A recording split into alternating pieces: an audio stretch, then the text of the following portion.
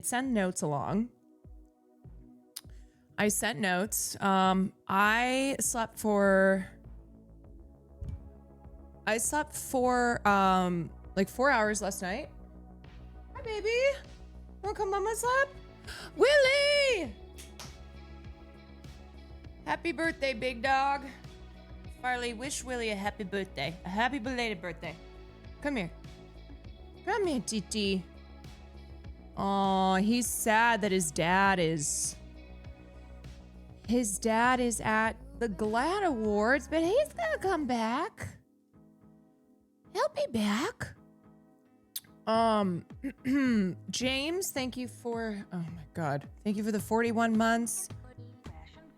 Snow Moon, thank you for the 7 months. Skull Ho, thank you for the 6 months. Willie, thank you for the 26 months. Madeline, thank you for the 31 months. I love Yubi, thank you for the 33 months. Y'all, I was locked in for like the last 2 hours straight. I was texting Christian. I'm texting Christian as I'm typing in Austin's chat, as I'm typing in our group chat. I felt like if I just had all these screens in front of me and I'm just typing. Oh my goodness. You should see, because I was typing so fast too, and I'm looking back on my notes and I'm like, it's literally like, Adriana Maddox, fuck Tom Sandoval, Skeezy X, she's currently Love Island, Tracy Gilchrist, We Are Queer Media. Will, tell Frankie Grande that we watched him recently in Spree. Joe Carey. Me screaming about Terry Joe. Me screaming about there's so many things. It went from typing normally to just all caps. So many errors as I'm typing so fast. But I watched almost the whole time. They did amazing. They were so good. Austin was starting to give me anxiety though, and I was like, okay, you gotta calm down. You're golden. When he started, who was the one person that it was like panic mode. He started like big time panicking. And everyone in chat too was like, oh my God, Austin, you're giving us all anxiety. Another huge celebrity coming out and calling out Hassan for being oblivious. He cannot keep getting away with it. It kills me. Every single time. It chips away at my soul. Did they get to meet Nathan Lane? Not that I saw. It should be wrapping up soon too, because I think the show should be starting pretty soon. Yeah, I mean, they've been on the red carpet they've been doing this for 2+ hours. It's exhausting. As soon as you are done with something like this, you just go, whew. That's why I told Austin though, I said, don't put all your eggs in the Nathan Lane basket. You probably won't get to talk to him. If you, like, I don't even know if he's going to be on, in the area, right? Like maybe he'll go do press with a couple of the biggest outlets. And then they move him on to, to doing what he's got to do. Were you watching Laverne Cox? Yes. Yes, I was. Yes, I was. You got a shout out on the red carpet. Was it Will? He's the sweetest. Christian just texted me that Bowen and Matt skipped out on interviews right before them. Okay, it's fine, because they should go I told them, go say hi at the after party. Go introduce yourselves, get them on Fearand. Bowen and Matt are podcasters. Like, they're obviously more than podcasters now, but they have a one of the most successful pop culture podcasts. So like they know how to podcast. Get them on the podcast. They talk to, hi TT, what are you doing? What are you doing? They talked to Amber Glenn. I know, she was so cute. Can you please teach Will what frying/fried means? He kept using it like slang/slave. I had to pick my battles because I didn't want to be annoying. So the gum thing, from the second that I clicked on the stream and I saw him chomping on that gum, I was like, oh no.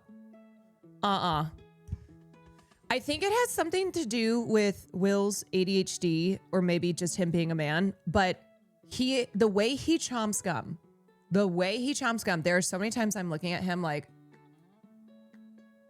and him saying heated rivals, I'm crying because I have asked him at least 20 times, hey, do you want to watch Heated Rivalry tonight? Hey, do you want to start Heated Rivalry tonight? Hey, do you want to finally watch Heated Rivalry? Should we finally start that show? Should we finally watch Heated Rivalry? No wonder he was calling it Heated Rivals. Dang you, thank you for the 34 months. M Palace, thank you for the 7 months. JJ, thank you for the 13 months. I want to be clear though, that I thought the boys did amazing. I texted them that. I was like, they're so charismatic. That is, let me tell you, being on a red carpet, it's a lot hard. Like, even if you think it's hard, it's a lot harder than even what you think. to maintain that energy, because you are at a fucking 11. Okay, you are at an 11.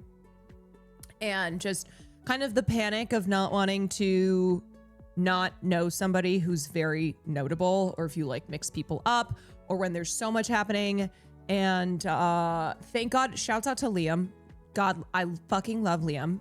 Because I was texting Christian. We had this like whole operation where I was like, okay, Liam needs to go grab this person. See, because at first I didn't know Liam was there, and I was like, oh my God, Will and Austin. I said, first of all, you got to keep it. These are amazing interviews. Love, for example, the I Had It ladies, of course. But what happens is suddenly everyone is there at one time. And so you start seeing it get backed up, and there's a lot of amazing people around who you want to talk to. And so you just have to keep things. But that's what, like, when you have, doing Twitch red carpets is still so new. So when you have like a Variety or one of these other publications that they've been doing this forever, they have it down like timing wise, so they don't miss anyone. Like, you don't want people to be waiting, or else they'll move on. They'll move past. And they were in the corner in the back, on the side. So it was like a weird, I couldn't even tell where people were coming. It seemed like they were coming. There was like a curtain. People were coming through it. But anyway, it's very hectic. There's a lot going on, and they did such a good job. Okay, Glass Skin Queen. I mean, what happened was, the reason I got lasering done is because when I had gotten lasering done a long time ago, it left a scar on my skin. And so for the last couple years, I've been getting that treated, which I know sounds crazy because you're like, why would you do the thing that left a scar in your skin? And I have a very, very awkward story. Let me just interrupt for a second.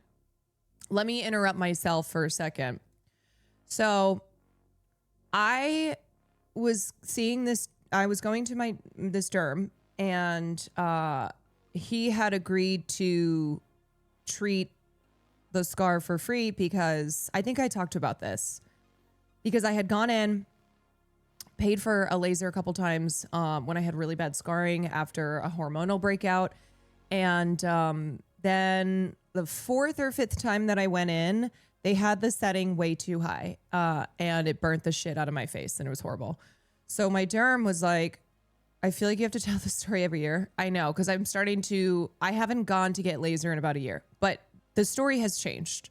There's additions. So he was treating me for free, and I would just kind of text him and say, you know, what do you have available?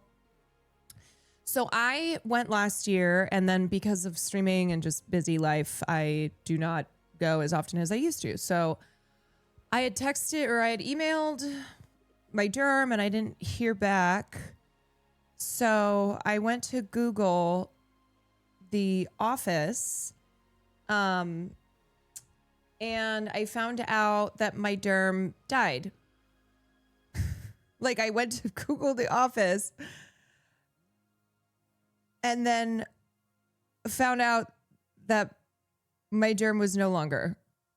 So then I was in a strange spot because I was like, okay, this is sad, but also I need them to keep treating me. I need them to keep, like, so I called them. Okay, it took me like no. I have not told this story. No. Wait, did I tell this story? Let me know. Okay. I think I did. I think I did tell the story where I was like, my derm died and it's really, I don't know what to do. You're right. I totally did. Oh my God, I forgot about that. Sad. I totally forgot I told the story. But the update was that I waited a couple months and then I called the office and I was like, hey, so first of all, my condolences. So sorry. What a terrible tragedy. And they were like, oh, thank you so much. Yeah, it's been really sad. And I go, okay, so this is kind of awkward, but I was getting treated for free and I was just wondering if that's still something that's going to happen because they burnt my face. And so, and I was kind, and then she started to get a little bit of an attitude and was like, yeah, I don't know if any of the other doctors are going to want to treat you for free because they don't know you. And I said, no, I understand that. But you know, when it happened, I didn't go the legal route or anything like that because that's the truth, right? The reason that they were treating me for free is because I didn't fucking sue. Like I didn't pursue any legal action. So I'm on the phone. I'm like, yeah, you know, here's the thing is when it happened, I was so chill. And then we agreed, we had this handshake deal that they would just treat me for free. So I just kind of want to know, you know, how are we going to keep, because this shit is, y'all, this laser is like $800. It's absurd. It takes 5 minutes to administer and it's $800. It's fucking crazy. And my face was burnt. So like I have been going in to treat this scar that was left over by the last time. Anyway, whatever. I need to move on from this story. But yeah, so I essentially was like, so is the deal still good? Or like, sorry to be that person. It felt like something out of a Curb sketch where I'm like, okay, I'm so sorry. My condolences. But also, I'm just kind of trying to figure out how do we proceed here? Is this the same thing that happened to Cutie? I think Cutie had something similar happen, and she's now really scared to go get lasering, which I totally understand. Lasering is something that you do need to be careful with. And anyway, this is very Elaine. Yeah, it just was so ridiculous. I'm like, I hate that I'm saying this, but also... So then she was like, okay, well, I'll have to ask around and see if anybody remembers you or anything like that. I was like, okay, again, my condolences. I think hers was an allergic reaction. So then they called me back. They're like, yeah, there's somebody here who will take care of you. So I was like, great. Austin would be very proud. Uh-huh. I don't understand why we're lasering our face. So lasering can help with scarring. sun damage, all that jazz. And this is like the 12th time that because every time I get my laser done, I'm like, so I know people are going to go, what's wrong with your face? Although it doesn't actually look that bad as it has before because they did a lighter setting. Because I'm like, I don't want to go through this burning my face off again. But anyway, if you have like acne scarring, for example, lasering, depending on your skin tone, can really help. But you have to get it done repeatedly. That's the thing about dermatological work, is that you have to get it done more than once. Like if you get microneedling, lasering, facials, that kind of stuff. Can they laser off my anxiety? No, and in some cases it might make your anxiety worse if you're like, oh my God, my face, but then it'll go away. And hopefully they don't burn it. I just thought you were sweaty. Well, I'm also sweaty too, because as I said, I was locked in for 2.5 hours, just like boom, boom, boom, boom, boom on the on the GLAAD Awards red carpet. As I was the off-site correspondent.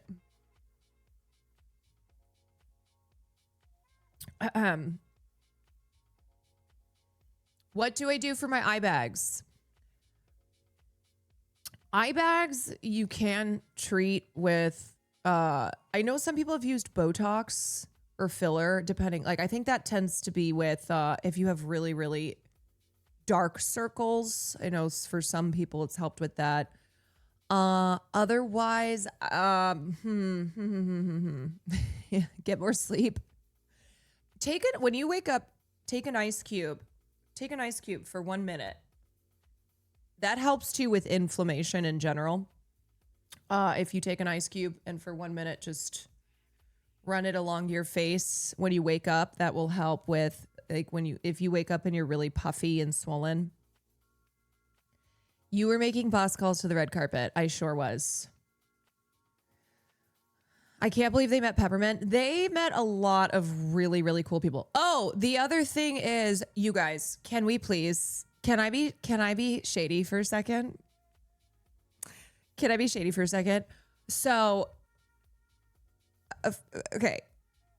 I am, first of all, Will just said I'm so tired. Hold on, I have to tell him he was amazing.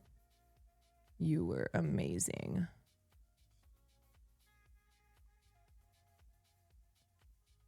I'm so proud of him. He had a long day.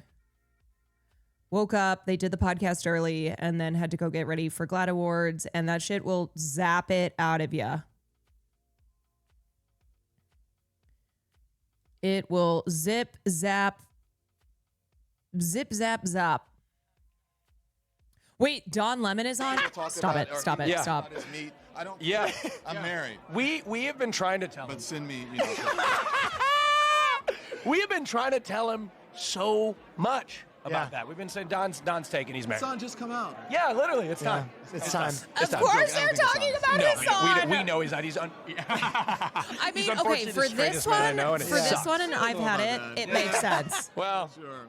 Hassan does Don, not what deserve does it mean Laverne to be Cox. here? We love our ally. Of course, we do. Absolutely. What does it mean to you to be here at the GLAAD Awards today? Well, a couple of things. Number one, our rights are under assault. Yes. As you know, with this regime, I don't call it an No. administration. Yeah, I think agree. it's important. Anytime you can be in front of a microphone, a camera, a podium, Yep. or any platform. If you have a platform, you should be speaking out. I told in Austin, I support said, of you are LGBTQ rights and you are against limited with how trying to many take Hassan mentions same-sex you can have. marriage away and diversity, equity, and inclusion, and other things. So that's important for me to be here. But also, they asked me to come and present the award to the Journalist of the Year. And considering what happened to me recently, Yeah. Wait, Rhea Seahorn I spotting? jumped at the opportunity Wait. because the Hold First on, Amendment hold is on. important. Freedom of the press is important. If we don't have a Get Don Lemon off the screen. a working press and a viable working First Amendment, all the other amendments go away. Oh, The First oh Amendment is my the bedrock God, of our get Don Lemon Constitution. on the screen. Yeah. Now, we have a lot of people that have disconnected and disengaged from the political process. What would your message be to I'm just them kidding. on Obviously, how to get that's an back important involved message. and get But also, excited about I'm sorry. Perhaps a hopeful future? This is still I think Don you need to Lemon. realize that, Let's just bear in mind. Even during the civil rights movement, Let's just bear in mind. not This is like having to everything- there were defend Don people who said, Lemon "This was doesn't like, affect God me." damn it, Yeah. having to But defend they Jimmy joined Kimmel. in the fight anyways. And if it weren't for those people, allies and people who They you know, grabbed on, civil and I rights think they're in missing effect, them. we wouldn't be here now. And I think every movement that has come since the civil rights has used that You blueprint need in order to be able to get- gain rights, women's rights, LGBTQ rights. And so I think in the moment, Oh maybe my this doesn't God. affect you. Maybe you're not being pulled off of the street without due process. Maybe you're not being discriminated against, for being gay or transgender. But your neighbors and your fellow Americans are. And one day you're going to need support from them. So get your ass off the couch, get engaged, stop answering and saying, oh, so this happened. What do you want for lunch? That's not productive. And that's really, Where's that I believe, music coming from? undemocratic and un-American. And especially as someone whose my God, it's the whole fucking ancestors cast. built this country on their backs for free, helped to build this country on their backs for free.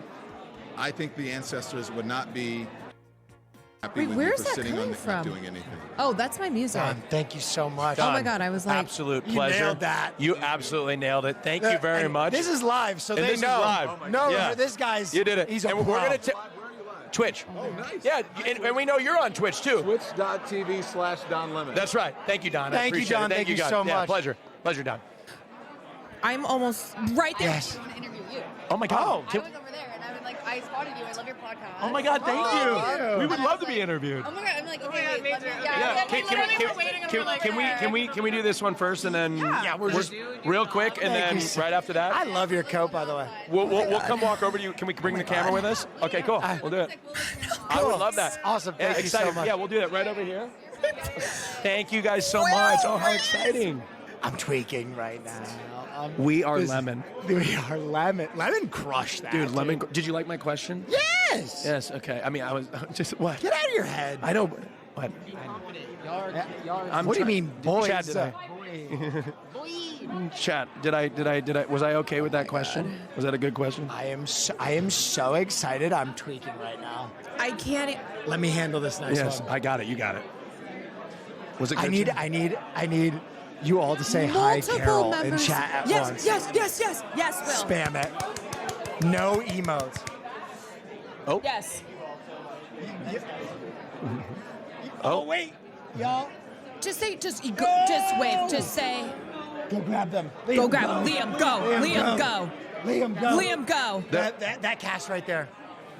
Oh my God. Oh, That's shit. the cast of Pluribus. Shit. Yeah. Oh, we lost them.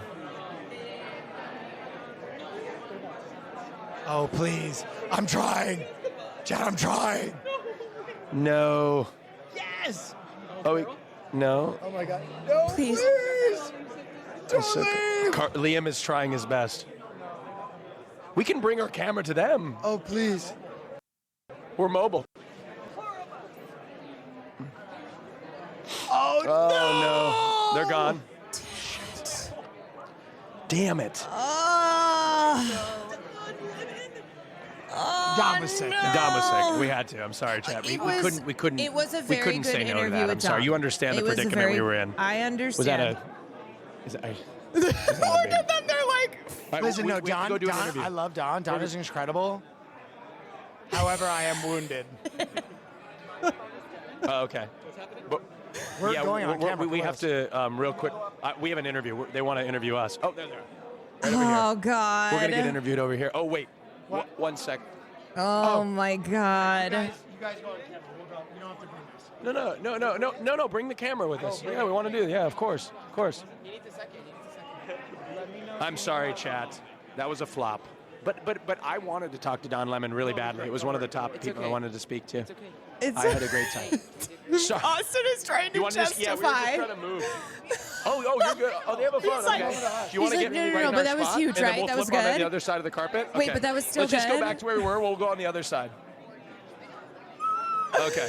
Oh We'll go on the other side. Perfect. Hello. Hello. Hey. Good. How are you? I love your podcast. Thank you. Thank you. Thank you so so much. much. What do you think is the best thing Oh my about God, gay now the podcasts? interviewers are getting Let me think. interviewed. I think just gay people have more fun. Yeah. And They're caring. yes, and you know what? I like to spread the gay agenda and talk and rub it in the face of straight people. Right. When they go out to their straight clubs and their Yeah. straight spaces and they're miserable and they're Who fucking watches The Watchmen? bored and they go home and it sucks. And I'm just happy to be open and gay and show them how much fun we're having. I think one fantastic thing about gay voices on I do hope podcasts Don is Lemon has gotten a lot of more gay people radical. have the shared trauma of having to Since come leaving. out and establish their gay identity, and I think that makes them more interesting. Since leaving No, I CNN, love since this, leaving Ellen. mainstream Because media. they have something that they have shared, and they have a Welcome to secret the that they fight, have Don dealt Lemon. with, and they've had to Especially reveal after getting themselves arrested, to their too. families, Yes. to their peers, to their professional world. And I always think that people that have been Wasn't he through s- something yeah, he, have more interesting opinions. He was fired for doing a loved that the straight misogyny. guy gave the more heartfelt answer and made me just completely outgayed me at the yeah. I know. I was like, tell us about your journey, Will. Which I was going to ask you. Yes. Would you rather only talk to straight people for the rest of your life or come out to your parents again? Oh, I'd come out to my parents over and over and over and over again. Of course. Oh my God. I mean, I didn't love it, but it was an interesting thing. I came out to my mother as bisexual, and not on no bi erasure here. But Will looks I so wanna good, say I know. that she went and told everybody They- that I was gay, and not the right thing to do. They both look but she great. was right. Right. She was right. gotta go there. She was right. Mothers always know, and she was correct. So I can do it again. My mom was very supportive. She had all gay friends. I don't know why it took me so long. Yeah, honestly, hey, same. Yes. 2 years. Yes. Okay, my other question for you. Sure. So obviously, you guys are well aware that we are banning queer rights all around the country, and it's Yes. very scary. Yeah. What should we ban straight people from doing instead? Oh, getting married. Getting Why married. should we ban straight people from doing Probably this? shouldn't go for- Oh, that's a good one. I went straight for the jugular. I said Do I marriage. know what Will Take is it away. wearing? I'm trying to think like. Yeah. what I is can't the remember where you got most- that coat. What would hurt them the most? Ooh, let me see. I'm trying to think of what would you. I mean, just straight clubs in Podcasting. general. Podcasting. Clubs that aren't gay. No Would more all straight- establishments be homosexual. Partying No more establishments straight man gay. podcasts. Take away their clubs. They suck. Yeah. I'm very Yeah. No Yeah, more the straight man podcasts. Hey, Yeah. Hey, we're Yeah. a movie, though. Yeah, exactly. Yeah, talking Right. to no one? I know, exactly. Okay, so I'm going to say clubs and marriage because Clubs and marriage. I think queer people are better at marriage. Weddings, that's for sure. Yes, and weddings and parties. I would ban straight people from. Sports. Golly. The Republican National Oh, Convention. Fox News. Fox News. Take away their propaganda. Yes, thank Take away you. their Great propaganda, answer. And I think they Great would start answer. to melt. Great answer. Yes, I love that. I love that. Sure. Yes. Thank you guys so much. No, my No God, thank you for worries. having Thank us. you. Thank you so much. Yes, thank you. Nice to meet you too. Yeah, we'll see you in there. Yeah, absolutely. Thank you so much. So fabulous. Yeah, take care. Have a great rest of your glad. Yes. So fabulous Nice to meeting meet you. Thank you very much. Thank you. So Yeah, take fabulous care. meeting you. Take care, Really, have a Austin. great Nice rest to of meet your y'all. glad. Thank you. All right, ladies and gentlemen, and with that, Okay, I think we they're done. had a great time. Yeah, let's go chase down. Okay, so the thing that I was going to be messy. Well, speaking of messy, we will be talking about this, but I'm going to be messy for a second. So I was talking to Christian, and I had talked to Austin last night. I was like, please don't be afraid to ask, to like get political. Of all the award shows out there, the GLAAD Awards is going to be the place that you are going to be in the best company. People who are queer people who care very much about politics because politics cares about them. So I had said this to Austin, and then I was texting Christian, and he's like, I'm telling Will. Like, there's at one point that he grabbed Will to be like, ask about, you know, the apolitical nonsense out of Berlin Film Festival, and right now celebrities who are trying to pretend that art is apolitical. Ask about like the Ellison's merger. And so Will was like, okay. The first group that he asked this question to, I was screaming because it was the trio that walked up that had Ashley Leachin, who's that Taylor Swift impersonator, who I'm pretty sure we've talked about on the stream here before. And I was crying laughing because of all the people there. When I was like, oh my God, GLAAD Awards is the perfect place to be having these conversations, I went, well, maybe not this group.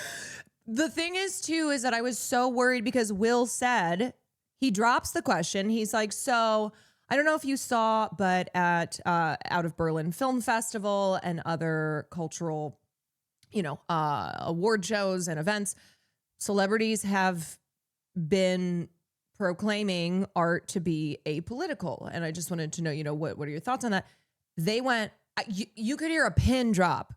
You could hear a pin drop. It was like, oh, wait, what is, and I'm sitting, I'm like, oh my God, Will is, I wanted him to know. I was texting Christian and I'm like, okay, I'm screaming.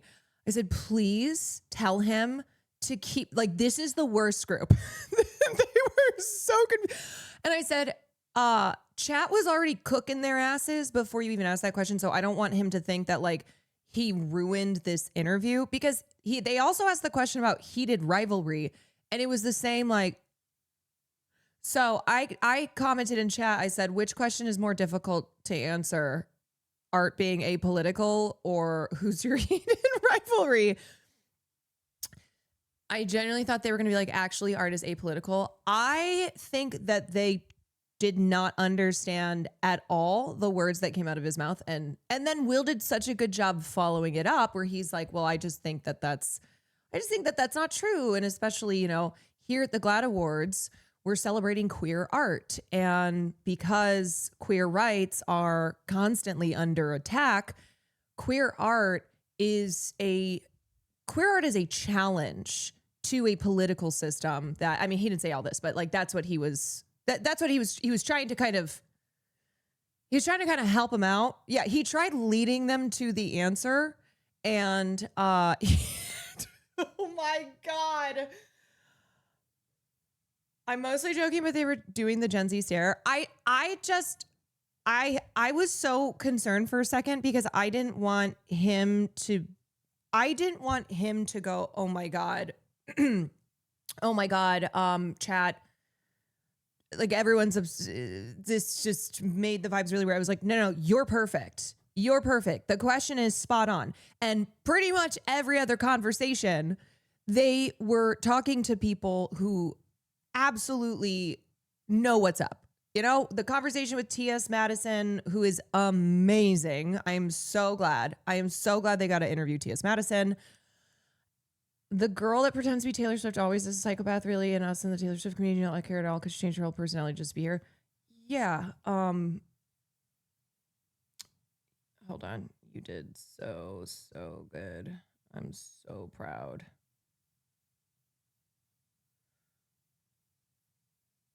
Oh, William, who said art is apolitical? Go check out this podcast episode. A bit fruity. Matt Bernstein's podcast. The rise of fascism in Europe and America. Well, Here you go. We live in. If you want to deep dive, because we made this podcast episode mostly around Berlin Film Festival, but it kind of largely encapsulates the current epidemic of celebrity cowardice, as the podcast episode is titled. Anyway, so there has been, the other thing I said is these are questions that are being asked to celebrities at award shows, like at other events. So please don't feel like, oh, I can't say anything at the motherfucking GLAAD Awards. I genuinely don't think those actors or filmmakers generally believe art is apolitical. They're just cowards who don't want to lose money. They just think it's a safer answer to go, I'm just a small being. What do I know? I'm just here to tell stories. Art is apolitical. What?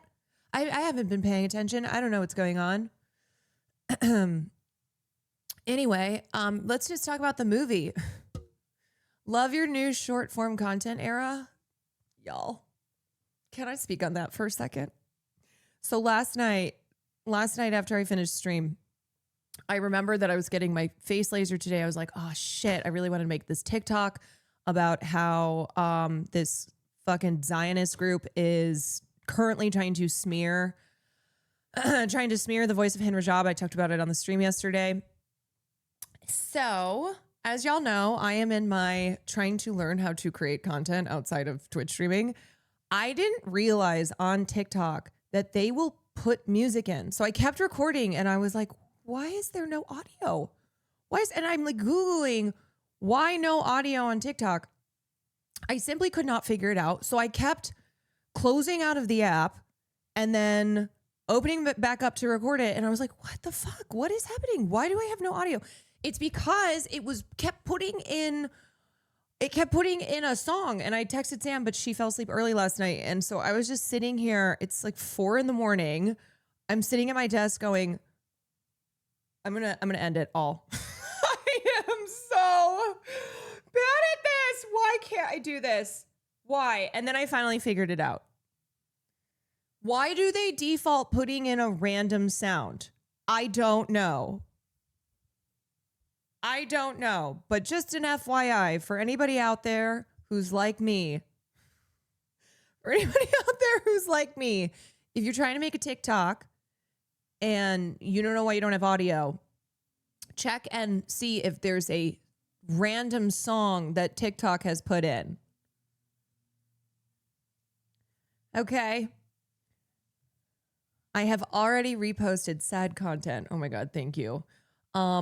Yeah, I made a TikTok and it was also 10 minutes long at first. And I went, oh, right. I'm trying to do, everyone has ADHD. Nobody, like people just, all the things that I have been told by people who understand short form content a lot better than I do. So anyway, telling your mother no one is like you, not even close. Well, for better or for worse. For better or for worse. Yeah, a 10-hour TikTok. I'll be the first person ever to be like, here's a 20-hour. Like if they were to make TikTok, if they were to make it so that you could do hours-long TikToks, that would probably be how I did it. You got to start consuming the short-form content. I know. I've been trying to. I've been trying to. I have. It's not natural for me. So it's something that I'm trying to approach in the way that I study everything else that I've ever studied in my life. Where I'm like, okay, this is not something that I've ever really consumed. So Caroline discovers live streams and YouTube videos while experimenting with TikTok. Mm-hmm. Yeah. There are so many people you would love on TikTok. I watch a lot of people that put out 5-minute TikToks. Will you guys in the Discord, will you guys drop TikTok accounts or just other content creators who are in the world that I'm in that would be good for me to look at? You should document you trying to learn. No, it's so embarrassing. No way.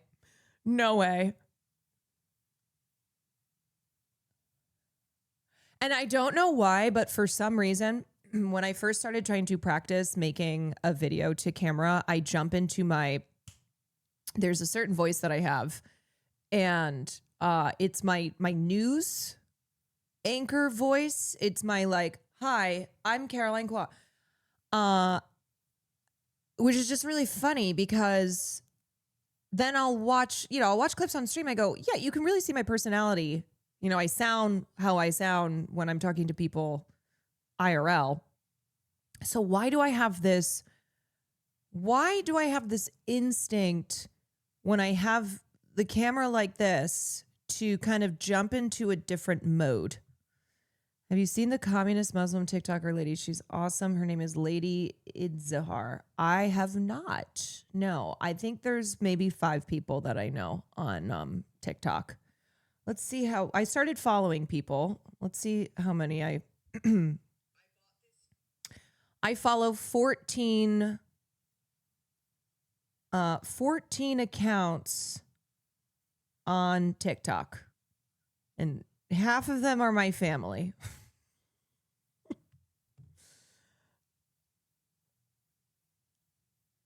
She's also on IG. Let me look her up. Okay, lady. Lady Idzahar.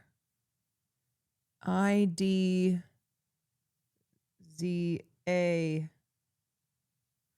Why is she not? IZ. Oh my God. Should I get my eyes lasered too? IZDAHAR. Is that not her? Wait. Is this her? Yes, America.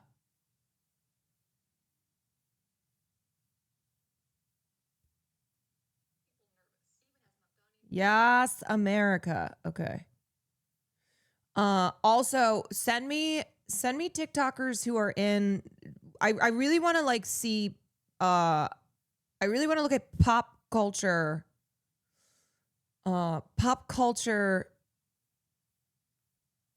commentary TikTokers as well.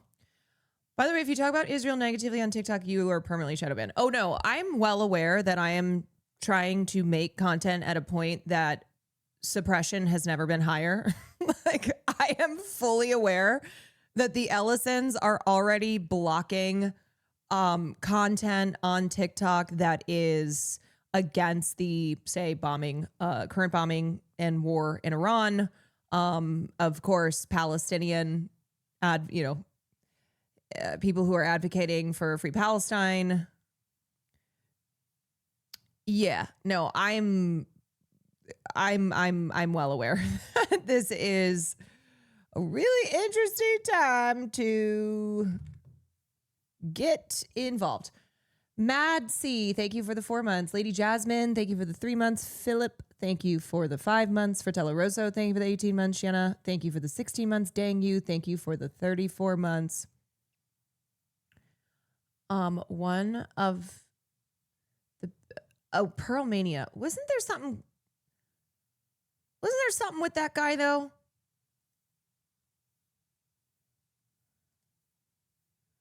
Maybe I'm confusing ginger TikTokers. He's a chorus guy?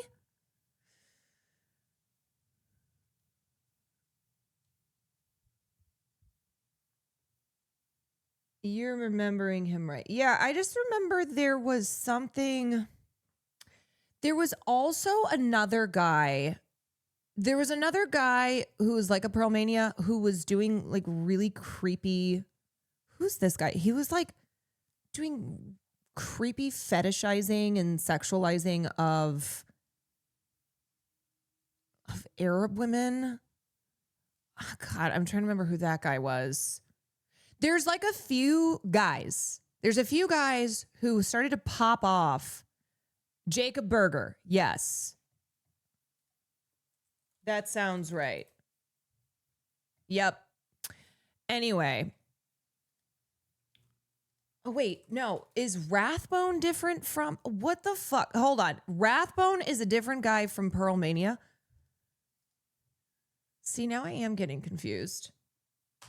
Wrath? I don't know. I'm like, hold on. There's too many of these guys. You know what I mean? There are always these guys that I'm like.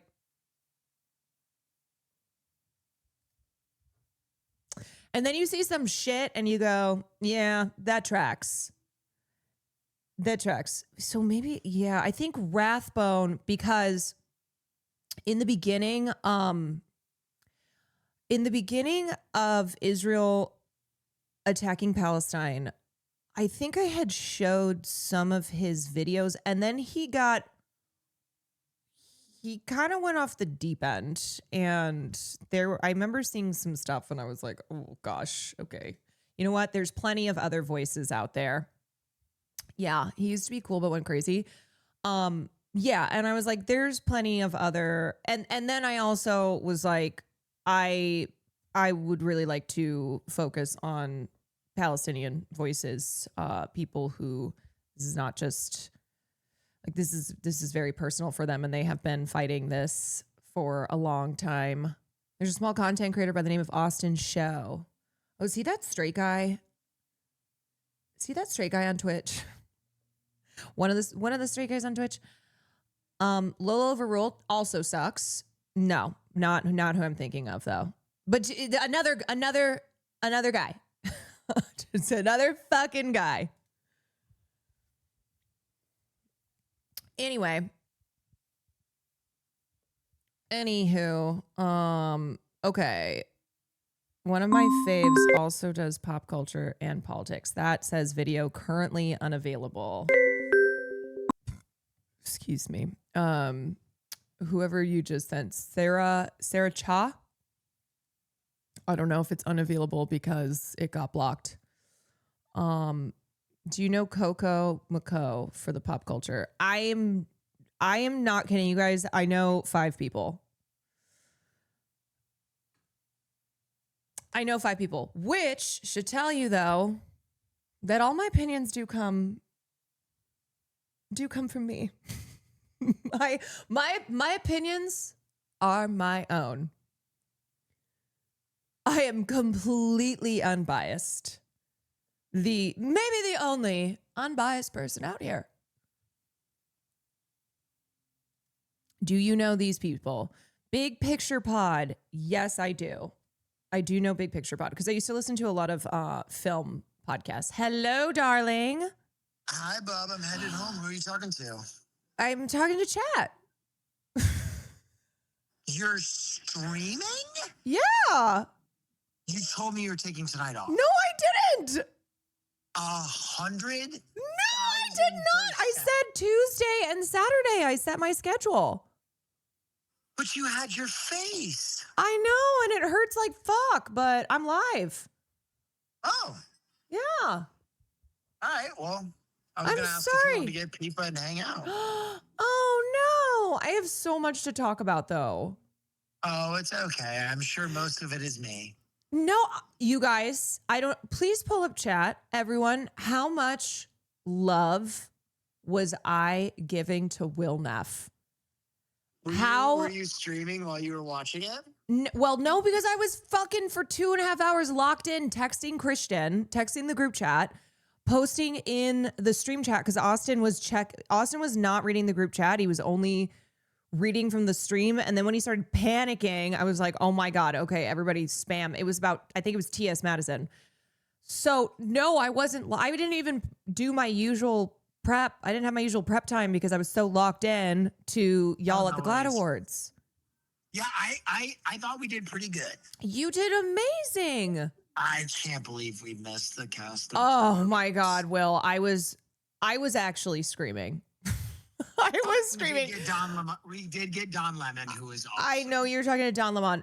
However, can I say too, I think Don is somebody that you guys have probably an easier in with. I'm not saying that you shouldn't have interviewed him, and I know that was very exciting for Austin versus. Right. Yeah. So next time you'll get Carol. You'll get Kim Wexler. Well, I'm just glad you liked it. No, you were amazing. Farley, tell your dad how good he was. Right now. Farley, here's he my was voice. so good. Do you hear your daddy's voice? He literally came in. Look at that. He came in here as soon as do you hear your daddy's voice? Say hi. Tell him you love him. Say hi. Tell your. Hi, Farley. I love you. He's so confused. Are you confused? Come here. Your dad's right here. Come here, baby. Come here. Come on, baby. Oh, he's like, where's dad? I took him for a long walk, so he shouldn't be. I don't know why he's acting all emo. I don't know. Unfortunate. Show Will more praise for him. Oh my God, yeah. Brooke AB was loving the stream. Put Austin on Twitter and Will Neff in front of a microphone. Any chance you can get best host ever. You guys you did so freaking awesome. And wow. who was one of your favorite interviews? I mean, Luscious the Massacre. Oh, I mean, that's Creature, the are you kidding me? She's amazing. Creature. She's I was so doing, good. I was doing her ad libs over her talking. I was like, "Don't do it, little girl, Creature." Mother Lush. Great. Mother Um, Lush. She was fabulous. The Olympic gold medalist. Oh, was yeah. fabulous. And I had just watched Amber. that documentary about homophobia within figure skating, which was absolutely fascinating. And to be able to talk about it with her was fantastic. Oh, yeah. I mean, there are definitely way more gay people in figure skating, but not a lot who are out. I think Amber and Adam Rippon are two of like the first to come out publicly to be like openly gay. Yeah. And I got to touch a gold medal, which was kind of really fun. Yeah, that's so much cool. heavier than I thought. How much of it is actual gold? There's no way I know that. Come on. You know everything, though. I am not ChatGPT. Very little. Damn. It's gold plated. Okay. I thought that interview was amazing. T.S. Madison. That one was awesome. Laverne. Oh my God. Did you see how slick I was when I was like, it was like, yeah. Is Sauter Acker gay? And I was like, you can ask him on our podcast. Brilliantly done. That's how you do it. Yep. I am really sad that you didn't see well, okay, first of all, this is what I had told Austin. I said, please do not put all your eggs in the Nathan Lane basket because I don't think I was like, it's just not gonna happen. I'm bummed that I also missed Quinta, which was a bummer. Wait, did she walk by? Oh, Brooke, hi. Brooks and chat. Brooke, I love you. Brooke, I saw you loving that stream. Fast. I think she only stopped at one person and then beamed by. But I saw Curly, who is another person at BuzzFeed, who is working on a queer Latino show. And it was so funny because we were talking to like half the cast and I was looking at this guy and we made eye contact and I went, Curly? And he went, Will?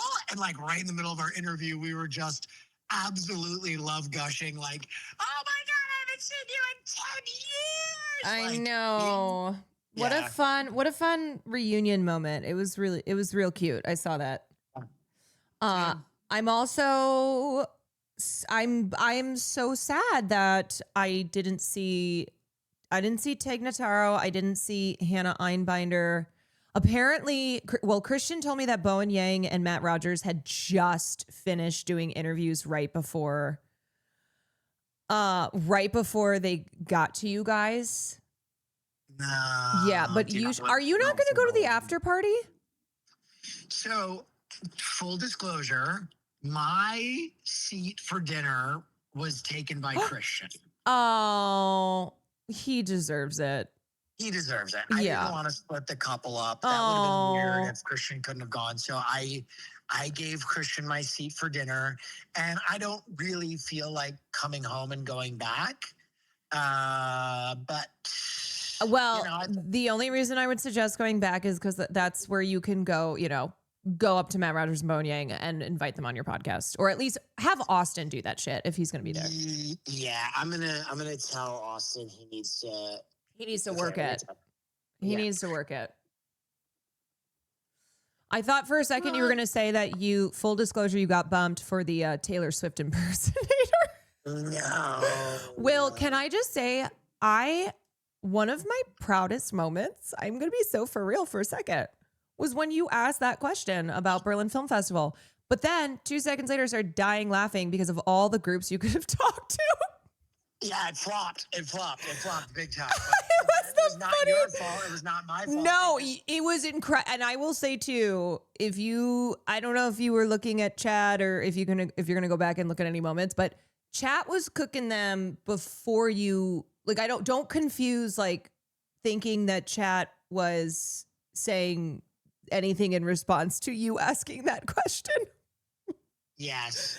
It was correct. And then it's like every other conversation you guys had was all about, of course, the current political environment. Because when you are a queer person in this country, politics cares about you.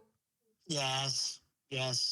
Correct. Yeah. Anyway, I thought you did such a good job. What? Who's the other person that we should ask come on the pod other than Bo and Yang? Well, Matt Rogers, so they're the hosts of Las Culturistas. You would probably, if I'm going to be for real, you'd probably have an easier time getting Matt. But it would be fun. It would be fun if both of them came on. Who else should we ask? Oh, he says Hassan is already on it. Well, who else should we ask? Crying. Who else should we ask? Who else the fuck is? I'm trying to think of who would be. I mean, T.S. Madison. You have to have on. Who's T.S. Madison? Will y'all talk to T.S. Madison? Remember T.S. Madison? Oh, yes.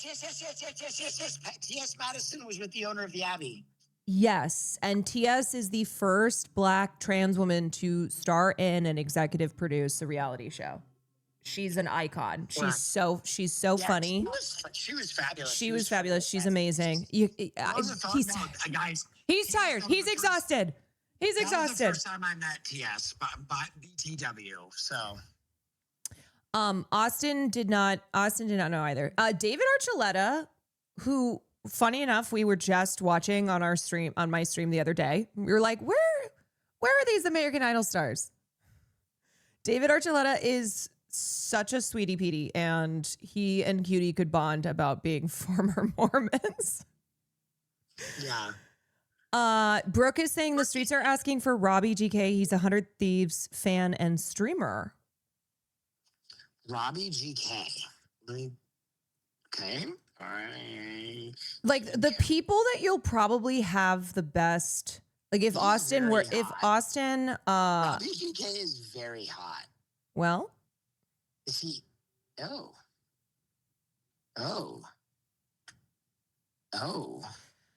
Apparently he was he's in episode 3 of Heated Rivalry, which I did love how many times you called it Heated Rivals.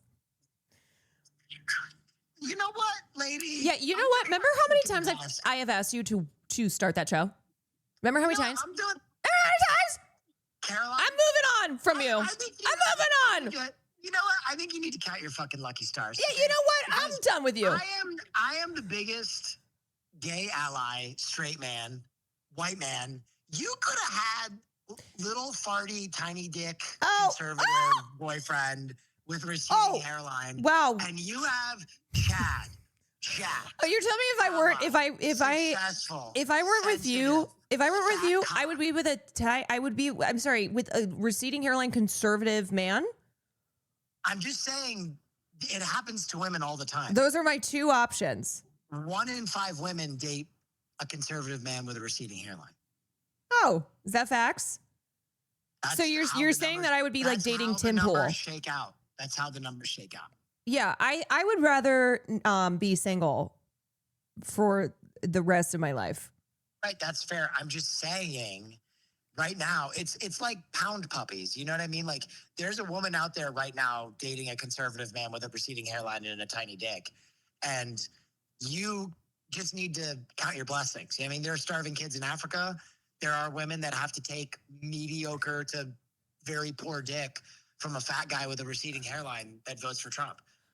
Mind you, y'all, this is him saying this in response to me calling his ass out, that every time I've asked him to start Heated Rivalry, he's like, yes, I just think that maybe we should celebrate me a little bit after I was on the red carpet. Oh, which I did for like 20 fucking minutes straight. And I just thought it was really funny. And I wanted one person to ask you. What's your favorite episode? It's like what's your favorite moment? It's like a 24 hours that maybe we can just appreciate. Oh, yes. Ally Day as a part of Gay Month. You're making my face hurt more. Oh, okay. You are making... Because I'm smiling? because Yeah. I'm yelling. Hey, Dutch, how about a fucking smile? See, that could be your reality. Ah! I just have to do the Jennifer Coolidge. Oh, God. Oh, my face. It really hurts. Okay, so I'm trying to think of other people that Austin needs to get on. Oh my God, Will, the way that you spelled Madison, my love. Oh my God. Okay. Yeah, you know what? Yep. You know what? Yep. Just No, pump the I didn't say fucking it. brakes. I had no commentary on it. Fucking brakes. I was just pointing out and had no commentary attached to it. I just said that, oh, how you spelled Madison. I am an ally in spite of Caroline Kwan. You can go around this. I think if I had met you and was bullied as much as I am earlier in my life, I don't know if I would have become such an amazing ally. Or maybe you are the way you are because of me. This is what Oh, that's this is crazy. what 8.5 crazy. years gets I you. was the mayor You of are the way Hollywood you before are. I ever met you. Mm-hmm. Mm. Yeah. you Who so was sending you notes on Jenks? Who was telling you that you needed to sing Judy Garland Oh, sorry. with Jenks? You needed to. I wanted you on that episode. I know. Who was telling you? You need to sing Happy Days Are Here Again, but instead of one of you being Barbara, one of you being Judy, that you should both be Judy. Yeah, and Caroline, that's like if you were going to interview Tom Brady, me going, yeah, you should throw him a 60-yard spiral. No, I would just ask him like, I would just be like, so what's up? How's kissing your family? Is that you? Are you home? No, I don't know who that is. I can hear Farley's barks through the phone. Get over here.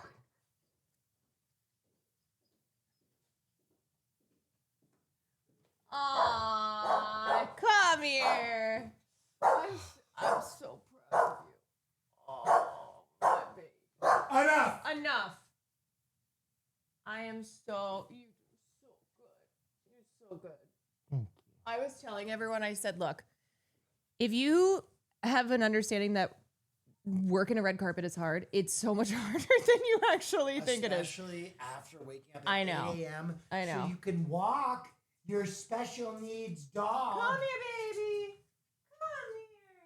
Oh, you're just excited for your daddy to be home. You're just, he's How did neurodivergent you and become special. a special? How did you be? Look at his little. Look at He's this. special. Okay. You know what? I'm gonna take him for a walk. Okay. want I food? did take him for a long walk. I'm okay. Did you already eat? I ate when you brought food home. Bobby, that was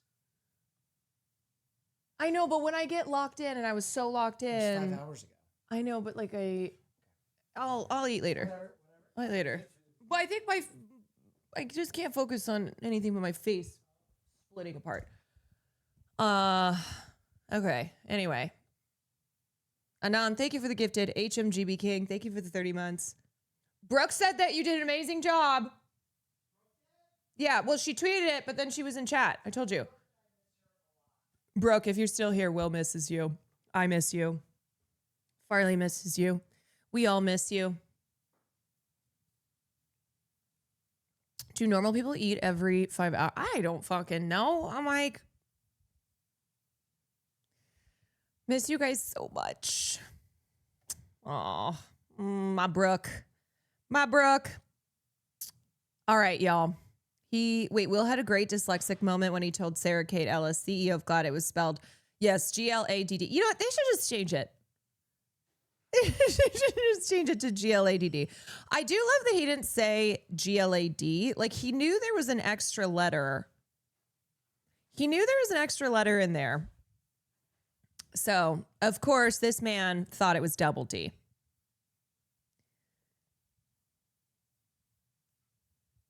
Awake for 16 hours, 3 meals every 4. I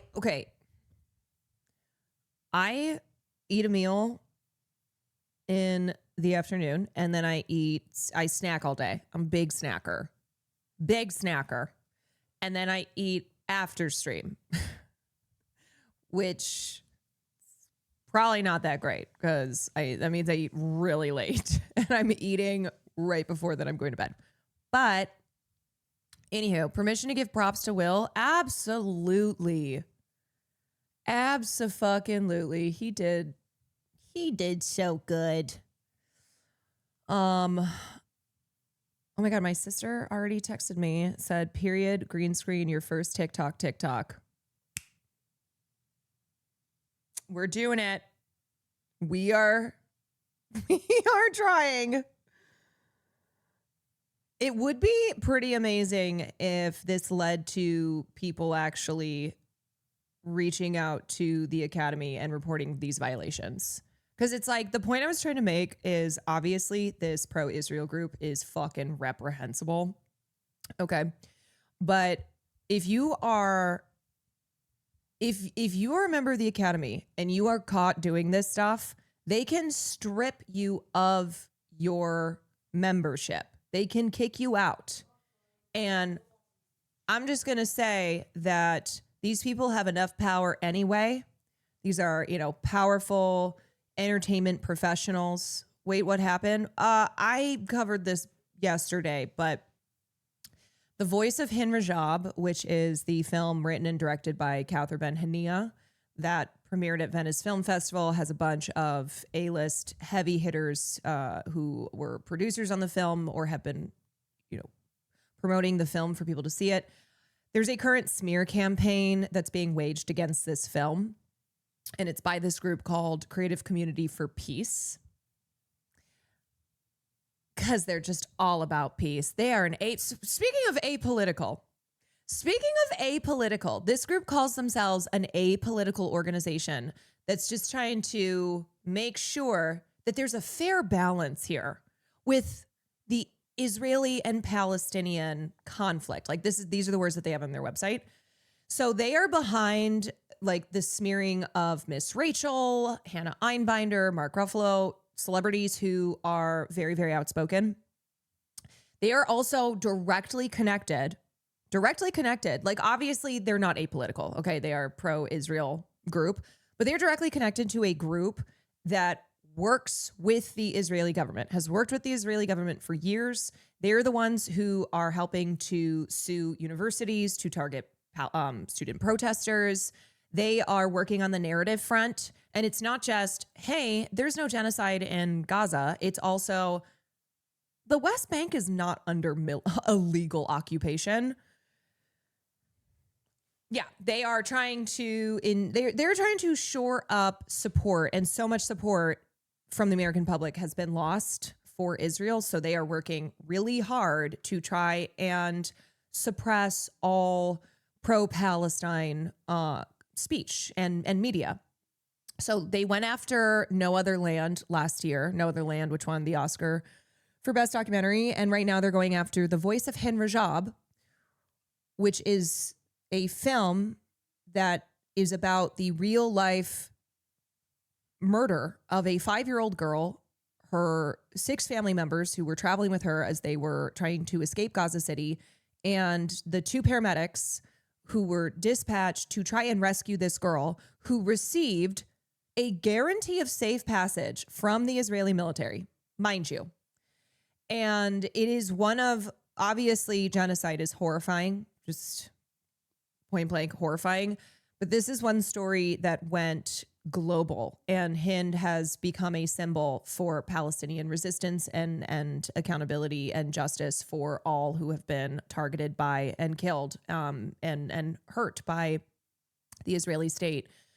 So the Hind Rajab Foundation has been working to go after the military officials who they have identified were the ones who killed Hind and her family and the paramedics.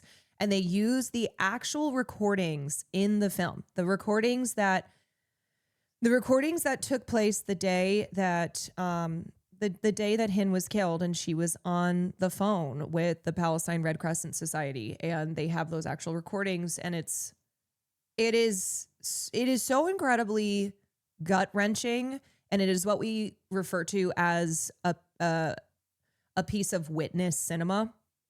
So it is a film that is asking you to bear witness, that is asking you to open your heart, open your mind, and join calls for justice. So this is the film that this group is trying to smear. And my point in the video that I posted was, look, I can guarantee that there are people who are in this Creative Community for Peace Zionist group who are also members of the Academy. And what they've been doing is calling other members of the Academy and waging a smear campaign online so that people don't vote for this film, which is so heinous. It is so unbelievably heinous, but also violates Academy rules. So I was like, hey, if you're an Academy member and you have seen this, or you have gotten a call and you know that it's coming from somebody who's also in the Academy, that has to be reported. I had no idea. There's 10,000 voting members. Yes. And in the last couple years, especially, they have brought in hundreds of people who work as executives, which is exactly a lot of who this CCFP group is comprised of. They are top executives from pretty much every major studio and streamer. And I don't know, because they're still kind of, they're pretty secretive around it for obvious reasons.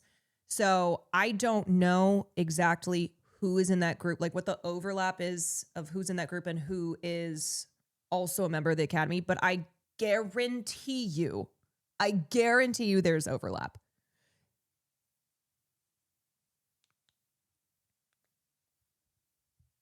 They're still pissed that No Other Land won last year. Yeah. And then meanwhile, the No Other Land Palestinians who worked on No Other Land, one of them has been killed. One of them has been kidnapped and repeatedly targeted. That's their reality. That is their reality. And yet these rich, pro-Israel, powerful Hollywood industry professionals are trying to make sure that people don't watch these films, because it's not enough to support a genocide. What also is a part of that is ensuring that there is no media that humanizes Palestinians. So if somebody is on the news and they're being a little too pro-Palestine, get them out. If there is a film that is just too empathetic towards dead Palestinian children, then got to do something about it.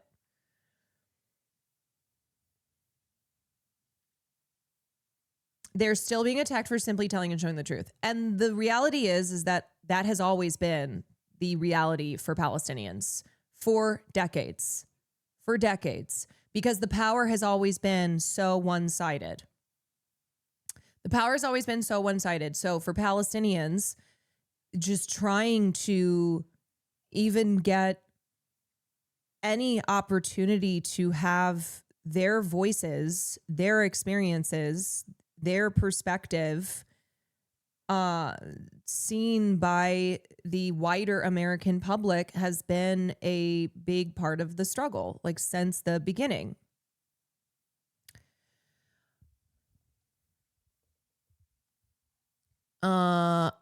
Okay. Why do I not? Oh, I need to. Do we have any mods in here? We need to time that out. It's not, y'all. Okay. Let me explain something. Saying Jews control the media, that's anti-Semitic. I also recognize that Israel has contributed to so much anti-Semitism because Israel conflates themselves with all Jewish people in this world. So you have people who do not make the difference between something like saying Zionist power in the United States of America is the reality that you have pretty much all of Congress that is pro-Israel. You have our institutions that are pro-Israel. Between that and then what is a long-standing anti-Semitic conspiracy theory in that Jews control the media, Jews control the world. There is this global, you know what I mean? Like that's unfortunately though what you see more and more of because of how much Israel pushes this narrative. Israel is really the greatest contributor, the greatest, you know, as far as the states, the states propaganda, what their playbook is, you know, the way that it's designed so that criticism of Israel is anti-Semitic, is called anti-Semitic. That if you are a Jewish person, then you are in line with everything that Israel does. That Israel represents all Jews. Like this is why this is why it's so, like, the irony in how Zionism is the generator of anti-Semitism. And then obviously you have straight up Nazis who have taken advantage of this time period to, you know, to push pro-Holocaust and pro-Hitler shit. But also you have that coming, like Benjamin Netanyahu has made multiple comments about Hitler and the Holocaust that have you going, I'm sorry, is this Nick Fuentes? Like, is this? Huh. So, you know, when we talk about, when we compare Zionism and Nazism, and then there's the subsequent, how dare you? How dare you? Well, we're talking about two fascist ideologies that have a lot of overlap. And in fact, there are numerous Israeli government and military and top officials who will talk about the way that, like, almost in reverence of how like the Nazis were so able to amass such great power, the systems, you know, the system that they maintained, which again, the sickness of that, of course, being how many Jewish people were killed. Anyway, Nick Fuentes went woke now. Yeah, Nick Fuentes is woke. So never mind.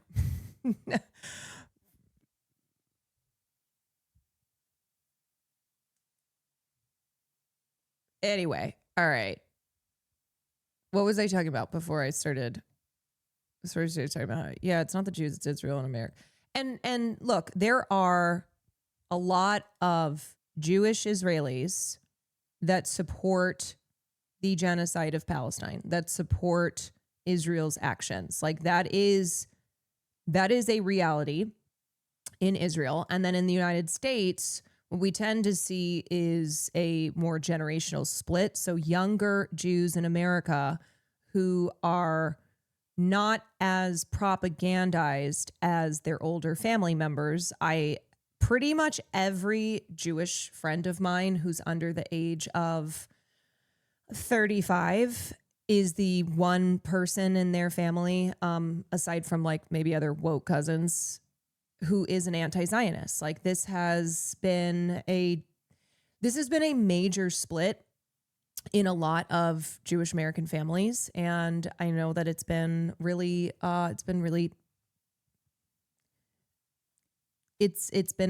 difficult because for a lot of young Jewish people in the United States, oftentimes they are the sole anti-Zionist voice, and they're having to like deal with their parents and grandparents and extended family and community that just simply cannot give up the support that has been that has been ingrained in them since they were born, that they have to support Israel, that they must support Israel always, no matter what. I'm the only anti-Zionist in my whole family. They're all evangelicals. Oh my God. Jeez.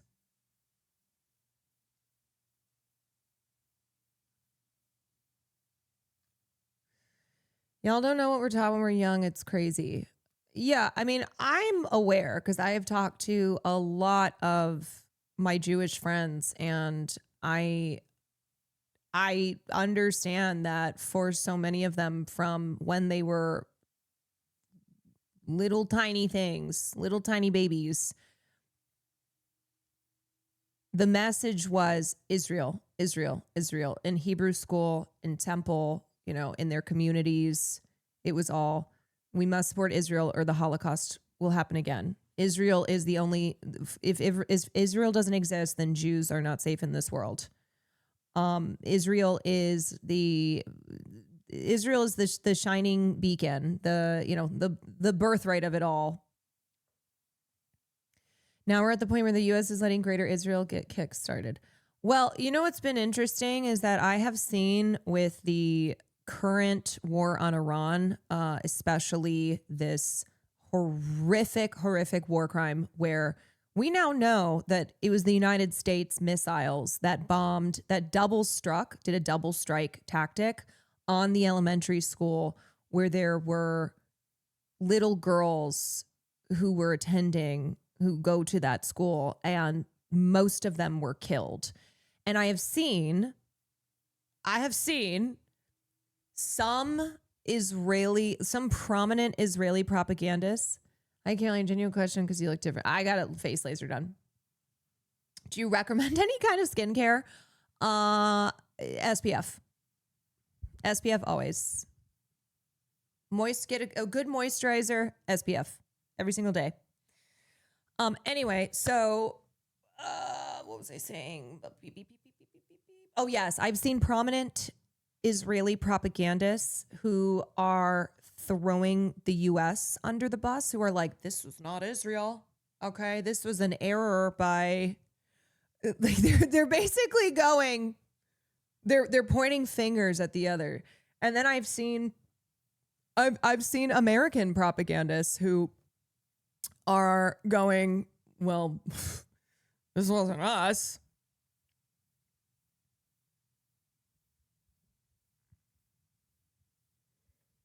As a New York Jew, I can attest, my mom got so upset at me last summer when I didn't want to visit with her college roommate who moved to Israel after graduating. She was like, she's an important person. And I'm like, yeah, mom, but the emails that she's sending are, yeah. Yeah, mom. But I'm not in the habit of spending time with people who are pro-genocide. I don't really consider that person to be an important part of the family.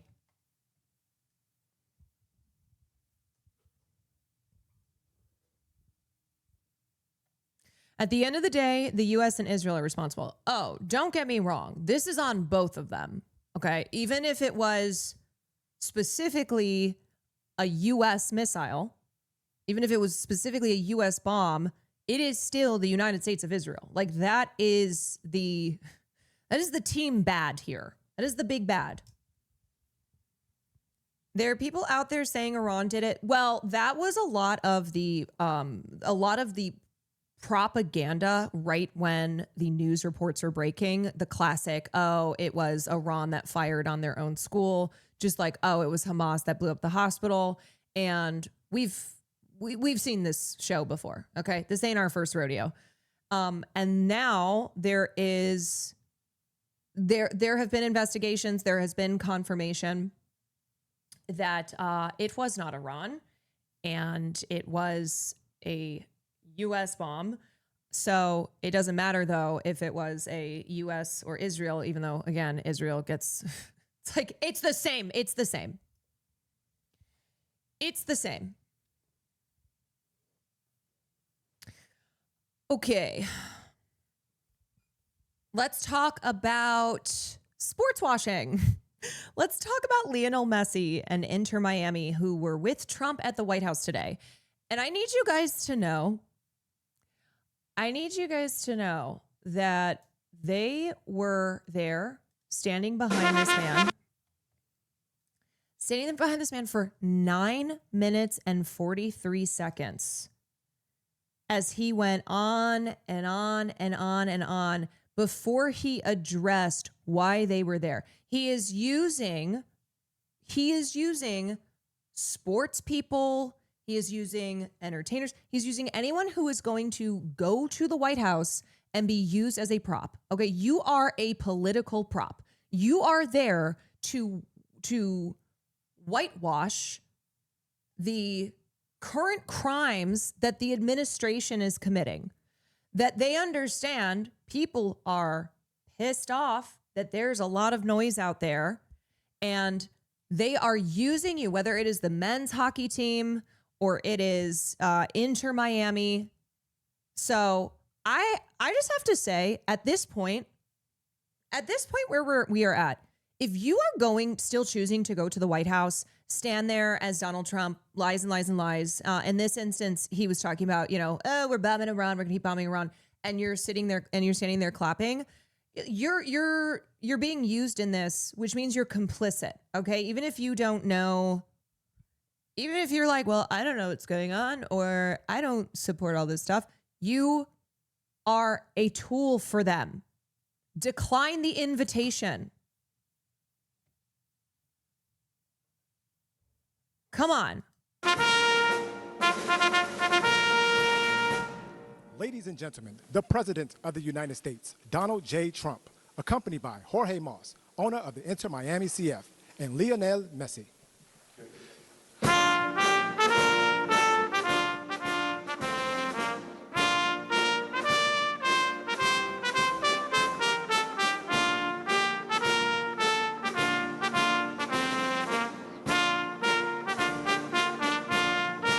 The fuck?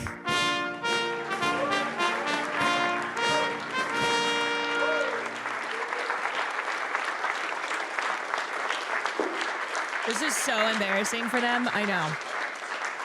That's great. It's great to be here. Champions. We like champions. We like winners. And we got a lot of them here today. Too many to introduce. A lot of them are political champions, and we don't care about them today, right? Right, Duffy? But we have, most importantly, wonderful people that love our country. And before we begin, I think I will say a few words about what's going on with respect to our operation in the country of Iran. The United States military, together with the wonderful Israeli partners, continues to totally demolish the enemy far ahead of schedule and at levels that people have never seen before, actually. We're destroying... Bro is talking about the war crimes that they are committing. Bro is talking about the war crimes they are committing with Lionel Messi and the Inter Miami players behind him. And then they applaud. More of Iran's missiles and drone capability every single hour, knocking them out like nobody thought was possible. As soon as they set off a missile, within 4 minutes, the launcher gets hit. They don't know what's happening. But we have the greatest military anywhere in the world. Their Navy is gone. Do you understand why he is talking about this right now? Okay, because he has been using sports figures, just massive cultural and entertainment figures for his political and cultural aims. It's why you have ICE using pop culture songs in their ICE fan cams where they're beating up immigrants. Okay, it's why you have him bringing in the men's hockey team, not just so he can pretend that he won this gold medal himself, but because he had him at the State of the Union. Like, this is real-time sports washing. Yes, this is like, hey, guess what? We're actually cool what we're doing here. It's all cool and awesome because, look I have the world's biggest soccer player right behind me applauding. as I'm talking about the United States and Israel's great partnership here in blowing up children in Iran. 24 and ships Lebanon in and 3 Palestine. days. That's a lot of ships. They're anti-aircraft. Oh, and the reason I'm talking about this too is because I clicked on like one thing on Twitter. So of course now I'm in this corner of Twitter. I'm in the sports or the soccer, FIFA, all that corner. And there are a lot of Messi fans. There are a lot of soccer fans that are fucking livid. They are so pissed.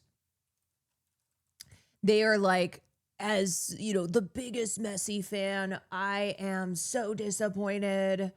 This is, enough is enough. FIFA is a hellhole in and of itself. Yeah. So I'm on sports Twitter now, specifically soccer Twitter. And there are some people who are still trying to defend it. And then they're like, the defense is basically, Lionel Messi doesn't speak English. First of all, this man understands English. He doesn't speak English often because he has said he's embarrassed. He understands English. Also, who gives a fuck? No, I don't care. I don't care. I don't want any excuses. There's no fucking excuse. You are being used as a political prop. There is no fucking excuse. Not now. Not right now. No, nothing. I don't care. Oh, he doesn't have internet. Oh, he's just a small boy. No, there's no excuses. Literally, me, Caroline, he's been my idol since I was 10 years old. I was so disappointed. It fucking sucks. They are applauding in the background as Donald Trump is describing the war crimes that the United States and Israel are committing together. Weapons are gone. Please, yes, don't infantilize grown men. Don't infantilize grown men. Just because you're a fan of the football. So they have no Air Force. They have no air defense. All of their airplanes are gone. Their communications are gone. Missiles are gone. Launches are gone. About 60% and 64% respectively. Other than that, they're doing quite well. I said, what's left? But they're tough, and they want to fight. And they're calling. They're saying, how do we make a deal? I said, you're being a little bit late. And we want to fight now more than they do. Like, do you understand how fucking crazy it is that he has brought in the Inter Miami club and he's going on and on and on about what they're doing in Iran, having these guys as his literal backdrop. Both of the GOATs of soccer are involved in sports watching in the nations they play in, Messi with the U.S. and Cristiano Ronaldo with Saudi Arabia. Yeah, Cristiano Ronaldo, who got like $700 billion. We've had 47 years, depending on the way you count it, but 47 years of horror with this group. And, when you see somebody walking down the street without their legs, without the arms, whose face is so badly affected and hurt, it mostly came from 95% Soleimani and Iran, and we, other presidents, lived with it. I didn't live with it. And so our people are doing a great job. Again, the greatest military anyone's seen. Thank you.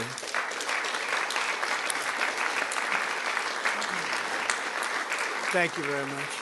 And yesterday, my administration announced decisive action to help keep down the oil prices, including... Yo, I'm not even kidding you. He rambled on for 9 minutes, almost 10 minutes, before he decided to finally address why the Inter Miami players are there.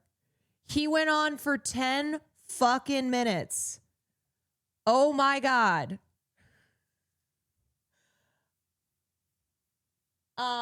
Also, just FYI, Lionel Messi and I'll use Lionel Messi as an example. Lionel Messi has previously turned down meeting with other presidents and political leaders.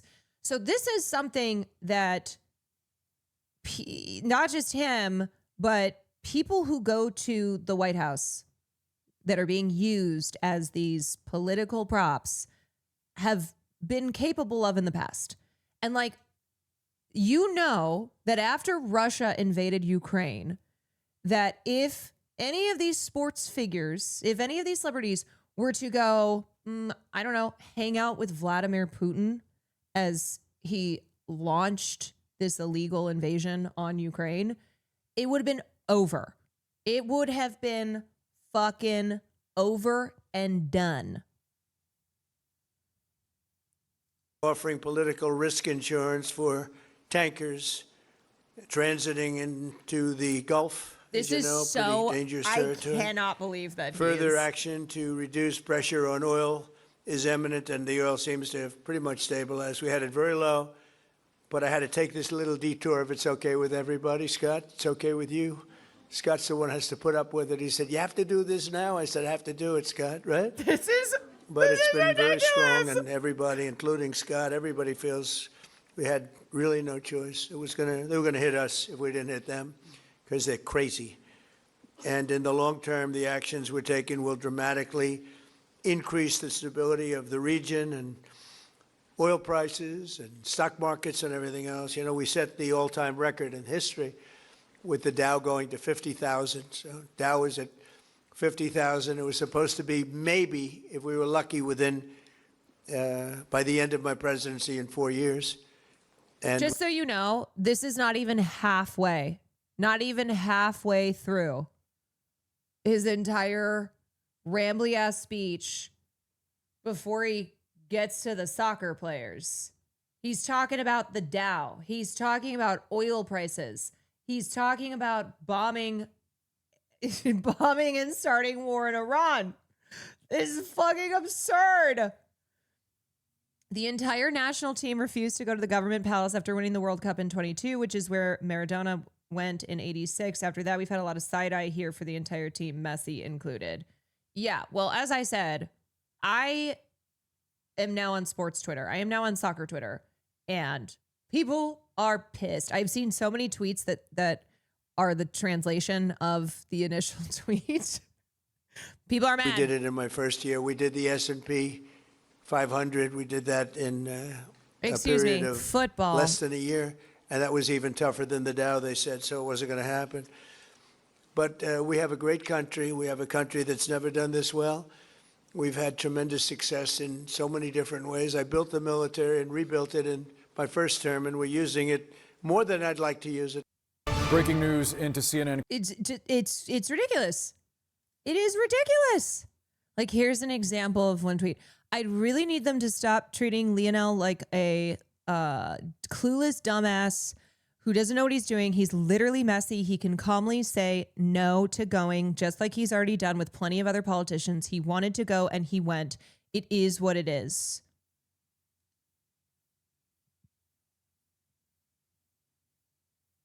Donald Trump casually announces more illegal bombing of Iran in front of the entire Inter Miami squad. Hundreds of children have been killed in Iran in the last few days. Lionel Messi and his teammates respond with applause. Bizarre. We are up to over 1,200 Iranians, which includes over 300 children. Okay.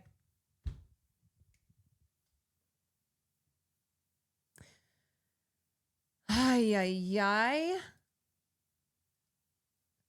Messi defends rights of Gaza children. He says, I'm terribly saddened. This was from 2014. I'm terribly saddened by the images coming from the conflict between Israel and Palestine.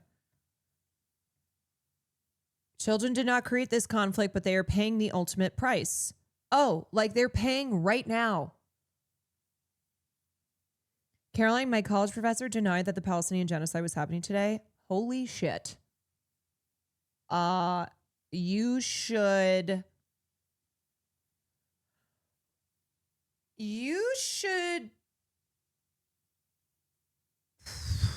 I'm trying to think of the best. I mean, obviously get out of that class, report him, report your professor, but also that needs to be exposed.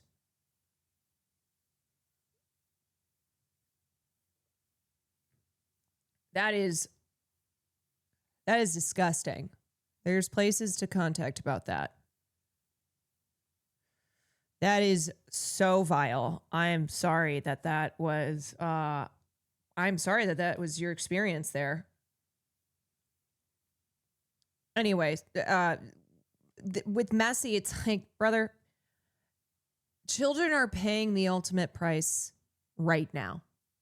Over 300 children have been killed in Iran.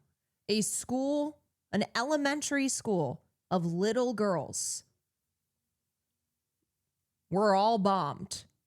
And what they do is this military, they have this specific military strategy that's called the double strike, the double tap, double strike.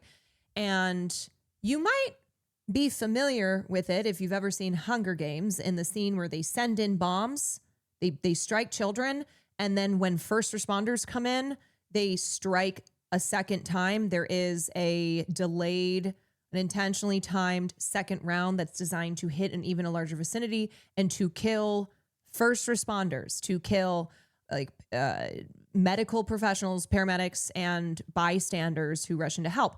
This is something that the US and Israel employ all the time. It is a fucking war crime twice over, because they're striking civilians. They're striking in the instance of the elementary school children, and then they have a second round that strikes in a larger vicinity and is intended to target people who are rushing in to help those who were just bombed. So that's what's going on.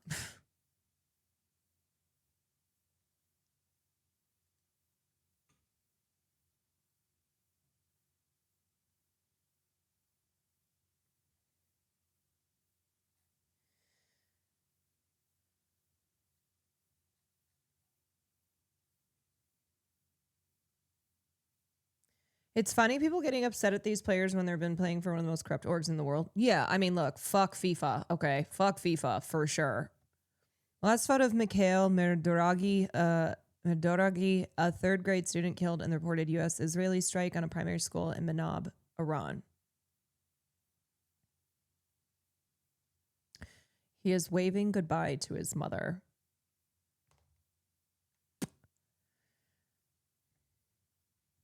Yeah, so do you understand why there is no excuses to be made here? I don't give a fuck if it's your favorite actor, your favorite sports player, your favorite person who does a thing that you like watching. Enough. People have to own being complicit, being used to wash the crimes of this administration and the state of Israel's. And that's that. That's that. Children are being fucking murdered. They're being bombed as we speak. And Donald Trump and Benjamin Netanyahu and the Israeli and United States governments are utilizing everything they have to manufacture consent for it, to whitewash these crimes against humanity. And the thing is like, people will recognize it when it's not the US, when it's another, they love to go on and on and on about corrupt governments, about, oh, look at these governments that are using that are trying to whitewash their human rights violation records.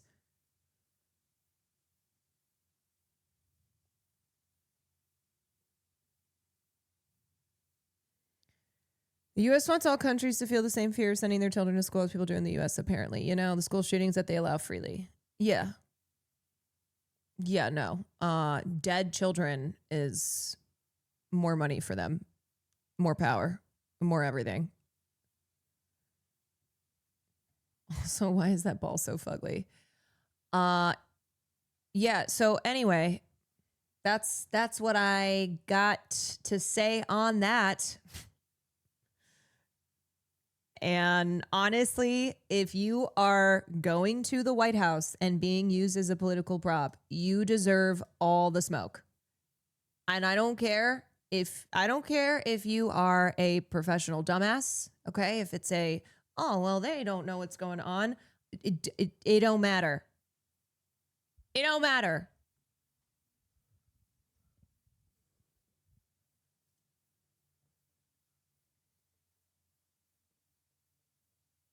As Trump said, it's my distinct privilege to say what no American president has ever had the chance to say before. Welcome to the White House, Lionel Messi. So Trump is over here like, I'm the one who's taken down Cuba. I'm the one who's taken down Venezuela. I'm the one who's taken down Iran.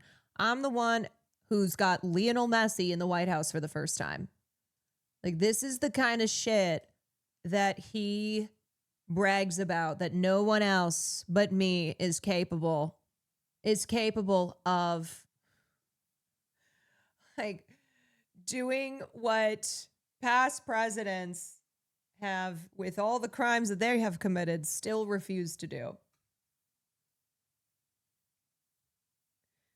You can't say it's not a political event when he gives a speech about his illegal war, making fun of killing Iranians in the same speech. Yeah, it's fucking crazy.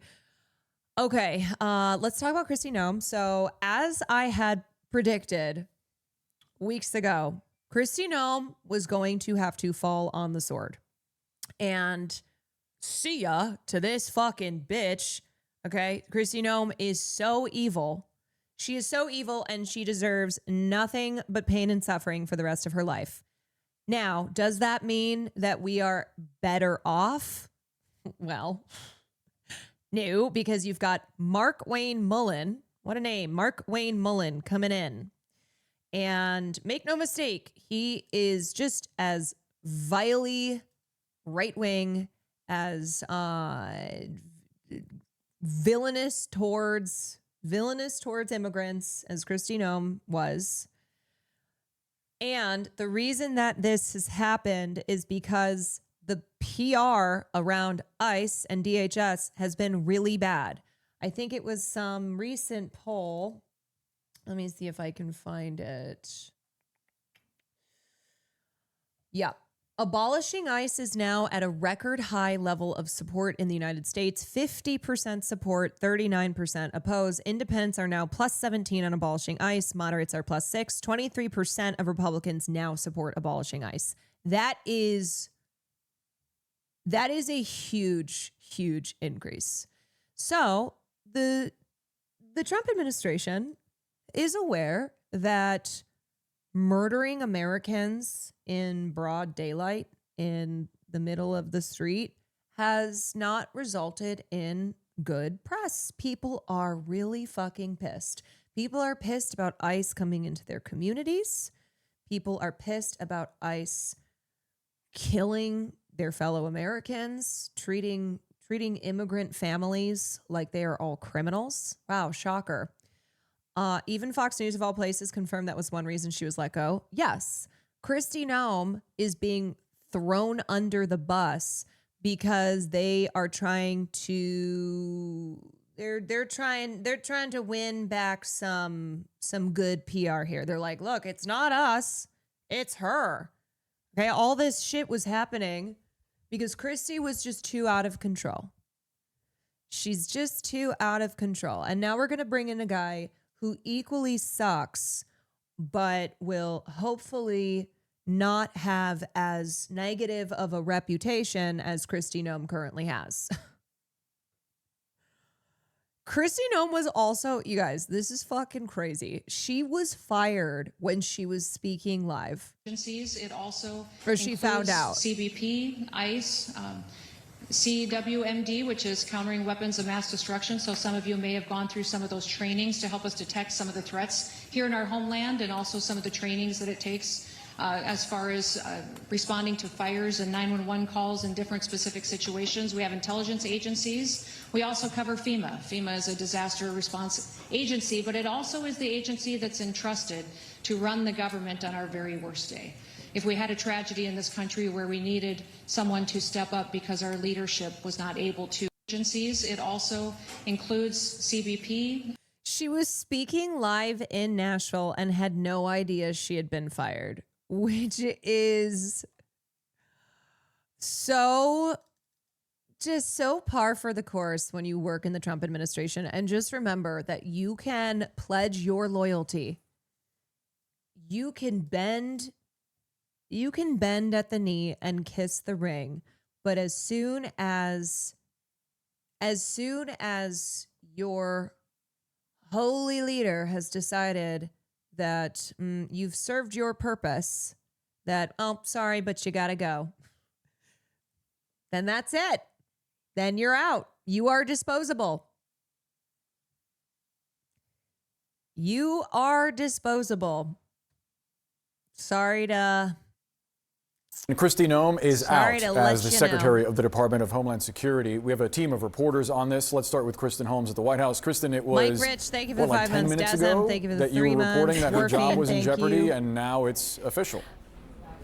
Yep, President Trump has announced that he has fired the Department of Homeland Security Secretary Kristi Noem. This is the first cabinet position that he has fired during his second term. Of course, the only other high-profile ouster we've had like this was when Mike Waltz served as the head of the National Security Council. He was the National Security Advisor. So President Trump just posted this on Truth Social. He said, "I am pleased to announce that the highly respected United States Senator from the great state of Oklahoma, Mark Wayne Mullen, will become the United States Secretary of Homeland Security effective March 31st, 2026. And Boris, just so you know, this is one of the names that we had heard he was floating in these conversations he was having with lawmakers on Capitol Hill. The current Secretary, Kristi Noem, who has served us well and has had numerous and spectacular results, especially on the border, will be moving to be special envoy for the Shield of the Americas. Yeah, they just be making shit up all the time. Donald Trump loves to make up new special roles with the stupidest names. Like when he had the group that included John Voight and Sylvester Stallone, who were going to be his, what was their name? It was like the Hollywood special envoy to report back on what's happening in woke Hollywood. Yeah, they love to just make up these titles, make up these, make up a new job category. Of course, he does. The money laundering scheme has to continue somehow. You got to keep her on payroll so she doesn't leak anything. Yeah, I'm sure this was hey, Kristi, you are so loyal and we thank you for everything you have done. But in order to keep carrying out our plans, we have to, unfortunately, you got to go. But don't worry, because we have this new, even more special job called the Special Envoy. It says special. It has special in the title. Special Envoy for the Shield of the Americas. When it comes to giving fake jobs to unqualified people, then their attitude towards DEI suddenly changes a whole lot. Yeah, would you look at that? Would you look at that where you have, I'm pretty sure Mark Wayne Mullen does not have a bachelor's degree. It was something like that I was reading. Just like Kristi Noem, when you looked at her qualifications on paper for the role of Secretary of Homeland, that she also did not have the qualifications. But yet it's only when it's black women, when it's only, DEI, that pesky DEI, where they are hiring people who are unqualified, who only are there because they are black or gay. But yeah, DEI for racist white people, AKA so much of history. Our new security initiative in the Western Hemisphere, we are announcing on Saturday in Doral, Florida. I thank Kristi for her service at Homeland. Again, this is a huge deal, Boris. This is the first time he is firing a cabinet member. He has been incredibly reluctant this term to fire, to shuffle any of his staff, any of his officials, because of the perception of his first term when he was in office, that it was a revolving door. However, as we reported, we were told that the catalyst for this was essentially this appearance that she made, this hearing in front of the Senate Judiciary Committee, in which she claimed President Trump had signed off on a $200 million ad campaign that featured her asking illegal immigrants to self-deport. President Trump has now said publicly he didn't do that. And of course, all of this is amid the fallout that we saw from Minnesota, from Minneapolis. And there had been pushback on the Hill and from many of President Trump's allies that Kristi Noem was not the right person for the job, but many of them had been careful. Do you think Kristi Noem's like, but I got Mar-a-Lago face for you, but I pumped toxins into my entire face and made myself into Nazi Barbie just for you. How could you do this to me? To walk a very thin line, not getting too far out there, but clearly we are told now that this hearing put Trump over the edge in terms of his anger factor. And now he is fired. She's now like, replacing him replacing her, with this Oklahoma senator. All right, Kristen, this is huge news as we are getting this. Now, my question is Pam Bondi next? Why do I keep wanting to say Pom? Is Pam Bondi next? Maybe she'll suddenly start looking better, no longer being near the White House. Yeah, imagine the further away that Kristi Noem gets,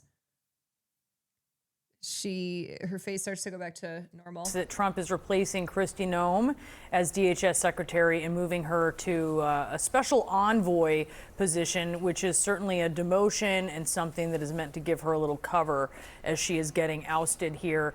Kristen, thank you so much. If you could stand by for us there at the White House. Let's go to Priscilla Alvarez, who has been tracking this for us. What are you learning? Well, I have been hearing. Right, but are they going to give Pam a new made-up bullshit role and remove her from Homeland Security officials DOJ. who are stunned? Of course, they had been talking amongst themselves over the last several weeks and months, anticipating that the secretary may be out soon, given a series of missteps that they perceived she had done over the last several weeks. And one of those in particular, or many of those in particular, are stemmed in what happened in Minneapolis. Recall, of course, that surge of federal agents for that immigration enforcement operation where 2 U.S. citizens were fatally shot by federal agents. And it was the secretary who came out in that immediate aftermath calling them domestic terrorists, something that she was grilled on during the congressional hearings this week. But that all. Yeah, and FYI, Marky Mark, he has publicly supported the murder of Alex Preddy. Okay, he just like everyone else in Trump's administration was fully supporting ICE doing murderous activities. So this guy sucks. Like, he is a complete and total piece of shit. So do not take Kristi Noem's ousting as representative of real change here. They're taking one evil person and replacing them with another in the hopes that it will win back support on the Republican side, that they are looking at it as, ooh, Kristi Noem she's got to go. Okay, she's a problem here. Same, yeah, replacing shit with poop. One turd after another. Same shit, different toilet. I've seen footage of Mark Wayne trying to physically fight Teamsters President Sean O'Brien in Congress. Oh, wait, have you seen that footage? Bernie had to gavel them to stop. Yes, I remember that. This was crazy. Office, because I sure remember working pretty hard. Yeah, that's this long guy. hours. Pretends like he's self-made. That's what the new head of clown. DHS. Fraud. Always has been, always will be. Quick the tough guy act in these Senate hearings. You know where to find me, any place, anytime, cowboy. Sir, this is a time, this is a place. If you want to run your mouth, we can be two consenting adults. We can finish it here. Okay, that's fine. Perfect. You want to do it now? I'd love to do it right now. Well, stand your butt up then. You stand your butt up. Oh, hold on. Big guy. Oh, stop it. Is that your All right. solution every Hold it. No, sit down. Sit down. Okay. You know, you're a United States Senator. Sit down. Active. Oh, okay. Sit down, please. I'm sorry. Did he go to pretend to remove his? Wait. Oh, hold on. Big guy. Oh, stop it. Is that your All right. solution every Yeah, look, he goes to start. He does the like, I'm taking my rings off. Yeah, right, dude. No, sit down. Sit down. No, you stand. You know, you're a United States Senator. Sit down. Active. Oh, okay. Sit down, please. All right. Can I respond? Mr. Chairman? Hold it. If Hold we on. can't, no, This is I have what the he mic. said. I'm sorry. Like, this is Hold what it. he said. You'll have your time. Okay. Can I respond? Oh, no, you can't. This is a hearing. And God knows the American people have enough of contempt for Congress. Let's not I don't make like it worse. thugs and bullies. You have, And that's you what- have I don't the like mic. you because you Hold just it. described yourself. Hold it. You have the mic. You have time. Oh my All right. Just statement. Then let's do this, because I did challenge you and I accepted your challenge, and you went quiet. No, I didn't go quiet. Hold on. You challenged me to a cage match, acting like a 12-year-old schoolyard Hold it. bully. Excuse me. Hold it. No, excuse me. I have the I mic. will say exactly. Senator what you Mullen, said. I have the mic. You have questions on any economic issues, anything that said, go for it. We're not here to talk about physical abuse. Did you talk about did you talk about how he's in the National Wrestling Hall of Fame? Yeah, so he has an MMA background. That's why he's so excited to fight. It's like, bro, why don't you just fucking stay in MMA? Okay, you just had to go be a senator, and now you're gonna be running DHS. But yeah, he was inducted. I think it was Oklahoma's Wrestling Hall of Fame.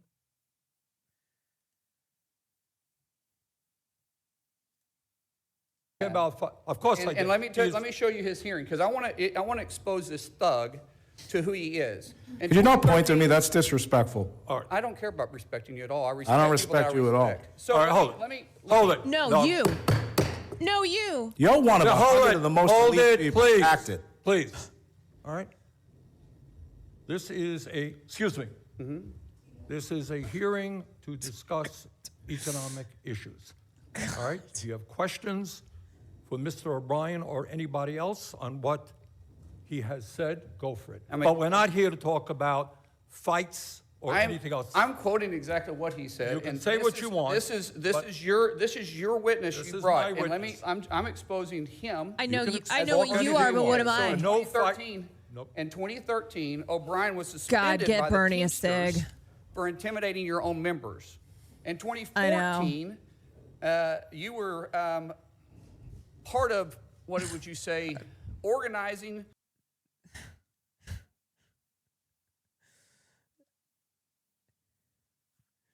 This guy's gonna protect the homeland.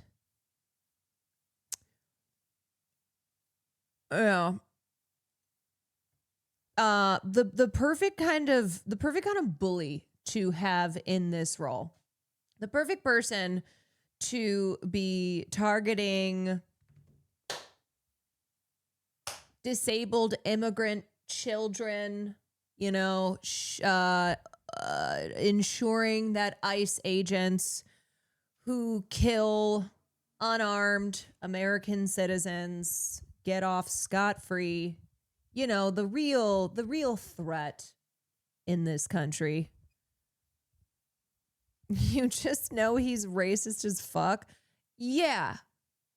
You look at this guy and he was just he was born, he was a baby chud and now he's an adult chud. He's the type of guy who has a list of his favorite slurs. Like he ranks his favorite slurs. Speaking of bullshit happening at the Capitol, of course, the New York Post reported on Tim Sheehy and the Capitol Police brutalizing Brian McGinnis and breaking his arm. They frame this as GOP Senator Tim Sheehy helps Capitol Police remove protester who allegedly injured 3 officers and appeared to break his own arm. Yeah, he broke his own arm. Now, here's the thing. We all saw the fucking video. Okay, you liars. Yeah, you know how he just broke his own arm? By having his arm get stuck in the door frame here, and when the Capitol Police and Tim Sheehy all jumped in to violently remove him, that they broke his arm. They broke this man's arm. Yeah, you know how arms just it just happened to break. I don't know. Why are you punching yourself? Why are you punching yourself? Why are you punching yourself? You literally see Tim pulling on him when it snaps. Yes. Yes, you can see Tim pulling on him and you hear the snap, and it's horrifying. The other thing about this is if Brian McGinnis were right wing, now obviously he would not have been here protesting the Iran war, but his status as a veteran and as a firefighter and as a family man is the kind of thing that right wing media loves to amplify. They love to emphasize. And yet, of course, in the right-wing reporting on what happened here, they just refer to him as an unhinged protester. He's just some unhinged dude. Some guy who needed to be subdued. And it's like, well, hold on a second.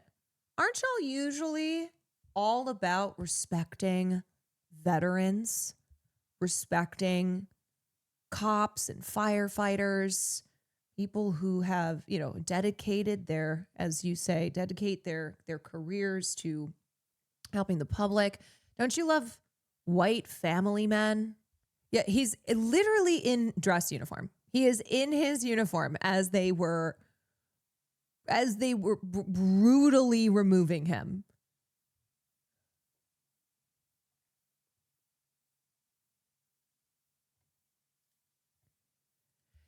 I think one of the most haunting parts of the video is the woman who took the video when she turns around to show the other political members who were in that room, and she goes, none of you are even turning around. Like, none of you are saying anything. None of you are doing anything. You're not even looking. It's chilling. It is. And you can hear her exclaim her disbelief, her disgust. She's like, are you fucking you're just sitting there? You're not even turning around? You're just ignoring this? You're just pretending like it's not happening, that you can't see and hear this man?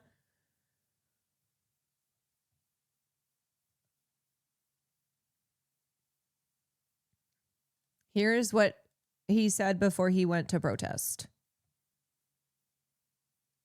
Hey guys, I'm here in D.C.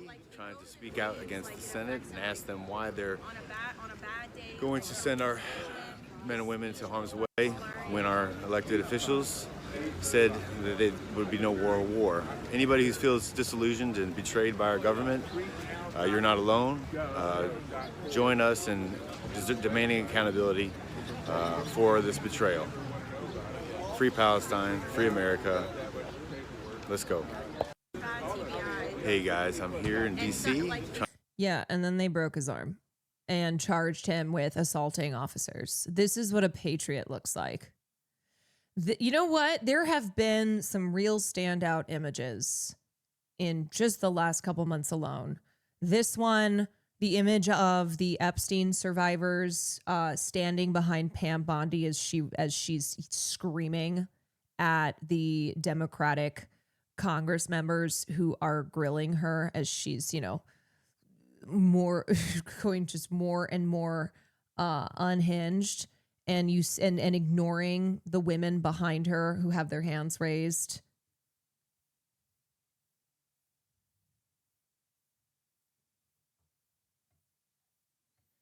I mean, a picture tells 1,000 words, but the Dow can't where are we talking about any of this when we should be talking about the Dow? No one wants to fight Israel's war.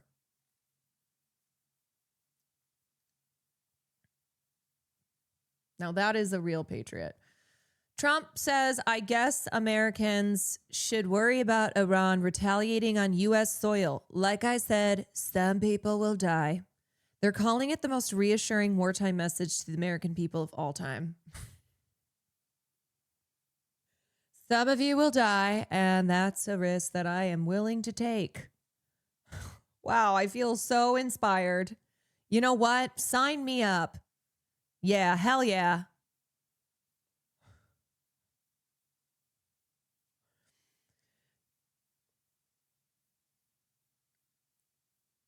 You know, it's interesting, him saying, I guess Americans should worry about Iran retaliating on U.S. soil. Now, I wonder if we should revisit 9/11. Anybody? Anyone? This recognition that the recognition of the concept of blowback. Today's lesson, 9/11. Yeah. I guess we'll have to tune into the Blowback podcast. Blowback will always have enough to keep putting out seasons. Another season of the podcast. Why is, like I said, some people die kind of giving Vanessa Hudgens' opinion on COVID? She's like, I mean, yeah, people are going to die, but I need to go to Coachella.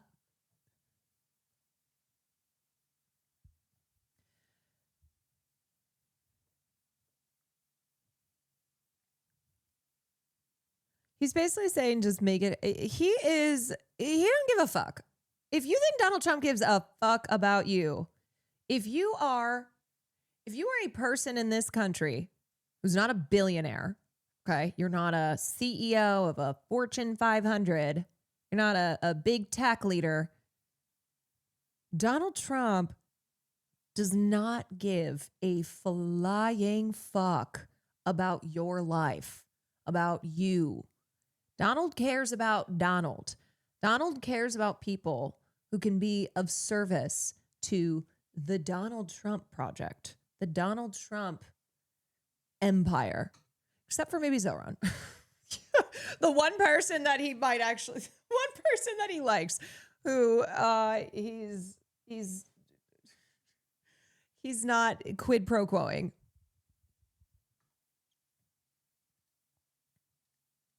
Also shocked Homeland Security officials that she would so quickly draw conclusions over such incidents.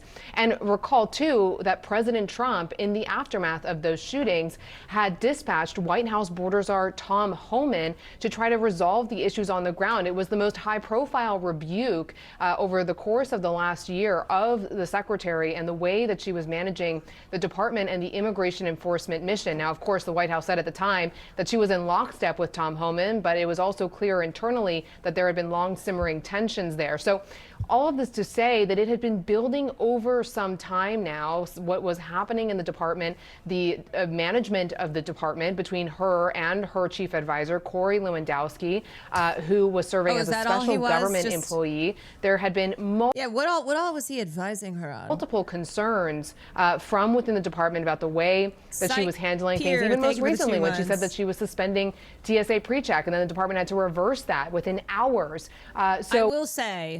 I will say, I am looking forward to not having to see Kristi Noem's fucking face all over the airport.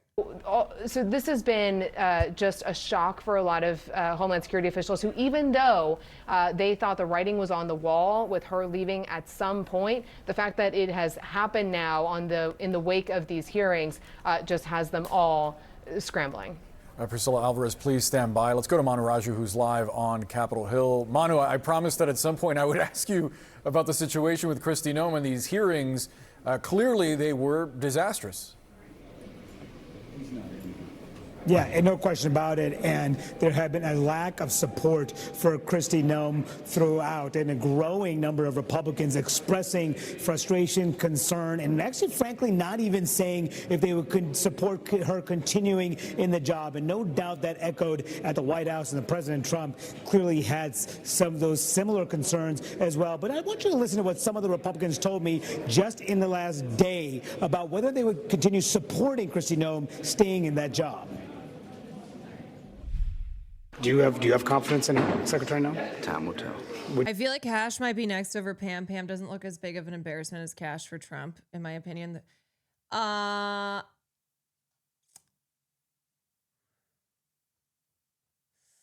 So here's my counter. Here's Gamba. Here's my counter. Trump. It's not that Trump won't throw men under the bus, but this does tend to be, at least in recent times, people who are, either like an Elise Stefanik, a Kristi Noem, are women, women who Trump is like, no, thank you. Trump talks about Cash like his buddy. He doesn't talk about Pam Bondi like she's his buddy. Pam's hearing was also horrible.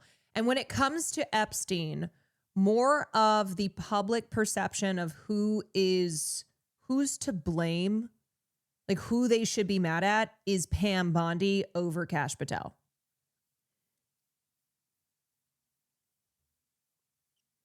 I feel like Pam is too close to the truth of things to be ousted. She knows too much.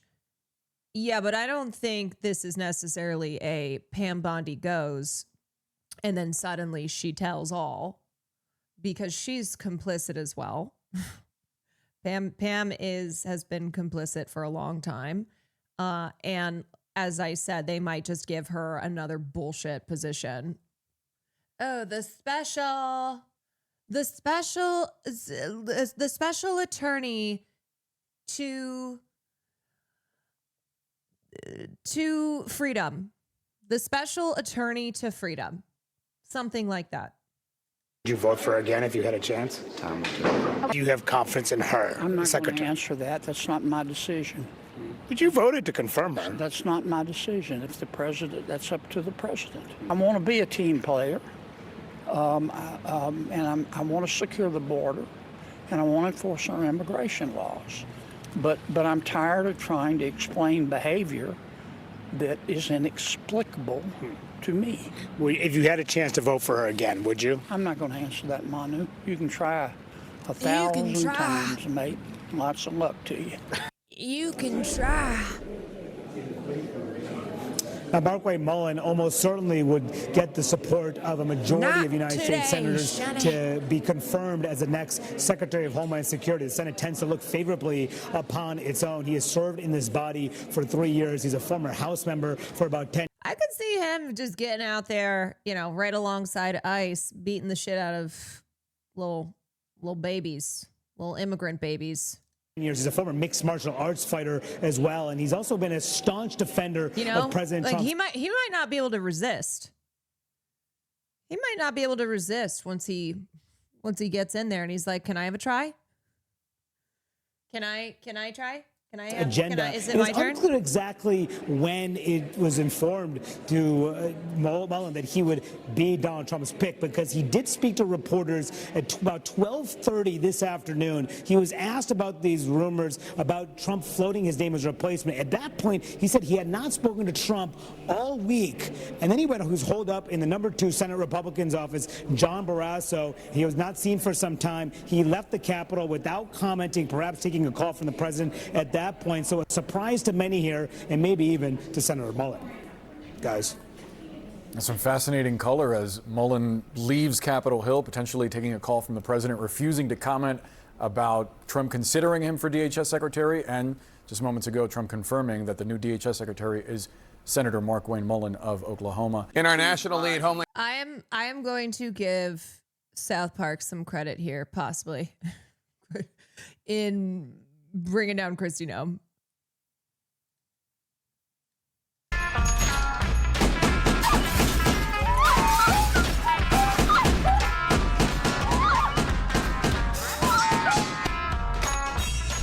Is Mark Wayne gonna get Mar-a-Lago face?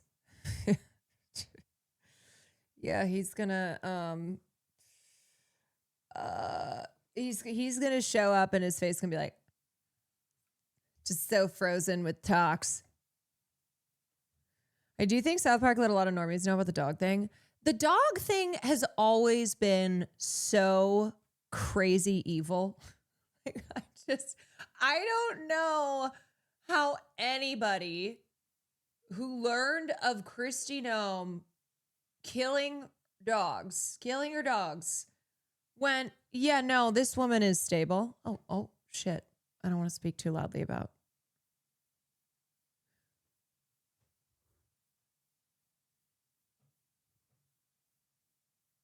Not me. I'm not doing that.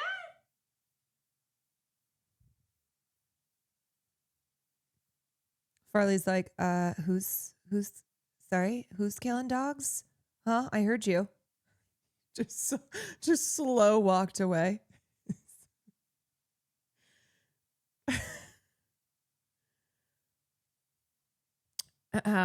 Systemically abuse and unalive brown people, sure, but killing puppies right across the line. I mean, it's like the KILLING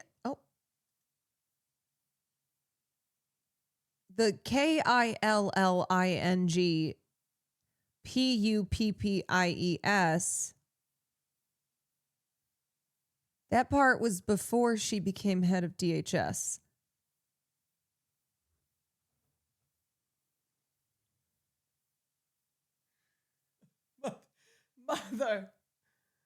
Mother, please.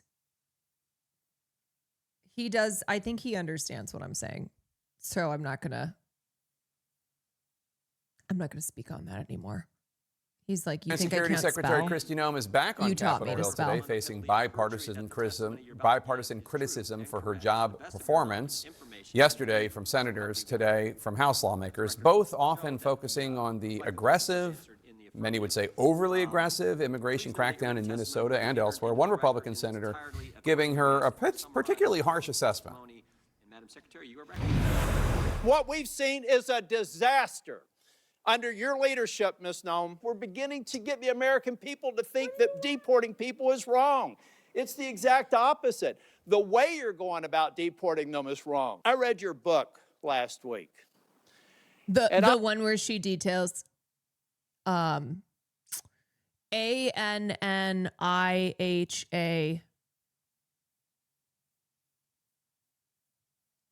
Wait, I lost track. ANNIHILATING. CANINES. That book? Honestly, some of the parts of it impress me, but some of it distresses me. And I'll give you a good example of one that does. The passage where you talk about killing a dog that was 14 months old. You decided to kill that dog because you had not invested the appropriate time in training, and then you have the audacity to go into a book and say it's a leadership lesson about tough choices. And North Carolina Senator Tom Tillis joins me now live in studio. Senator, let me ask you, why bring up the story of her killing Cricket? I mean, I thought it was a bizarre story too, but like, you think it's actually relevant? I think it's relevant because... Yeah, because I think it clearly shows this woman is so evil that she would not just admit this openly. She wrote it in her book. Because if you read and I would recommend people do it. I bought the book. I got the audio book. I read it for the committee prep. You got the audio book? She tries to suggest... You got the audio book so you can listen to her in her own voice talk about DESTROYING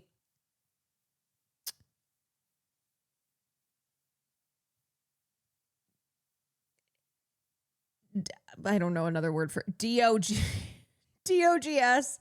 WATHAGUN.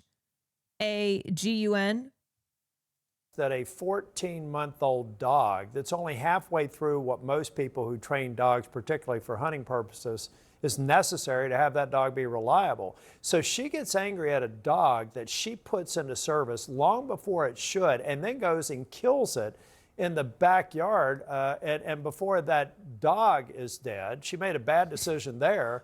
She fielded it. Plot twist, Farley can also read, God damn it. Too soon without training. Then she goes back to the farm, grabs a family goat, and shoots it because it made her mad. That is not, that's a thought process. So look, the fact that she acted precipitously on limited information, not really understanding that she had put something into a situation it was not ready for, felt a lot like some of the... Because here's the thing, okay? There are a lot of evil people who will not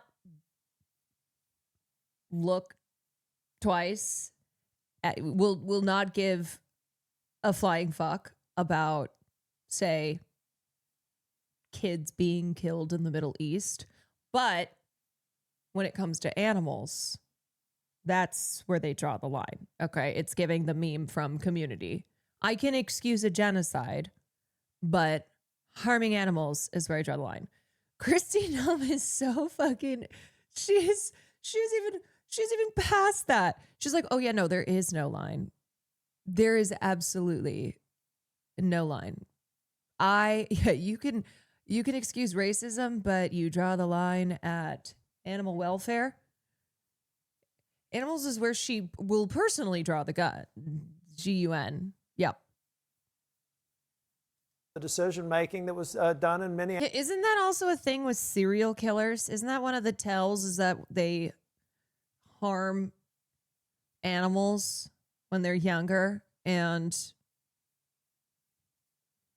it's like, if there's one thing that a lot of people know is a trait of a lot of serial killers, it's that they were killing ANIMLS. MALS. I can't even spell anymore.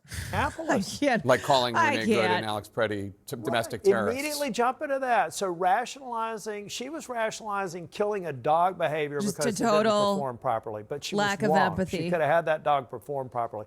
Her then rationalizing that these were terrorists was the expedient. It was the easy way out. I want leaders behind President Trump that do the hard work so that they're preserving the Republican majorities in Congress and the president's legacy. She's far from that. Well, one of the interesting things about the Preddy and Good situations is that she immediately came out and said things that were false, that we saw. See, so Tom Tillis is evil as well. Okay. He is all about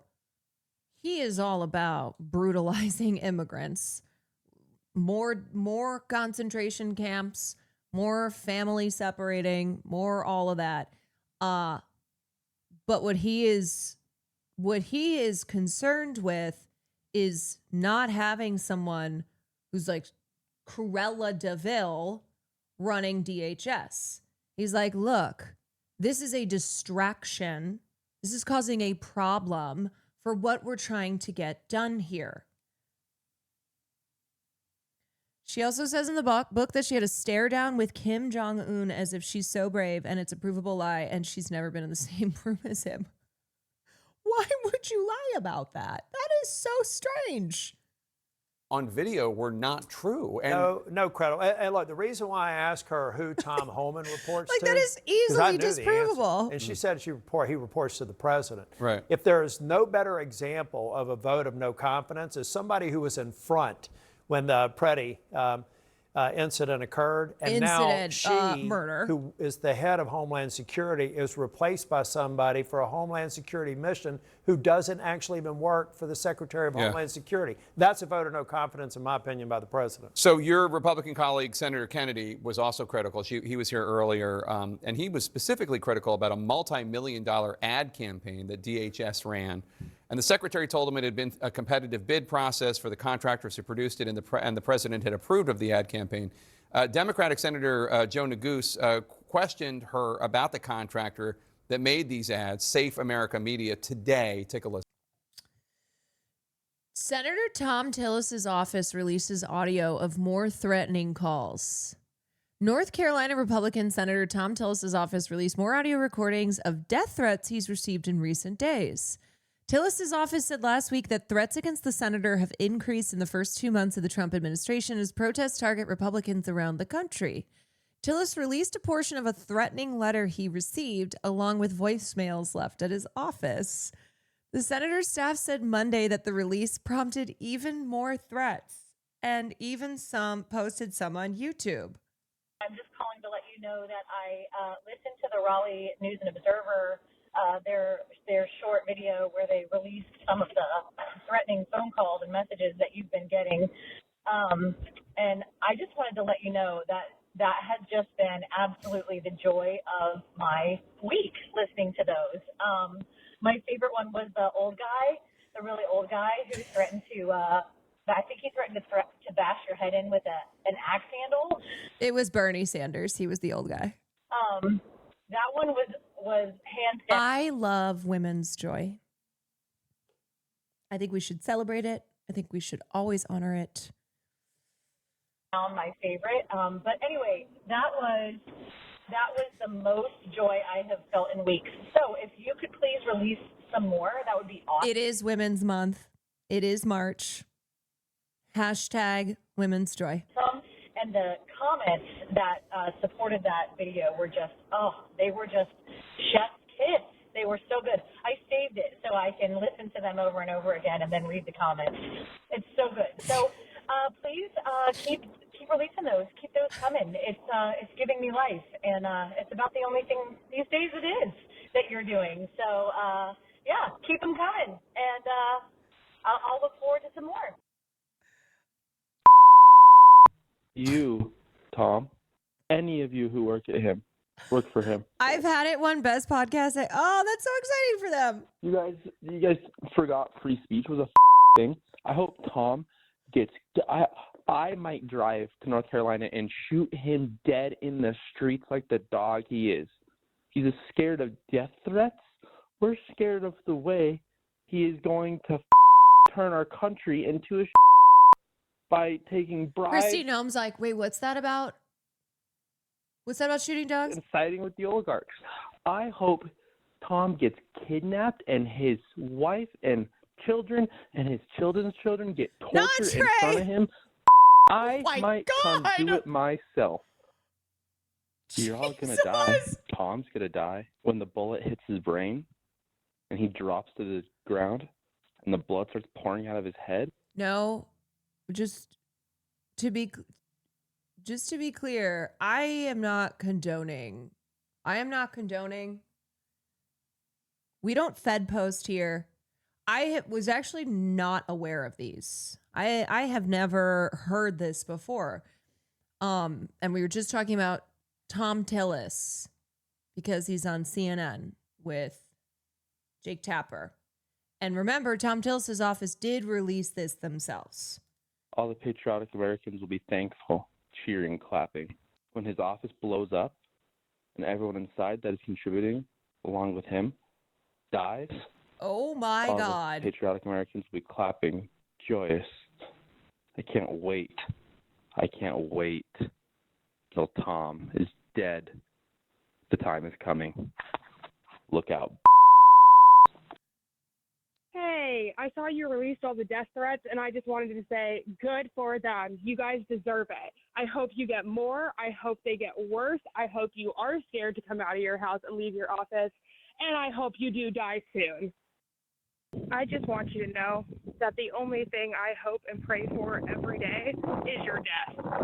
You have taken all of the hope, all of the will out, except to hope and will and pray that you die every day. I hope one of those people that sent you death threats comes and does their due diligence for this country. Every single day I wake up and I hope and pray that you don't take another breath. Well, I think the takeaway here is that clearly their constituents are angry. They're angry at what Republicans do to their health care. make it even harder to access medical care, more expensive. You know, when they see them granting even more tax cuts for billionaires and corporations, people are pissed. Have a terrible, awful day. I also hope everybody you love and care about, every member of your family, also experiences that same fate. I really hope that you either meet the guillotine soon or have a come to Jesus moment where you realize that Marie Antoinette asked everybody in France to eat cake. And in comparison, we are not driving fucking Teslas. I mean, I think that that is indicative of a really fucked up political system, okay? That it's not working for people. All right? They are responding to the reality of their material conditions, and they are very upset. They are very, very upset and are blaming the people who are in power and are voting on legislation that makes their lives harder, that talk out of their asses. They say they care about the working class. They say that they care about making life more affordable for people, and then every action they take is the opposite of that. And I think not everybody is living under a rock. I think there are a lot of people who are directly pointing at their political leaders and have had enough. You know, I always said as well that I was surprised that there were not more Luigi Mangiones. Not that he did it, right? But whoever shot and killed Brian Thompson, I think from a purely kind of just from a hearing how angry people are and living in a country that has a proliferation of guns. This is the United States of America. We love guns. We have more guns than people who live in this country. And whoever shot and killed Brian Thompson, CEO of United Healthcare, it is surprising that that hasn't happened more because of how a lot of people are struggling and because of the easy access to guns in this country.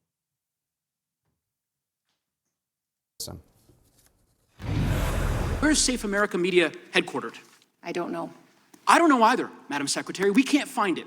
We can't find a website. The company is registered to a political operative in Virginia. Do you know, just by way of example, whether... And I think, too, we get into a position where you have lone wolf... you have these lone wolves who are taking things into their own hands because they don't feel that they have any other options, that they have reached the end and do not believe that any meaningful change is going to occur. And so they go, well, I guess this is how I'm going to go out. The system doesn't seek justice, and the people will seek it for themselves. This company that received $143 million in taxpayer dollars, has it ever done work for the government before? I don't know. I can't. The answer is it has not. And do you know why we know that? Because it was incorporated 8 days before this contract went out. You want the American people to believe that this is all above board? And we should know one of the other reasons why people are so suspicious of this is one of the subcontractors affiliated with that contract is a company run by the husband of her former spokeswoman, Tricia McLaughlin. What do you make of all this? Well, look, I mean, let's also, I was sitting right next to John when he was asking the questions, and I don't think people picked up on how proud she was of making any decision over $100,000 in FEMA across her desk and any decision for Homeland Security over $15 million across her desk. How can you go from saying that you scrutinize everything in excess of 15 millions, and in the same 10-minute period say, I didn't know any of the details of a $200 million purchase? Yeah. This is somebody that is out of her depth and apparently only situationally interested in transactions over 15 million, except when it involves her family members or friends. So one of the other things you asked for before you ran out of time yesterday, Charlotte's Web. That's the immigration enforcement operation in Charlotte, North Carolina, run by DHS. You have been waiting for more than a month for basic answers from her about this. You're a United States senator. Did she ever give you answers? No, even worse than that. An hour. One of the reasons why I was angry is that an hour before, after waiting a month, I was told I wasn't. You know, if it were me, I would be asking Senor Tillis here. So even with Kristi Noem out, we have Mark Wade Mullen, who is going to be carrying out this administration's policies towards immigrants. And I would just like you to speak on the fact that the majority of people who've been targeted by ICE are not the dangerous criminals that they have been purported to be. That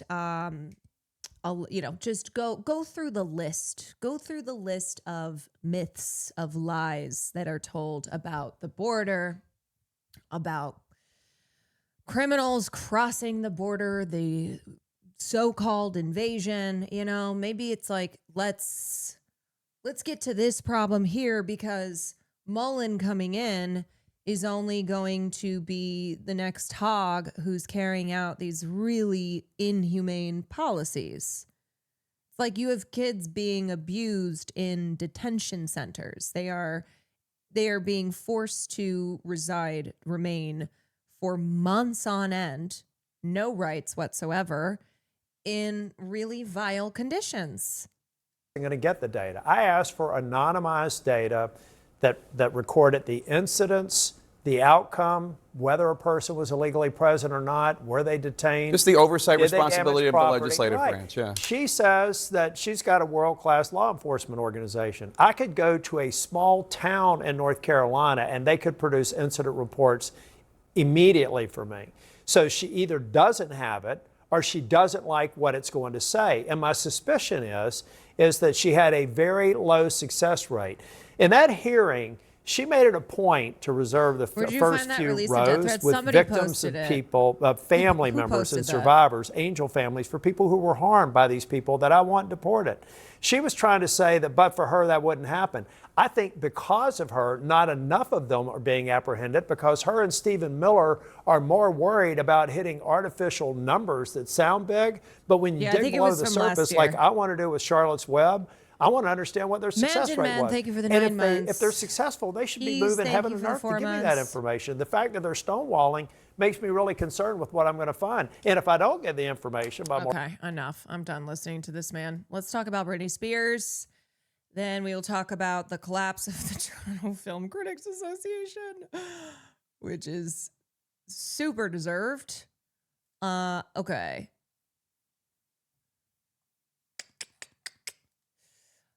All right. She went from worldwide pop star sensation to a tragic cautionary tale, and now even more trouble has come about. Okay, hold on a second. She went from worldwide pop star sensation to a tragic cautionary tale. What do you mean by tragic cautionary tale? Are you talking about the way that the media treated Britney Spears? Are you talking about the way that her family, her father, treated her? That they forced her into a conservatorship? That they stripped her of her liberties? That they took her children from her? Is that the cautionary tale? And now even more trouble has come about for Britney Spears. Sources telling us she was arrested overnight in California on suspicion of driving under the influence, according to Ventura County Sheriff's Office records. Now, let me just be very fucking clear about this. Britney Spears driving under the influence, getting a DUI.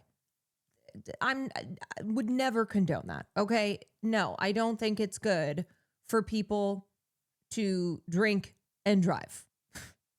Let me just let the record show that I don't think it's good that people drink and drive.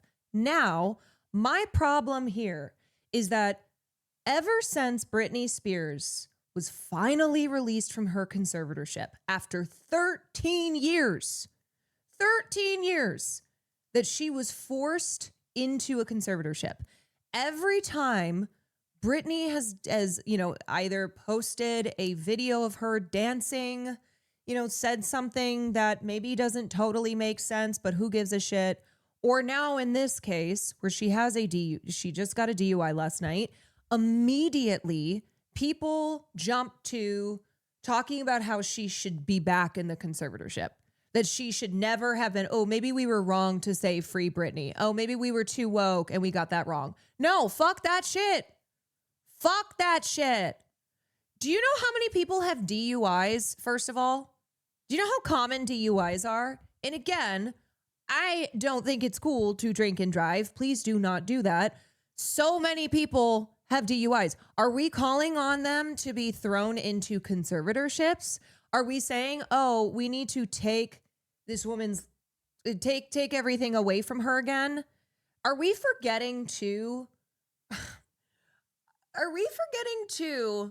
all of the bullshit that Britney Spears was put through from the time that she was a young girl? The way that this woman now a woman, has dealt with so much exploitation, has dealt with so much bullshit. And it genuinely pisses me off that people are so ready to be like, put her ass back in the conservatorship. Okay, let me just remind y'all. So conservatorships do not just affect people like Britney Spears. Conservatorships affect a lot of people who are disabled. It strips them of their civil liberties. There are 1 million people with disabilities who are living under some form of conservatorship, and it strips them of their rights. Conservatorships are incredibly restrictive. There are some occasions where, okay, it's understandable that the last option here is something like a conservatorship. But largely, conservatorships are very problematic. They are not protective. They are not neutral just because they are court sanctioned. So I just don't like how the second Britney Spears was free, people started to turn on her again. It's like, okay, here's Britney Spears posting a dancing video with a filter, and it's a Tuesday at 3 p.m. Let her live. Let Britney Spears, let her post her fucking dancing video. My God. There is still this obsession over everything she does. Every single thing still about this woman's life. And she's a deeply damaged woman because of all the shit that happened to her, because she was struggling with postpartum depression after she gave birth to one of her sons, and the way that she was treated as just fucking crazy, and how she was punished for that because she was failed by everyone around her. So many people who just looked at her as something to exploit. Princess of Pop was released early this morning. For more, let's bring in our Alex Stone. There is this expectation for her to be some perfect victim here, where if Britney Spears does anything that shatters that illusion, then put her right back in. It's been a rough haul for Britney Spears. What more do we know about this arrest? Yeah, so as you mentioned, Kira, our sources are saying that it was DUI. We just got, we were able to obtain. What is a conservatorship? A conservatorship is when there is a guardian that is appointed by a judge to basically be in control of someone else's life. So they are in control of their financial, personal affairs. Essentially, somebody who is under a conservatorship no longer has freedom. They do not have the liberties that you and I, people who are not under a conservatorship, have. It's like having a personal warden. So medical decisions, financial decisions, everything about their life is decided on by the person who's been appointed as their conservator.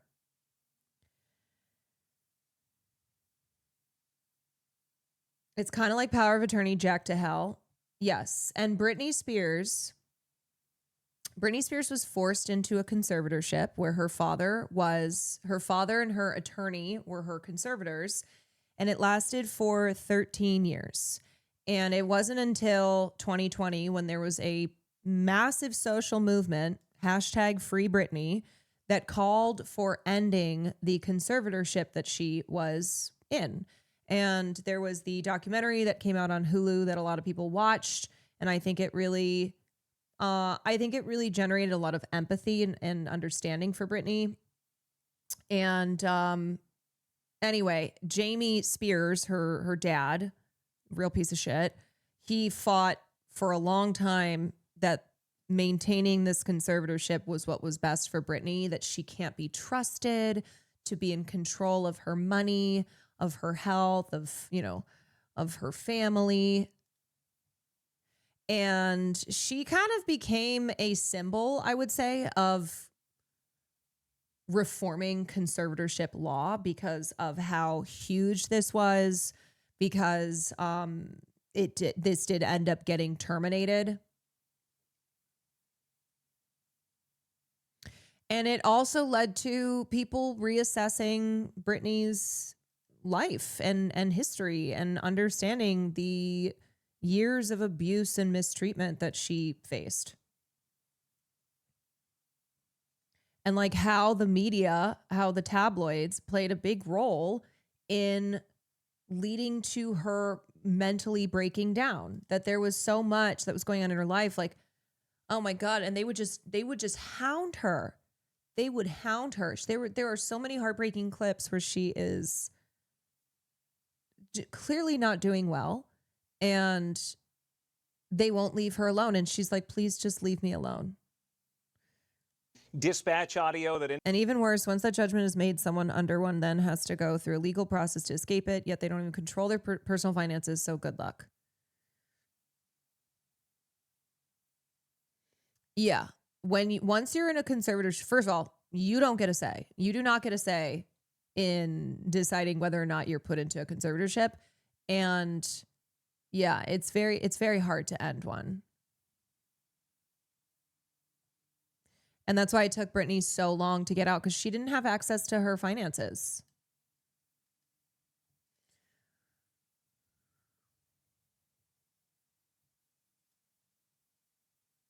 If there's anything people love more than celebs, it's watching them crash and burn. Indicates that the call was for reckless driving, that somebody saw a black BMW that was weaving in and out of lanes. They say Who about decides a conservatorship? It's a judge. to cause crashes, and then they moved in and they were able to pull her over at that point, and then the DUI arrest was made. Now, not the first time she's had contact with police. Years ago, she was involved in a hit and run. Most of those charges were later dropped. That went away. I want to read to you a statement now from her rep, and I'll read you these words right here. The rep saying this was an unfortunate incident that is completely inexcusable. Brittney is going to take the right steps and comply with the law, and hopefully it can be the first step in a long overdue change that needs to occur in Brittney's life. Hopefully she can get the help and support she needs during this difficult time. So it goes on to, you can see the words here, that she's going to spend time with her boys, that her loved ones are going to come up with a plan that they say is long overdue for success of her well-being. She is due in court on May 4th. On these counts, assuming that they are going to be filed by the DA in Ventura County of DUI, but she was cited and released. She's not being held right now. You know, Britney Spears has had her share of struggles in the past, for sure. We've been covering, you know, this for years. She was placed under... Oh, yeah, we know you've been covering this for years. Oh, we know the media's role in Britney Spears' struggles. Yeah, we know. We know that the media would not leave this woman alone. The way that they treated her so cruelly, the way that they contributed to her mental state deteriorate, like her mental health struggles. Her conservatorship of her father for many years before a court ruled in 2021 that she no longer needed that guidance. I mean, do we know anything more just about her life currently? We don't, but there are... I don't chat much here, but want to say Britney is millennial royalty, and if anything should be done, it should be to hire her a personal chauffeur to be on call when she wants it for the rest of her life. TMZ today on their live show was saying she needs to go into it, and her life is a mess. They even doxed the area she lived in. They more or less made it sound like she's had mental illness, and they act like they didn't help cause it. Fuck TMZ. Fuck you, TMZ. There have been a number of cases that we have covered in recent years, or calls that have gone out to the Ventura County Sheriff's Department where she lives, where even fans have been worried about her as she's been posting all kinds of social media videos of dancing with knives and dancing around in erratic ways that family members apparently have been concerned, but even just her fans calling the Sheriff's Department saying, hey, will you go do a welfare check? That you remember the conservatorship that you mentioned, that then... Oh, family members? You mean the same family members who were responsible, who played a part in jailing Britney for 13 years? Yeah, like Kevin Federline, who wrote his fucking book, is trying to get his 2 seconds of fame. Because guess what happened? Once Britney Spears' sons passed the age of 18, Britney did not have to pay the spousal support that she had to pay for years after she and Kevin K-Fed got divorced. Okay, so there's that aspect as well. Kevin Federline, who was more than happy to go to the media and be like, Britney is not okay. Also, here's my book. Also, I'm trying to get 15 more minutes of fame. Went away, but there have been concerns. And often the Sheriff's Department has gone out and they've said that they have talked to her, that she has meant... These people have used Britney Spears her entire life. They used her for money. They used her for fame. They used her, and then they locked her up. And when she got out, she was like, I'm fucking done with these people. Cutting them off financially, cutting them out of her life. Been aware of what was going on, and that there was nothing that they could do. Now, from that statement we read a moment ago, by the way, she also did not have a say in the amount he was given during the conservatorship within her family and for her rep. But she's been used her entire current life. State has been right now, we just don't know. All right, Alex Sohn, thank you. Hi, it's Wednesday. I just, like I said, Britney Spears driving drunk, not good, okay? Nobody driving drunk is good. And yet it's the way that she is, it's the way that she is still viewed as a problem that needs to be put away. How people, I mean, it's really disgusting. It's disgusted me to see so many people make jokes about how she never should have been freed. They're like, oh, I guess we messed up with that one. Oh, maybe we actually should put her back in the conservatorship. I'm like, you're talking about the life of a human being who has been exploited, used, and abused since she was a child. It's a DUI. It happens every day in America. Yeah. And are we calling on other people who have like cringe TikTok dancing videos to be locked up. Like, here's the thing. Shia LaBeouf, who's been on a terror rampage in New Orleans. I haven't seen a single person say conservatorship for Shia LaBeouf. I haven't seen a single person say lock him up. Shia LaBeouf needs help. He does. And he is actually a physical threat. He was assaulting people in New Orleans. He is an alcoholic. He has substance abuse issues, and he is a violent man. He was violent to FKA Twigs. He was violent to poor people in New Orleans who had to deal with him showing up drunk out of his mind, assaulting people, calling them slurs. I mean, I'm sure Mia Goth, I don't know if she's ever said anything on that, but she was, I think, 19 when she got together with him, 19 years old. Or Chris Brown. Kanye, you know what I mean? Chris Brown has years of abusing women. And not just women too. He's like, he'll assault. He just got arrested like last year again for, I think he assaulted some guy in Europe or something. Anyway, it's the obvious difference here in how we treat Britney Spears, how we talk about her, how we view her as this dangerous threat who needs to be locked away again, versus abusers like Shia LaBeouf and Chris Brown.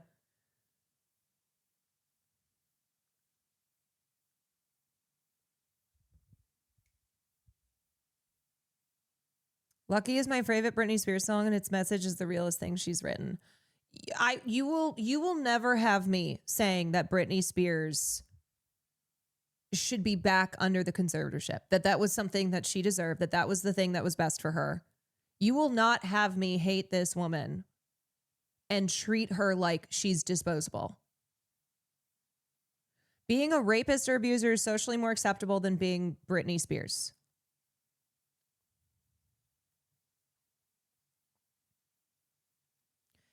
In 2021, Spears was freed from a court-directed conservatorship, which included Father Jamie Spears in the role of conservator. Spears' conservatorship was established in 2008 after she was hospitalized for a psychiatric evaluation. Her conservatorship and off-screen controversies have overshadowed her pop stardom and acting career in recent years.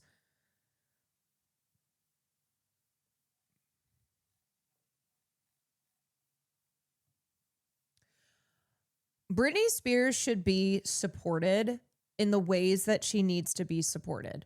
And that does not include handing the keys over to her life yet again to people who have exploited her so thoroughly.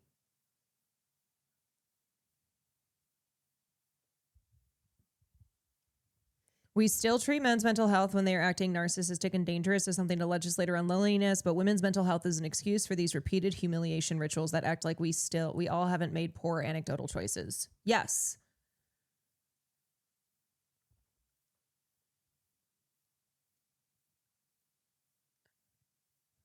Yeah.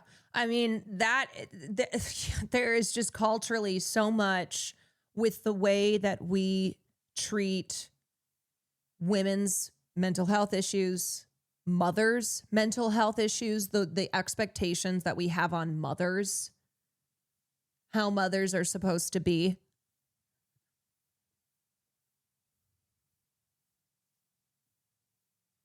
I want Britney to be supported because Lord knows that woman has been through a lot.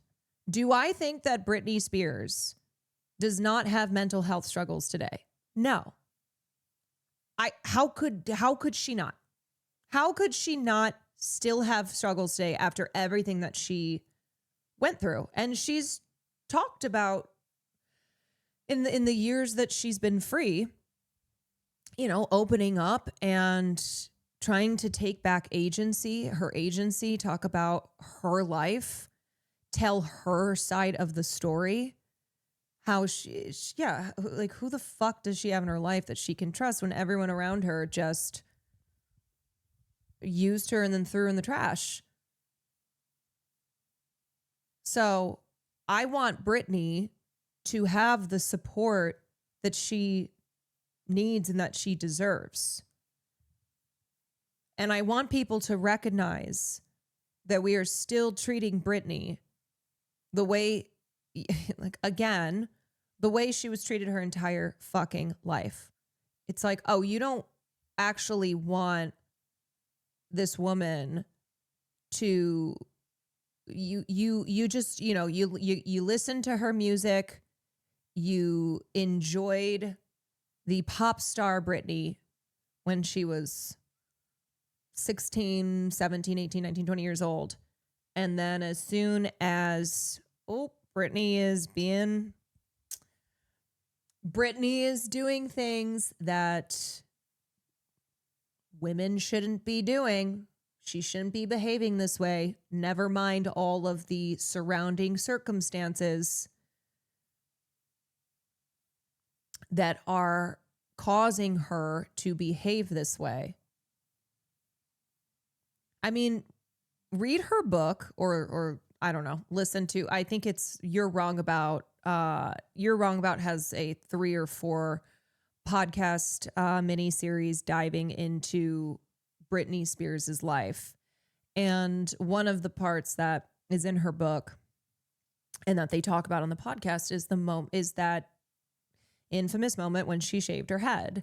And the way that Britney talks about that is she's like, I wanted to feel any semblance of control. And prior to that, starting from when she was a child, how prized the blonde hair was, that she needed to have long blonde hair, that it was a part of the whole sexual image of Britney Spears. And because of just everything she was going through and how much she was struggling, she felt that this is something that I'm going to try and feel that I have some control over, and I'm going to shave my head because of what her hair symbolized. Her hair symbolized the managers, the recording, the billion-dollar recording companies, her father, her romantic, everyone who had sought to control her, to mold her, that she was a product. So for her, yes, it was a way that she could rebel. She just wanted some semblance of a normal life. She had some say in. Yeah. I don't know. I hope that just in having kind of a basic understanding of what Britney went through, you have empathy for this woman. But I'm telling you, you read her book or you just kind of dive deeper and hear from her perspective, and you will be saying the exact same things that I am saying. I do, and I do wish this woman the best, always. And I do want her to have the support that she needs, because I do believe that she still deeply struggles with mental health issues and was punished. She was punished for that, as they're trying to punish her again now. And I don't mean the DUI. Okay, I'm not saying no responsibility here for that, but it's bigger than that.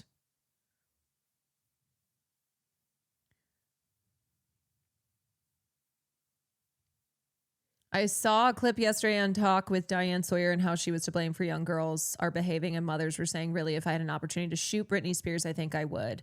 Yeah, she was a teenage girl. She was so young. And you can see her, she's like, wow, that's really intense. That clip when Diane Sawyer says that to her and she's like, "Oh my God, that's really mean. I can't believe that people feel that way."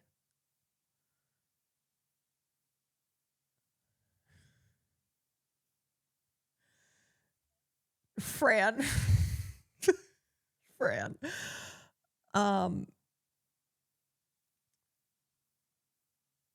It's actually not that uncommon of a thought for someone to want to shave their head during moments of high stress. It's kind of a symbolic resetting. Yeah, I mean, I completely understand.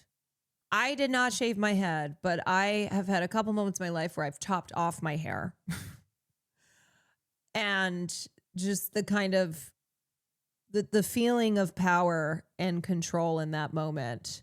And there, I mean, there have been some times where I go, yeah, I could see myself just getting to the point where I take a shaver and off it goes. But then I'm like, no. But if I were Britney Spears, I would have done the same fucking thing. If I were Britney Spears, I would have taken an umbrella and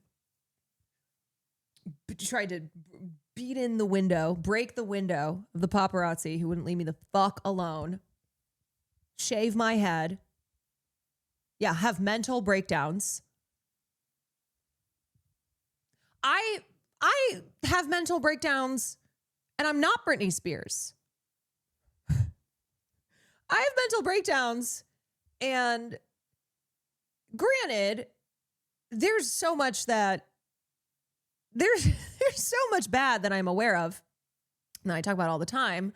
So yeah, understanding, a mental breakdown here and there. But man, I would have had more mental breakdowns than Britney Spears did.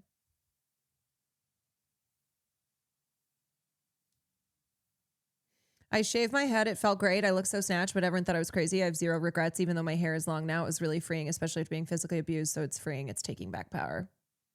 Hell yeah. Yes, there is still when women shave their heads, the kind of cultural backlash to that, the surprise, and then well, why the fuck would you do that? There's so much symbolism in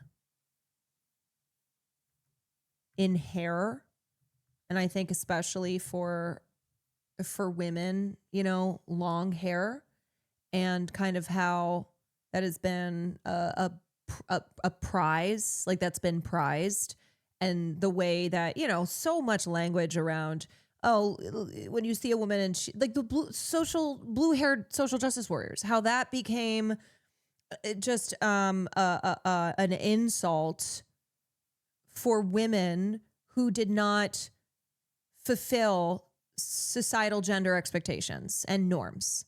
It's like, as a woman, you do, not just literally dyeing your hair blue, having short blue hair, but just largely what that represents for women who decide to buck any type of norms.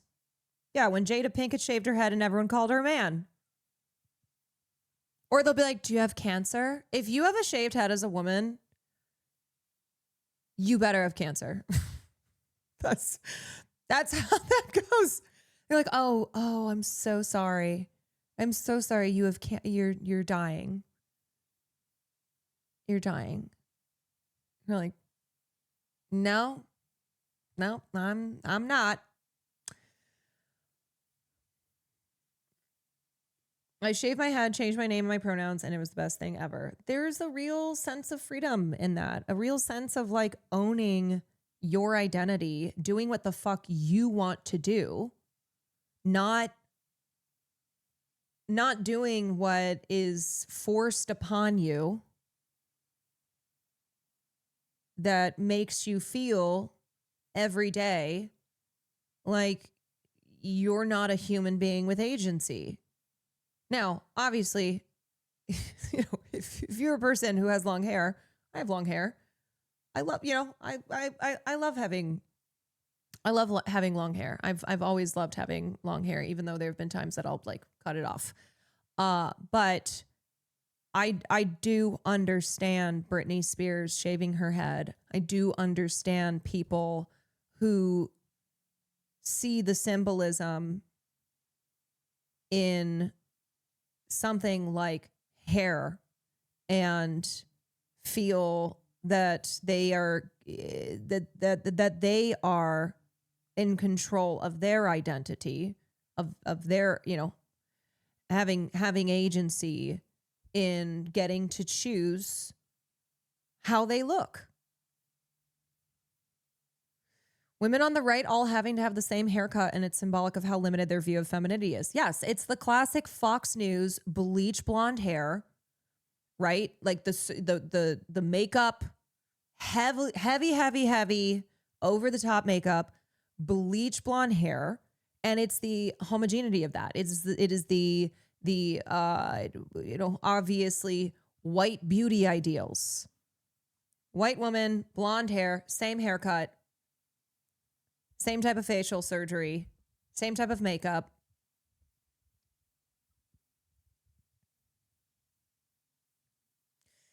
I had to shave my head for a temporal lobectomy for my epilepsy. The amount of strangers who came up and said they were so sorry I had cancer was nuts. If it were me, I would just be like, thanks. I would have gotten to a point where I just went, thank you.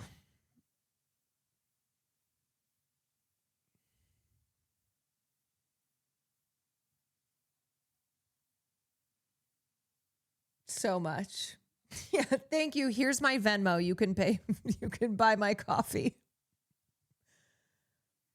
I have long hair for the first time. And then, yes, I have long hair for the first time as of 2 years ago. I think it's the same type of thing. It's literally self-expression. Yes. And then it's like, you know, the opposite, where for some people, for trans individuals, for example, how that can make them feel more connected to their real gender. So there is, I mean, God, there is so much that you could, we could talk about of the symbolism and role of hair. I'm sure there's somebody who's got like a 2-hour YouTube video talking all about the history of hair.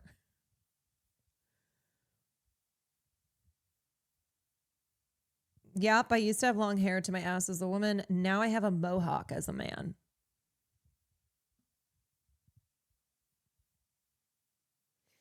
As a trans man, one of my first steps of transitioning was shaving my head, and it felt great.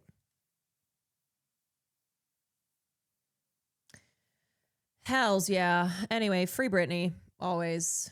Leave her alone. But also, I mean, by leave her alone, the assholes out there, leave her alone. You will never make me hate that woman. Okay. Farhaj, thank you for the 2 months. So I actually meant to talk about this yesterday, but then there was an update today. This is Maija Tailfeathers, and she is an artist. She's a Canadian artist, I believe, a member of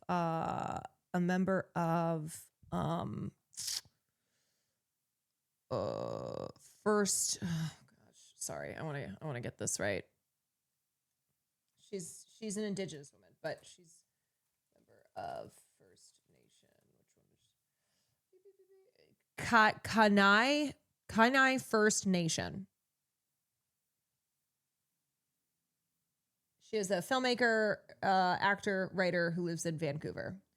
And she is known for creating prominent Indigenous works, including The Body Remembers When the World Broke Open.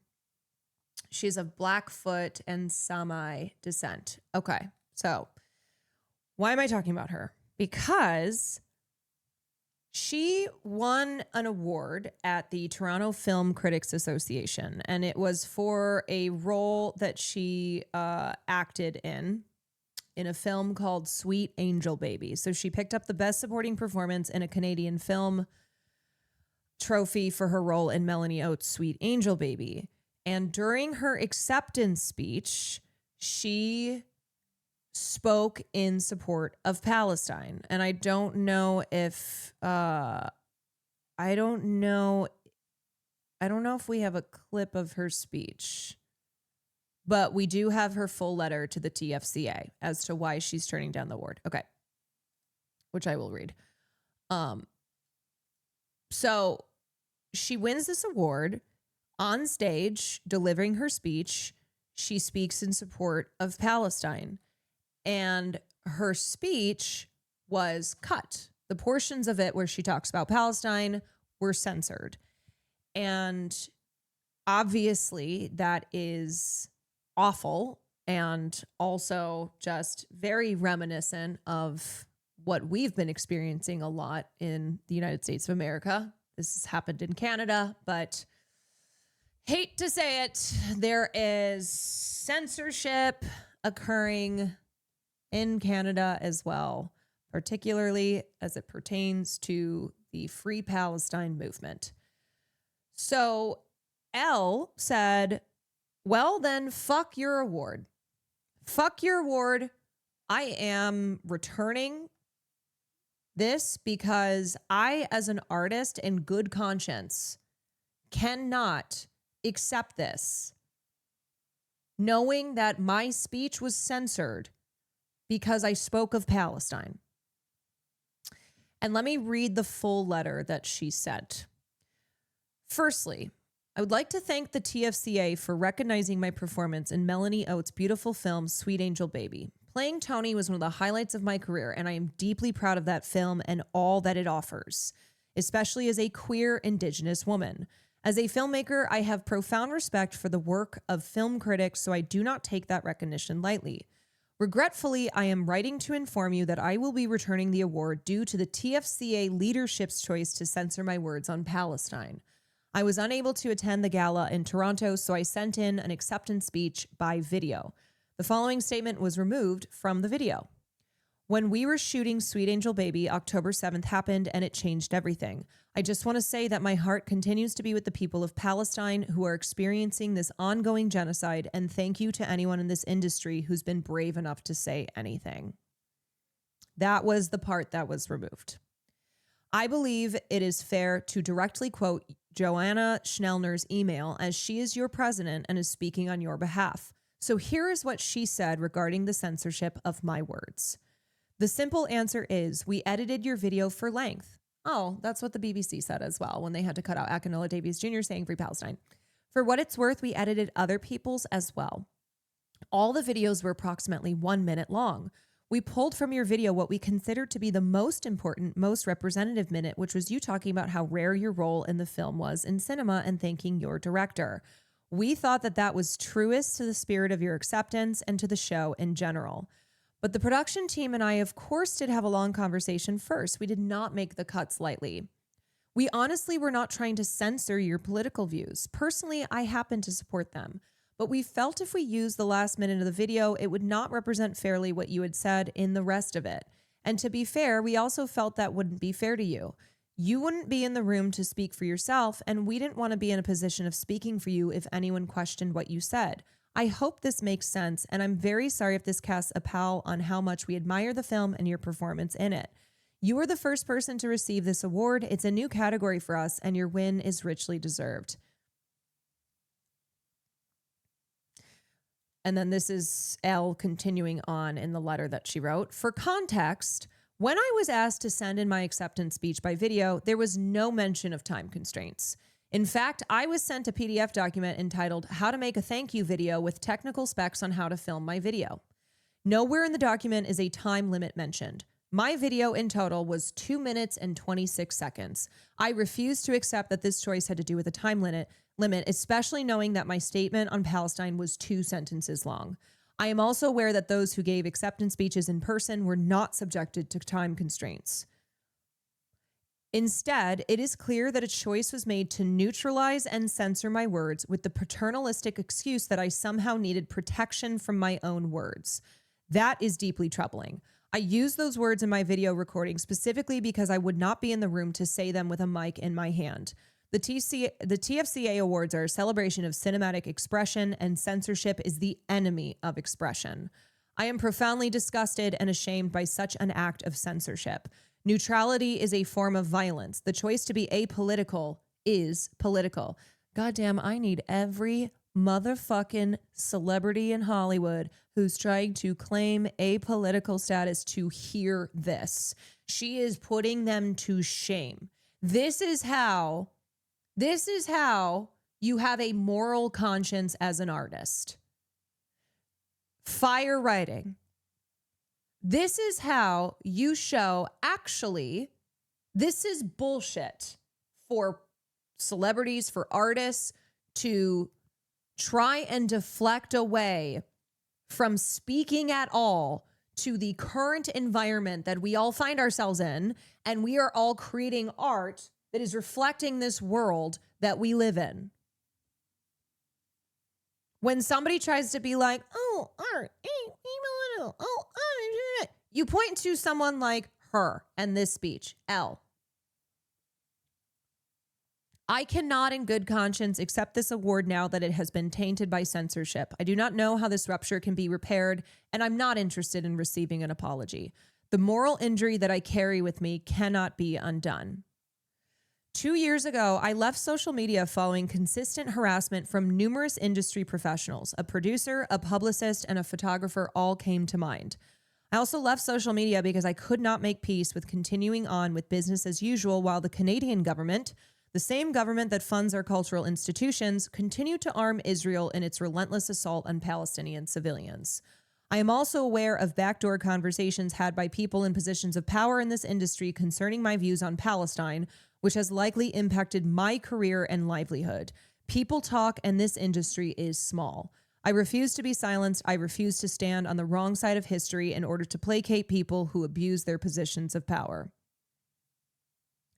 In the words of Omar El Akkad, one day everyone will have always been against this. Just as settlers in Canada now make land acknowledgements on stolen Indigenous land as they did at the TFCA Gala, the descendants of the apolitical will one day claim to care about the plight of Palestinians who lived with illegal occupation, apartheid, and genocide. As I stated in my video, thank you to anyone in this industry who has been brave enough to speak up for the people of Palestine. You nourish my spirit and give me the courage to speak up. Further to that, thank you to the filmmakers and anyone involved in supporting the courageous and necessary films that speak to the reality of Palestinians. The Palestinian people are deserving of dignity, humanity, and sovereignty. Also, as I've said many times before, I truly empathize with those in the Jewish community who have been harmed by anti-Semitic violence. Anti-Semitism is not acceptable. I've witnessed the pain of Jewish friends and colleagues. If we aim to rid our world of anti-Semitism, we must rid this world of Islamophobia and anti-Palestinian hate. To those in the Jewish community who are speaking out against the genocide of Palestinians, I recognize the incredible risk you take in critiquing the actions of the state of Israel. You are brave. Your actions do not go unnoticed. To my Palestinian kin, especially the artists and filmmakers, I use the words of Fatma Hasuna and say, I put my soul in my hand and I walk with you. So today, the news comes out that the TFCA has basically collapsed. Her writing was so fire that she brought down the Toronto Film Critics Association. There is a mass exodus that is occurring at the TFCA, and it is gathering pace after Indigenous actress and filmmaker Elle Maija Tailfeathers returned her award trophy following the alleged censorship of her video acceptance speech. Over 1/3 of the association's 46 members are understood to have resigned so far, with others still considering their position. The TFCA, which is affiliated with the International Federation of Film Critics, has been thrown into crisis after Tailfeathers wrote to the org claiming that her taped acceptance speech delivered during Monday night's awards gala in Toronto had been cut back in length without her knowledge. Oh my God. This woman is amazing. She said, nah, fuck that shit. Wrote an incredible response that said, I don't think so. That called out the bullshit of the TFCA's president and now has caused a mass exodus of the Toronto Film Critics Association. Maple, what up, dude? What up? Thank you so much for the raid. Hi, everybody. We are talking about this queen. Her name is Almija Tailfeathers, and she is a queer Indigenous artist who won an award Monday night at the Toronto Film Critics Association. She gave a speech where at the end of the speech, she talked about the people of Palestine. She signed off on her solidarity with their Indigenous struggle, with the, calling out the genocide that they have been enduring. And that part of her speech was cut. So she had sent it in ahead of time because she could not attend the event. She was not told about any time constraints. People who were there at the live event who won awards and spoke on stage did not have their shit cut. And so she called out, she sent in a very beautifully written letter to the TFCA saying that she was returning the award. She's like, I cannot in good conscience accept this award despite how, despite how important of a film this is, how honored I feel to be recognized for this, because I cannot stand by and allow this type of censorship. Censorship, she says, the TFCA awards are a celebration of cinematic expression, and censorship is the enemy of expression. I am profoundly disgusted and ashamed by such an act of censorship. Neutrality is a form of violence. The choice to be apolitical is political. I cannot in good conscience accept this award now that it has been tainted by censorship. She's amazing. And what happened today, this is like, so I actually meant to cover this story. What day is it today? Thursday? Yeah, I saw this and yesterday I went to cover it and then I didn't get to it. So I was going to cover it today. And then I saw this update here that hell has broken loose at the Toronto Film Critics Association. Over 1/3 of the members have resigned. So there is a mass exodus that is growing, that is gathering pace, that is only growing in numbers. The TFCA is associated or affiliated with the International Federation of Film Critics and has been thrown into crisis after Tailfeathers wrote to the org about her acceptance speech being censored. Among those who have departed are Toronto Film Festival programmer Kelly Boutsalis, former Toronto Fest film picker Norm Wilner, along with critics Natalie Atkinson, Sarah Ty Black, Kathleen Newman, Brumang, Bill Chambers, Alicia Fletcher, Barry Hertz, Peter Nett, Saffron Mave, Angelo Moreta, Adam Naiman, Andrew Parker, Jose Teodoro, and Winnie Wang. TFCA President Joanna Schellner announced her own resignation on Wednesday, and she is the one who wrote the email to Elle Tailfeathers and was like, listen, Queen, I'm on your side, okay? We have the same politics, but we had to censorship is a strong word. We had to cut your speech for the time constraints, okay? And we wanted to make sure that we included in what we displayed of your speech, you talking about how important this role is to you as an Indigenous queer woman. And Elle Tailfeathers was like, no, fuck this shit. And now Joanna Schellner has resigned. Letters so fire that it crumbles organizations. Yeah, that she is a person of such clear moral consciousness that members of the TFCA who found out what happened, who obviously got the email that she sent to them, went, holy shit, we're standing with her. We cannot remain at this.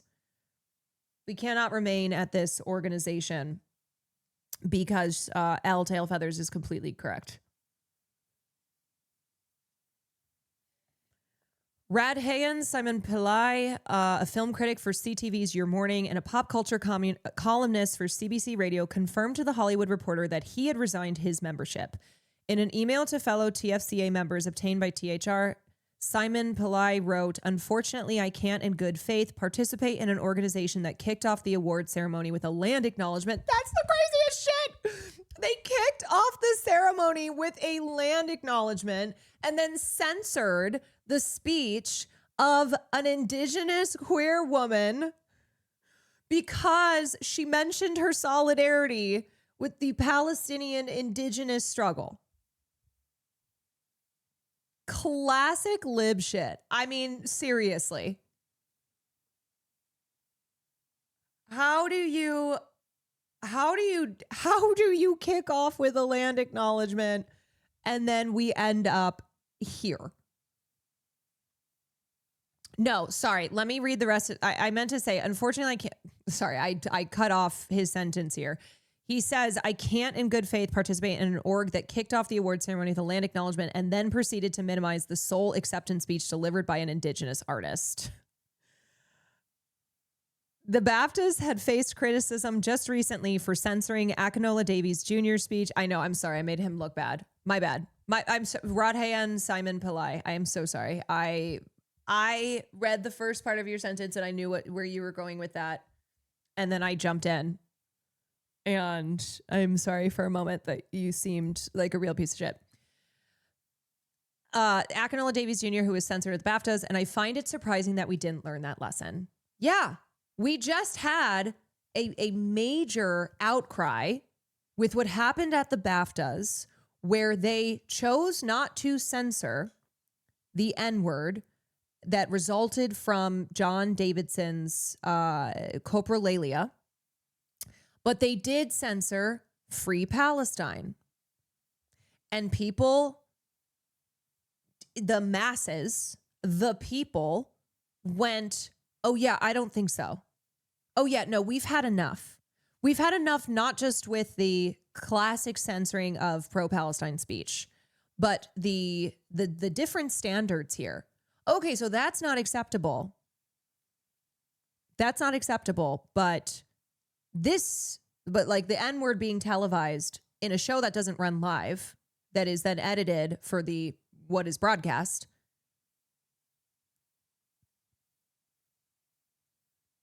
One day everyone will have always been against this. Simon Pillai also told Hollywood Reporter, "I feel for Joanna in this. She's a terrific leader despite this error in judgment, which she clearly didn't make on her own." But he took issue with her explanation that Tailfeather's award speech was edited for length. Timing has never been an issue in the past, and certainly wasn't when it comes to the speeches, presentations, and video montages at the ceremony in question. If it were an issue, it should have been communicated clearly with the artist, whose speech seemed to be the only one that was visibly edited. See, this is why I don't feel for Joanna in this. I don't. Now, do I think that she faced pressures? Sure. But are we talking about an artist, the sole indigenous winning artist at the TFCA, who returned her award and so bravely condemned this censorship and explained that she could not in good faith and good conscience accept this award? So do you see what I mean? Where it's like, oh, there are people who are drawing clear moral lines. So I'm sorry, Joanna, but this was bullshit. See, that's a failure of leadership, not meeting the moment as it requires pretty damning indictment of her judgment, foresight, and morality. The stakes could not be higher for the organization. This is killing the TFCA. There may be no other choice but to dissolve this organization. Oh my God. Which has been incredibly helpful and useful and impactful for the film community, one member privately told THR. Launched in 1997, the TFCA holds an annual award season prize giving, and Blue Heron, the Canadian coming-of-age drama by writer-director Sophie Ramvari, picked up the Best Canadian Feature Prize at this year's event. Tailfeathers picked up the Best Supporting Performance in a Canadian Film Trophy for her role in Melanie Oates' Sweet Angel Baby. Not everyone, however, is calling for a clean break. Tom Ernst, a film critic and former host and producer of TVO's Saturday Night at the Movies, urged colleagues in his own letter to members, also obtained by Hollywood Reporter, to pause before considering a mass withdrawal of membership. Leaving certainly makes a strong statement, but it may also silence the very voices that are most needed right now. Ernst added, I understand and respect the anger and frustration many members are feeling right now.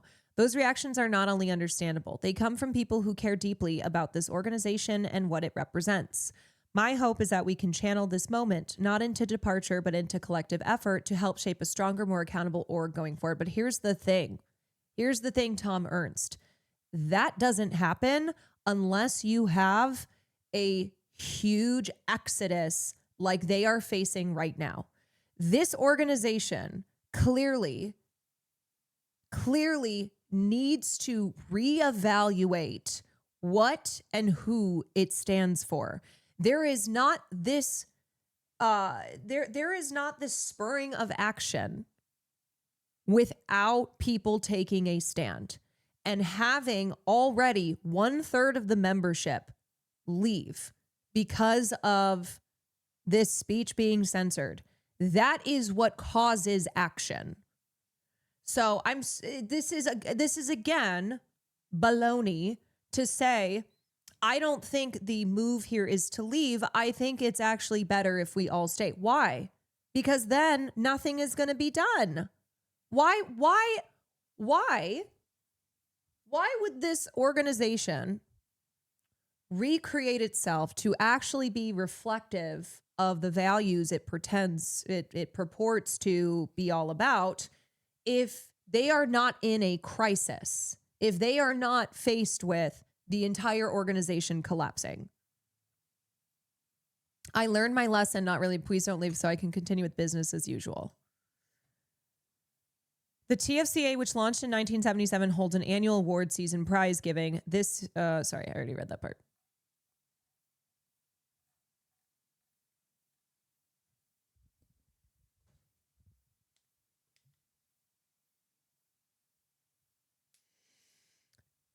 So I just think that this is an example to point to when artists are displaying moral cowardice in this moment, and their behavior, their lack of recognizing the world that they are creating art in, when that is excused, when it is hand waved away, I think you point to someone like L. Tail Feathers. I think you go, well, hold on a second. You know, a Melissa Barrera, an L. Tail Feathers, people who walk the walk, people who don't just say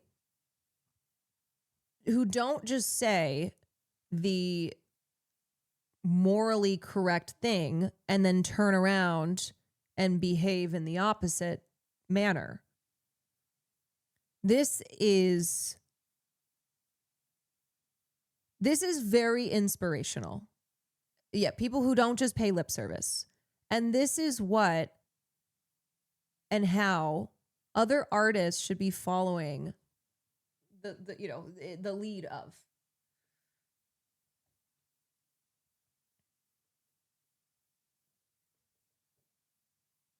Until these people and orgs face actual consequences, they will not change.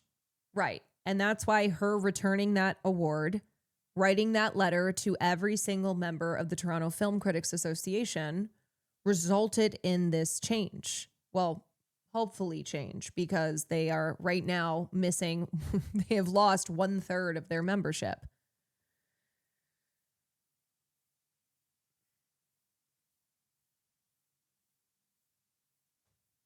Also, Maple, thank you for the 20 months.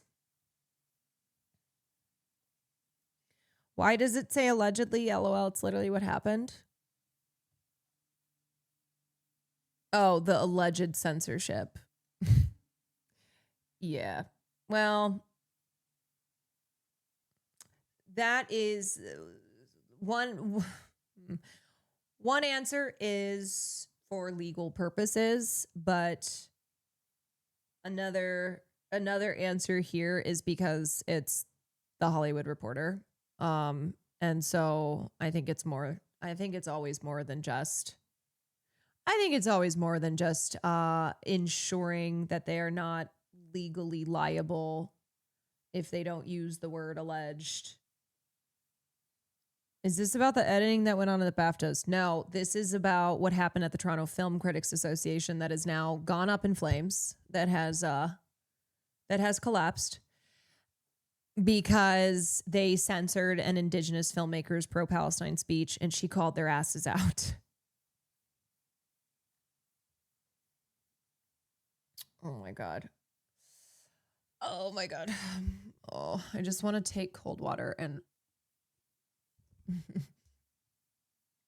dump it on my face. It's burning. I'm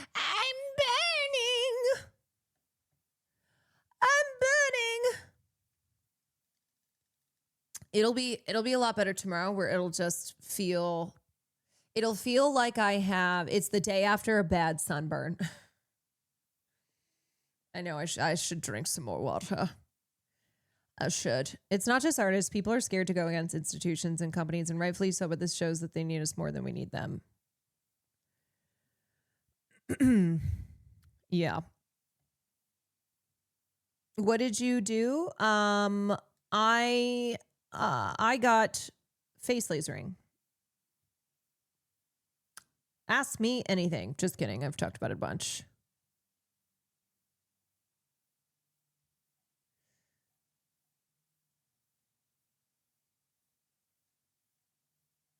Okay.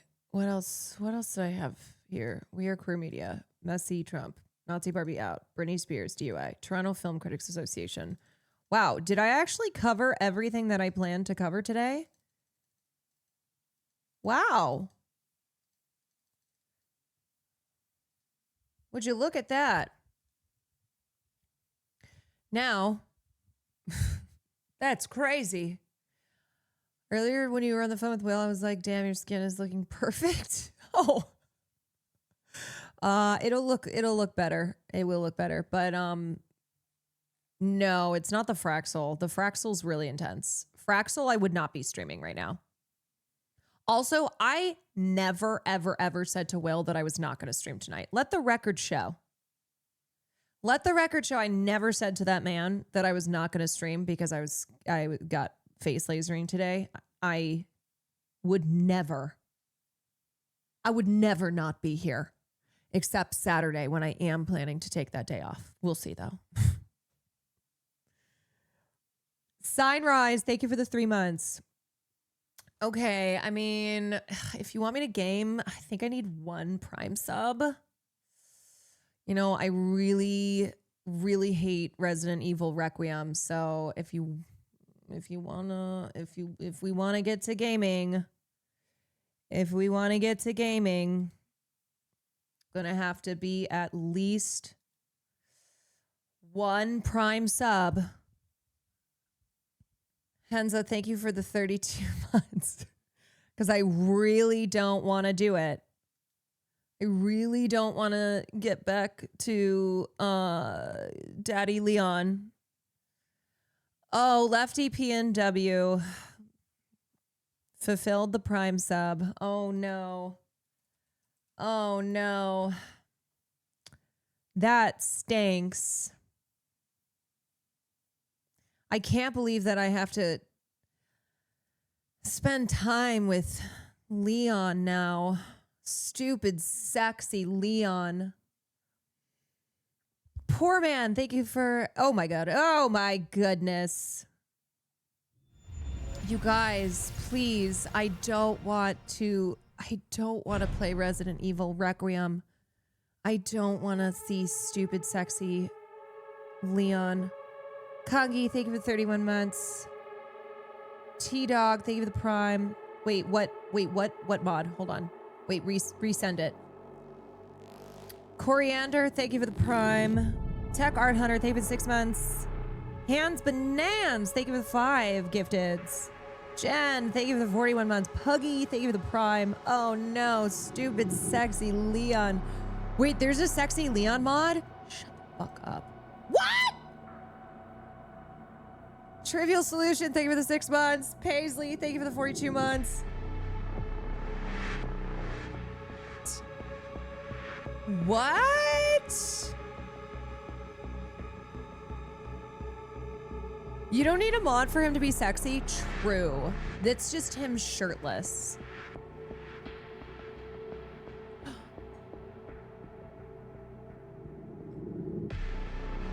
Someone in the reply saying, why is he hairless? Because he lives in Raccoon City where they got nuked. Why is he hairless? Oh my God. Sarah, thank you for the 13 months. Fire Flower Goddess, thank you for the 19 months. Trivial Solution, thank you for the 6 months.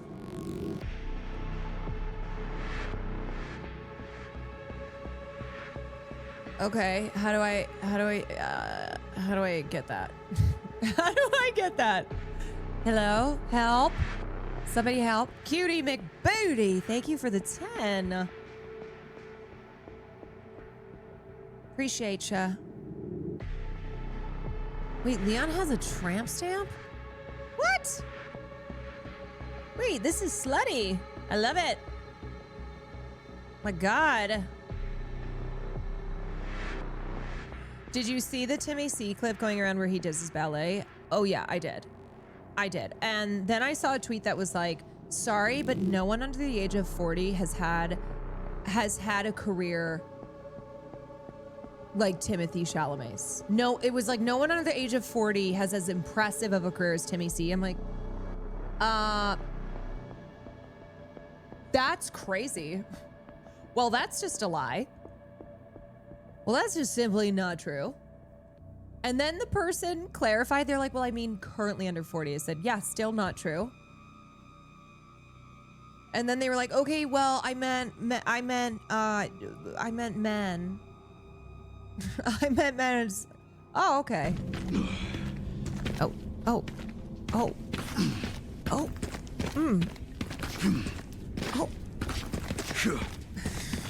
So sorry, I'm stuck.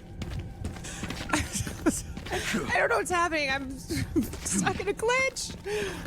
I'm glitching. Oh, thank God I'm out. Whew. Gosh. Yeah, remember when that glitch happened? Oh. This game is too expensive to be glitching like that. That was so nuts. Oh, I know. Honestly, I should get my money back. This is the mod for... This is the mod. Okay, I might have... Not right now, because I want to get to it, but I might have Sam teach me how to install this. Okay, everybody. Well, that was a perfect 4 hours of commentary. Thank you so much for joining on that. And if you are going bye-bye for the night-night, I'll be live again tomorrow, same time, per usual. And for the rest of you, for you gamer frogs, let us do this.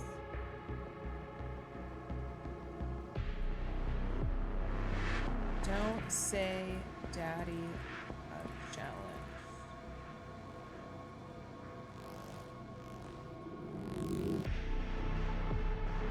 Okay. Resident Evil Requiem. Goddamn. All right. So we are sadly nearing the end. We still have a good amount to go. Oh, I need to go get water, actually.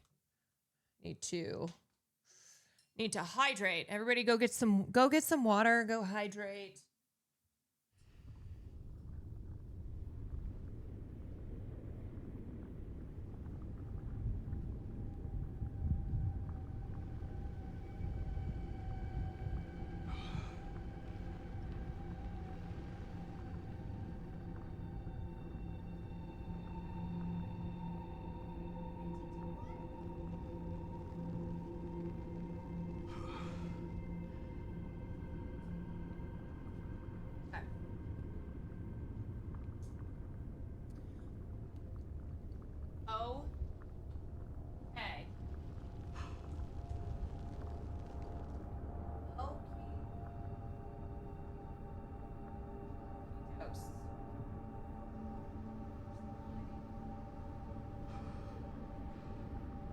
Where's my controller?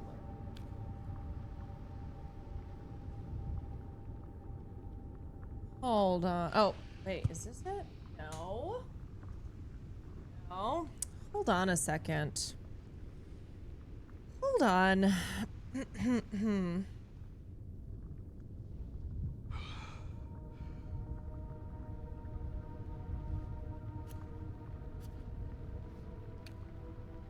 My bad. Do you have my controller? No, I actually have it. Wait, where the fuck is it? Angie came today. Harley! Wait, I just had it. Okay, never mind. Guys, that sounded kind of sus, though. Not gonna lie. Oh wait, it's right here. Farley was like, damn it, I hid the controller. Damn it. I wanted Mother to be off the computer. Off of this evil. Okay, never mind. We are so back in business. We've never been this back. I know, Farley he just lurks. He's such a lurker. He lurks if Will is not here. I don't know why he is able to sense when Will is here but in his stream room. And he knows when Will is not around at all, and that's when he will extra lurk.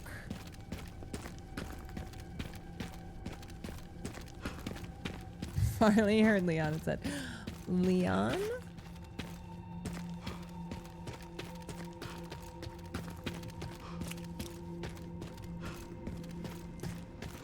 Bro, you guys are streamers, just buy 4 more controllers. Well, here's the thing. Can't believe it's still standing. I have 1, 2, 3. These are all Nintendo Switch controllers.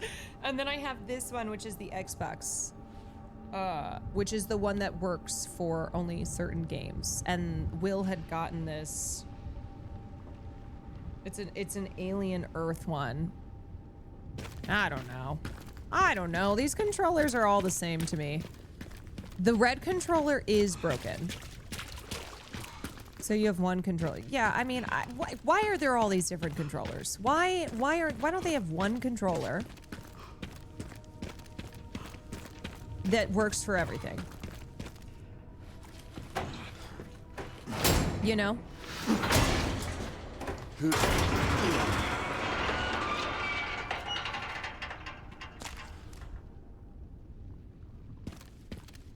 Gamers have been saying this for years. Well, now I'm with the gamers. I am one of you.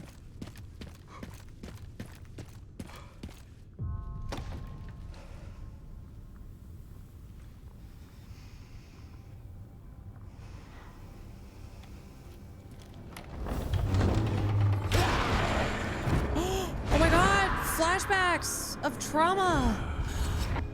It's on you now. Oh my god, King, I can help you. Oh my god! Young Leon!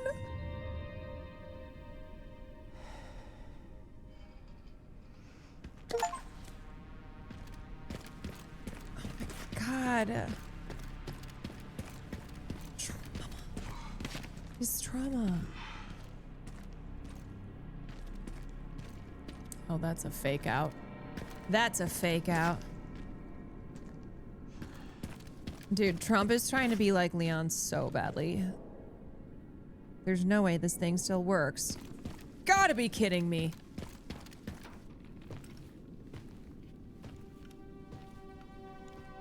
Sherryman RPD.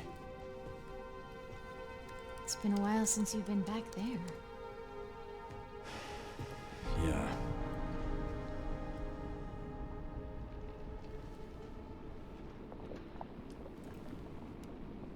It's been a while. Looks like the BSAA set up It was like HQ it here. happened yesterday. Abandoned? Not sure.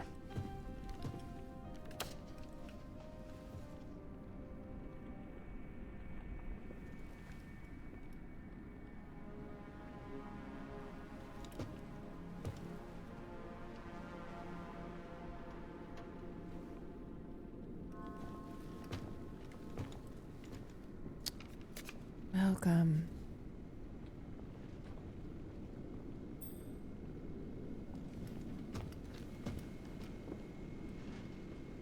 That fucking guy. Ah, this fucking guy. And Grace. Shit, she's in danger. Should have Yeah, found and Grace. she just went with them. At RPD? Yeah, exactly. Someone's been expecting us.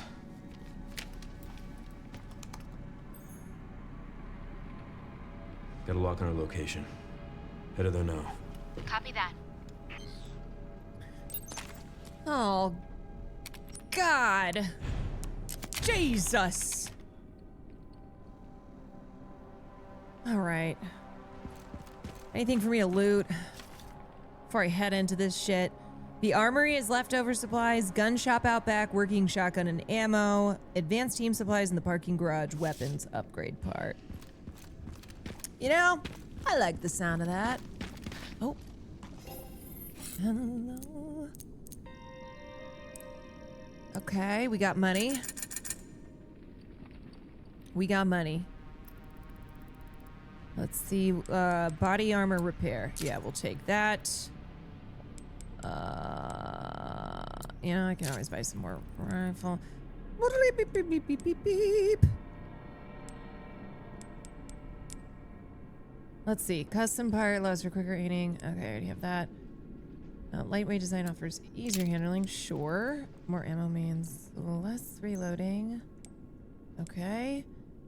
That one is already upgraded to what it can be. Okay, unequip that one. Beep, beep, beep, beep, beep, beep, beep, beep, beep. Oh. Wait. No. I don't want that. Solo Cup, thank you for the 9 months. Gibby Gloop, thank you for the prime. This is custom part, a lightweight folding stock.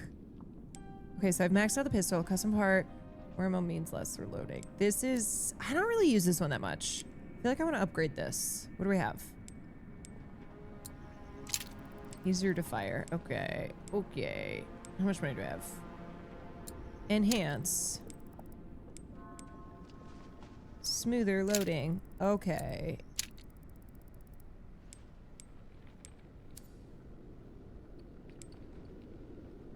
You just said Daddy Leon. You failed the challenge. Requiem. Improving the balance. Great, now I'm broke. Let's go kill some zombies. Let's go kill some zombies. Far. You just got yelled at. This was a weird puzzle. Hi.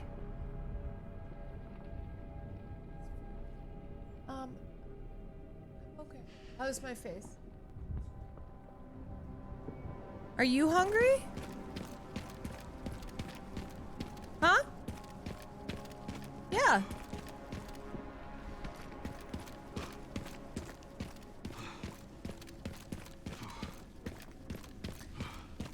I'll probably have something to eat after I finish here. Okay, wait, what is this do I have the clue? Do I have the answer for this? This is a weird puzzle. Crown. Oh, that was a weird puzzle. That's an old one. That's an old one.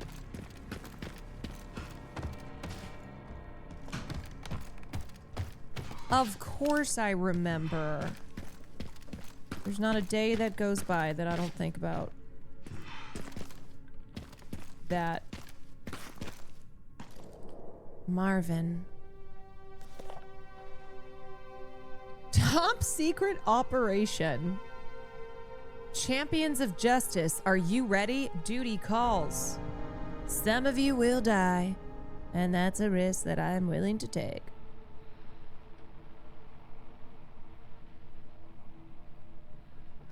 Hey, Lieutenant Brenna. Kennedy. Reporting for duty. Yeah, this is like 100 years ago.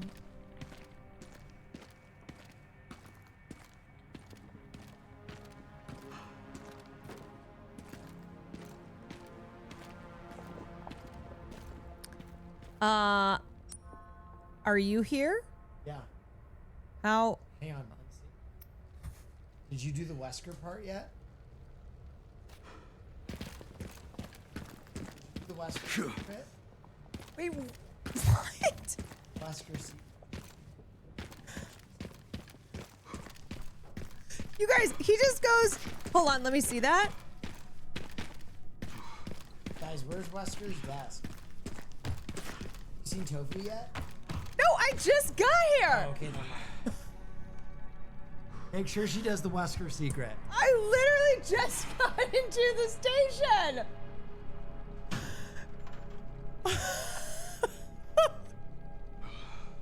That is the most Will move. It's okay. I don't know what he's talking about. I honestly don't know what he's talking about, so. Like, there's been a couple times when I ask Will to show me a game. He'll be like, yeah, I got you. And then he'll pull it up and then he'll just be playing it. I'm like, is it my turn yet? I'm like, do you mind if I have a turn?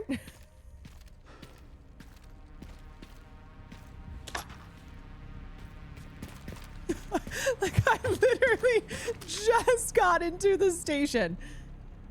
We're turning the station a temporary shelter due to the massive outbreak. All police personnel have been instructed to make the safety of the citizens their top priority, blah, blah, blah. When the refugees attacked us in the middle of the night, resulting in the death of one officer and injuring 3 others, the person in question was quickly restrained. We believe this was simply a case of someone snapping under intense stress. A mob attacked the station today, resulting in a number of casualties. A few survivors were able to make it safely behind the emergency shutters, but surrounded as we are, it'll be hard for any of us to escape this place. We're not sure we can fix any of our comm equipment, so we remain cut off from the outside world. Will gets into the station, or Caroline gets in the station, Will immediately spoils. There's another clash on the west side of the station. 12 people died, and there was only a handful of survivors left. Everything is falling into disarray. It's all gone to absolute shit.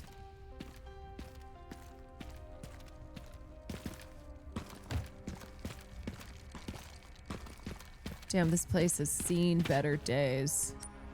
That's for sure.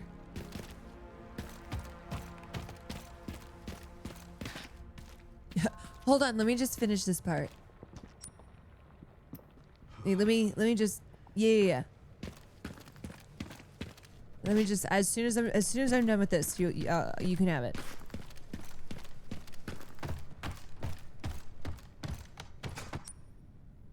What else am I missing? What is this? Locker locked. Main hall entrance. I think there was one room. I remember you struggled a lot in this building with Claire. Yeah, as I'm running it back. As I'm running the struggle back. Okay, I do remember that. I do remember that safe.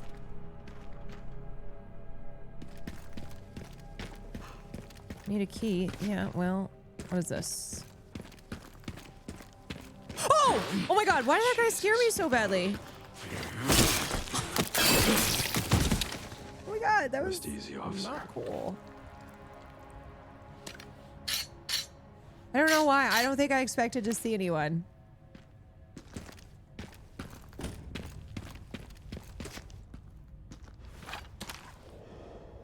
The lower jaw is missing. He looks maxing.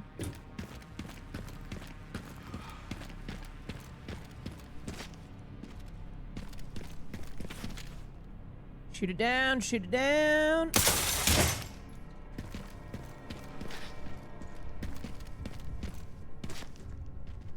Oh my gosh, need it. Oh, it's all coming back to me now, like Celine Dion sings. Yeah, when you bone smash your jaw off.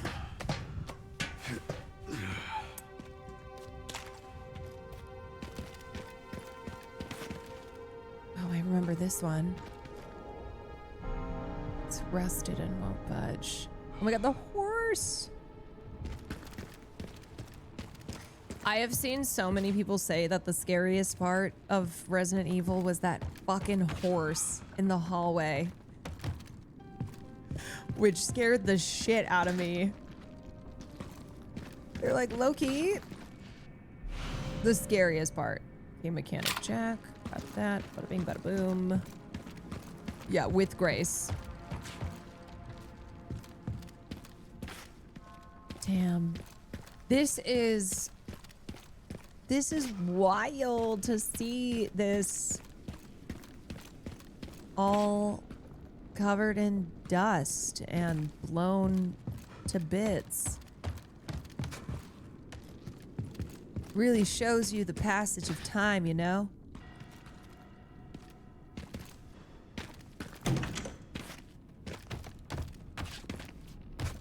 Linen room. Oh my God, it's all coming back.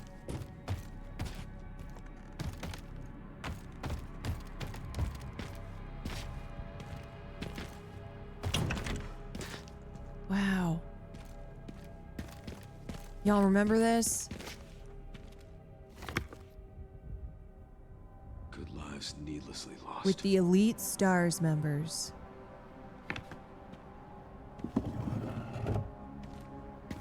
Yes, this is the Stars office. Oh my God. I did struggle big time with Claire. Turn in training plan for the new recruit. Join Jill at the shooting range. Pick the girls up from soccer. Find the missing library book. This is Barry's to-do list. Librarian's vouchable gasket. Looks like the captain checked it out last. Check that drawer. This one? What? That wasn't there before. Medicinal benefits of herbs.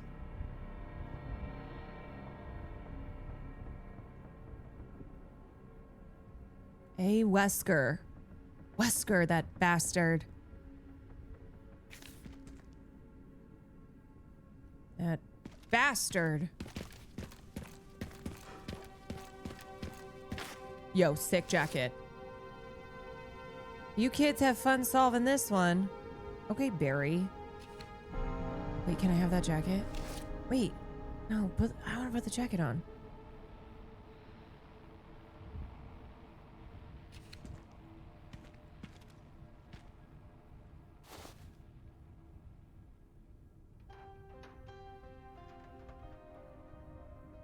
Damn.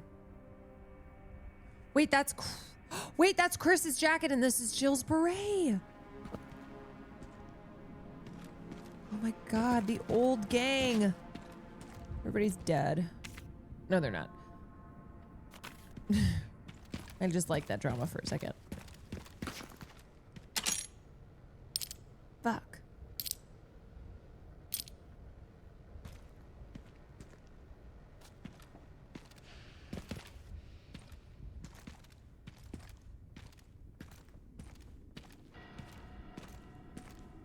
Why'd they leave all their shit?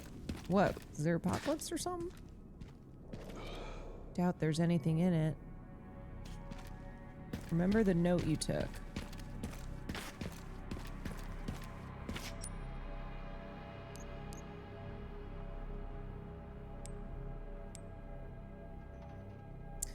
EYRA?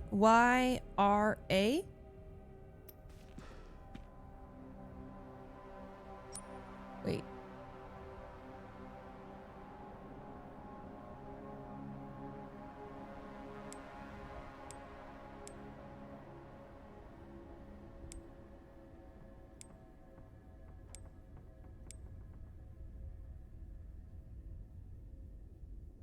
Find this book.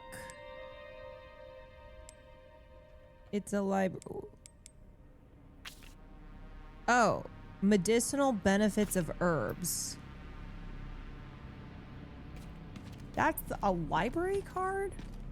Okay. If it says so. Okay, here. You kids have fun solving this one. Barry yet again. Okay, I see an American flag.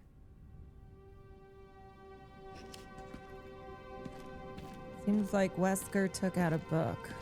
And I gotta go find which one it is. To the library we go. Classic Barry. Always leaving clues. No answers. Okay.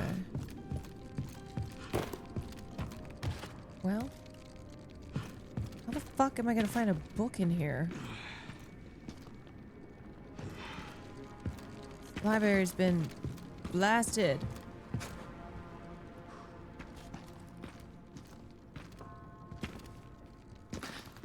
Oh, is it up there? Oh wait, I can go up. Let's see. Oh my god, I remember struggling with that. Oh, it's good times. Good memes. Ah, medicinal benefit of herbs. That's...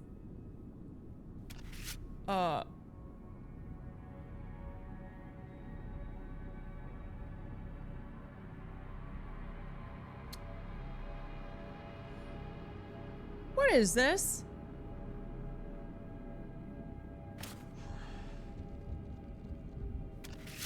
I'm sorry?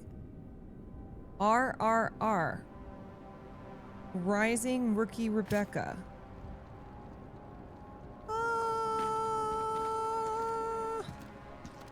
Oh, it's just a photo? Really?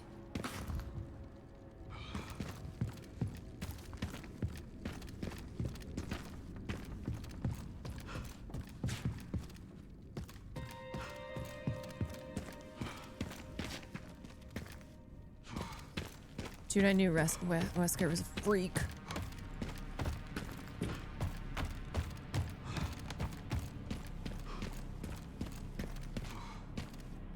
Okay. Let's unlock this.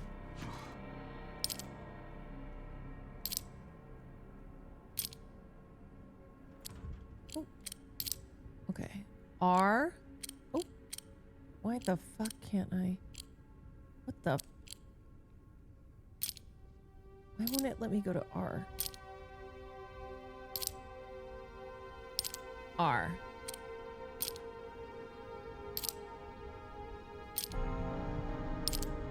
R.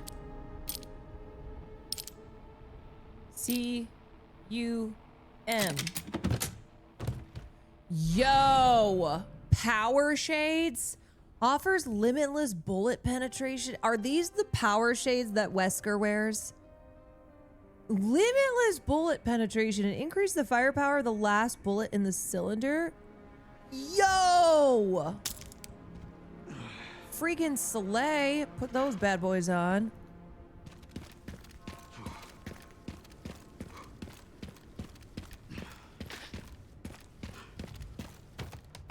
Okay, we got the Wesker tactical shades. All right. Now, where am I going? See, is that what Will was referencing? Will, I found the perv shades.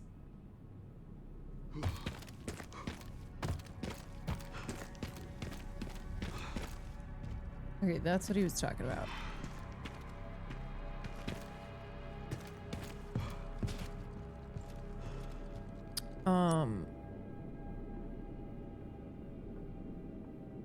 Oh, wait. What am I doing? I'm searching for Grace. Right. Oh, he wanted me to find the picture. Of course. Of course he did.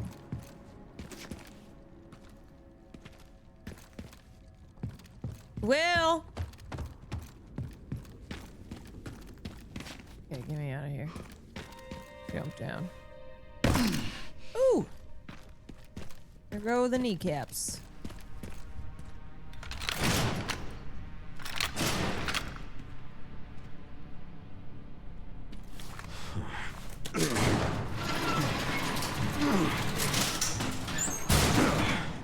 You should turn all the lights out and give yourself Erica Kirk glowing blue eyes to make this scarier. Somebody get her some contacts. It's just a pair of the glowing Erica Kirk eyes.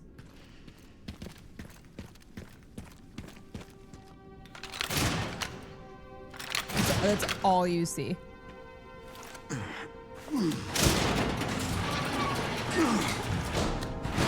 Yeah, I should probably hit the save. Yeah.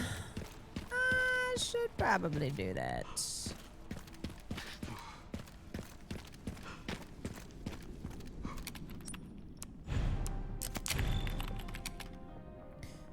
You know when it says keep out? I really want to go in.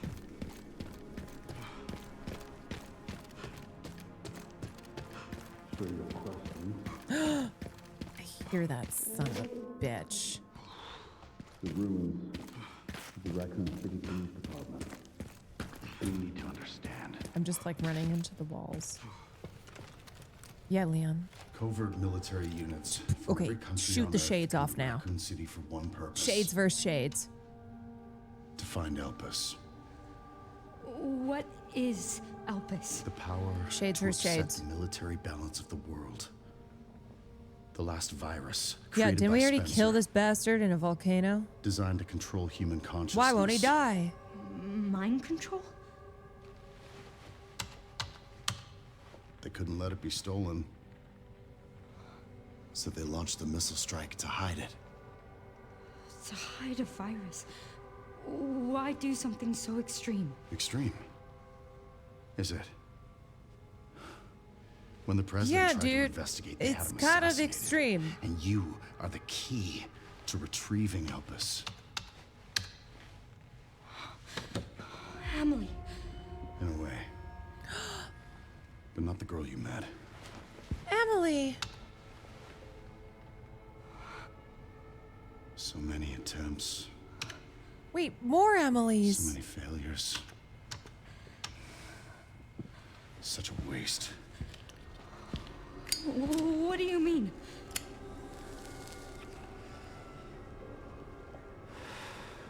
Copies. I knew it. Crafted to duplicate I knew it. you. She is Emily and Emily is she. All useless. All scrapped. They each The have their own twist. sad story.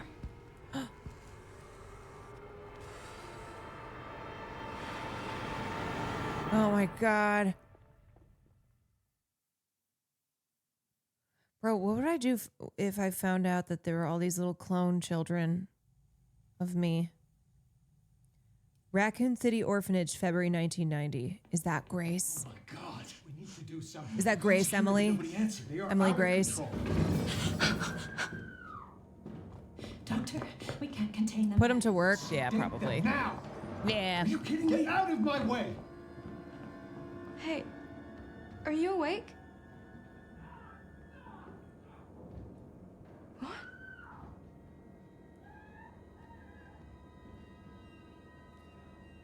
Where did everybody go? Look around the orphanage. They love to have these scenes of like a child in an orphanage. And you gotta look around. It's happened at least twice.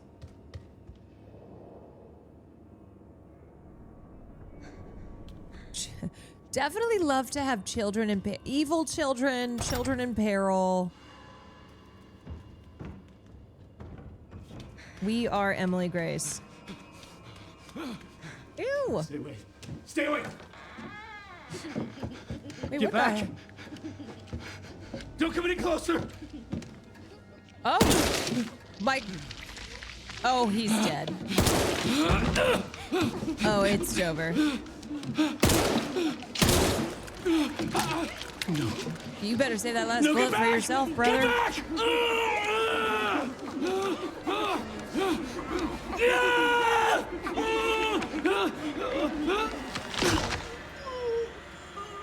Hey! What are you doing? Damn!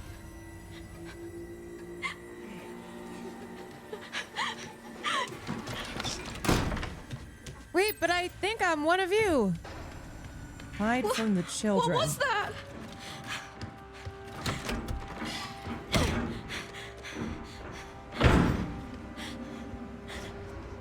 There we go. Perfect hiding spot. Classic under the bed.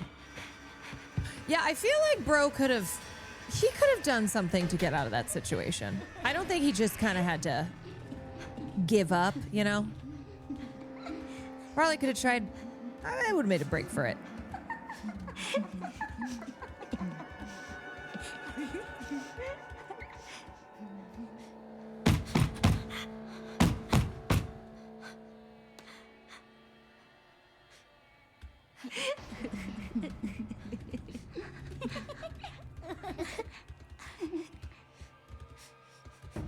Could have punted them like a football.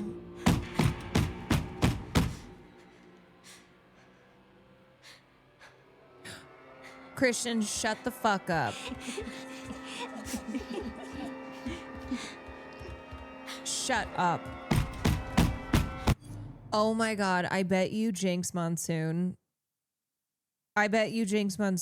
just fell over. Everyone's saying her happy birthday. Oh my God. Oh, happy birthday, Liza. I was in tears. I would have been sobbing. And I would have been doing a Liza Minnelli impression, singing Liza Minnelli happy birthday. That is crazy. I can't believe that. I cannot believe that. Oh my God. I just need to take that in for a second. I feel as if through you, I experienced that.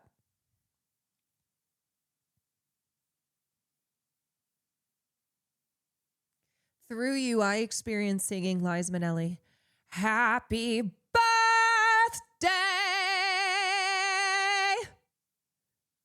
dear Liza. Happy birthday to you.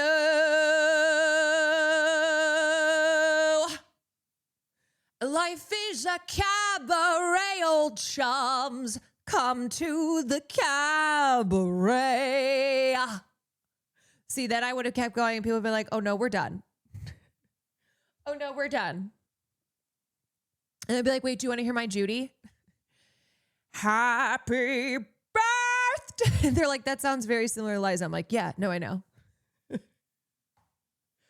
like, yeah, we just heard you do that. Wait, but can I please do it again?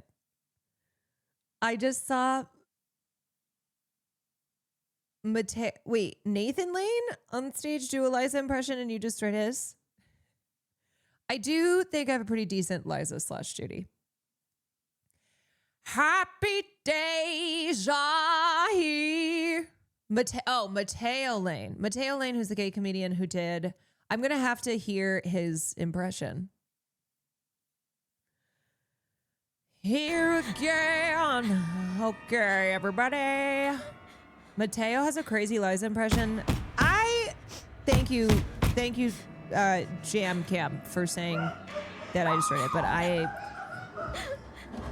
feel like that can't possibly be true. I forgot I was in the middle of these evil clone children.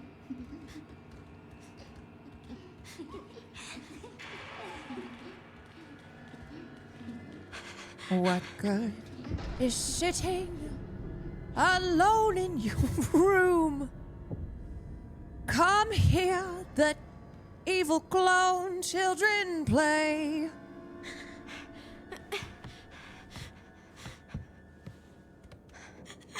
Please, someone help me.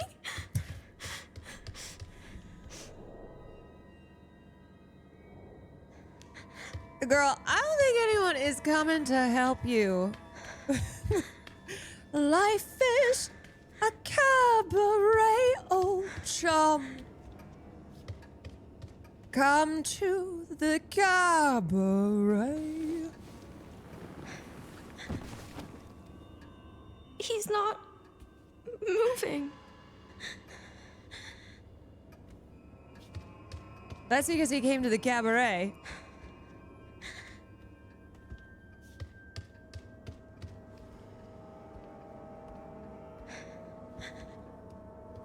Welcome and bienvenue. Welcome. Fremder, étranger, stranger.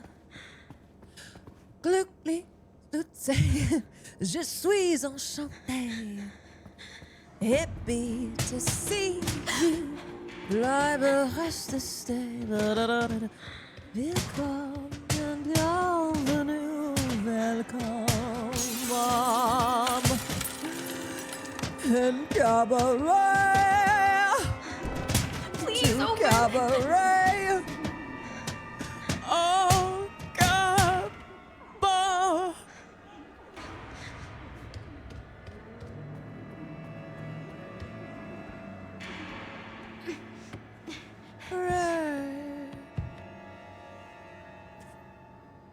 I'm surprised someone hasn't done a slowed down strip version of Cabaret for some horror film. I got 5 on.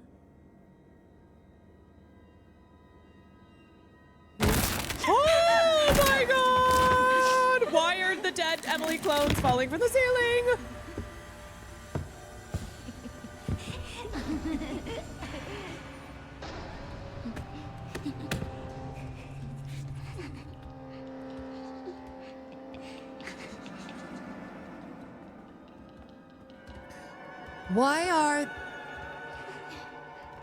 Why are they?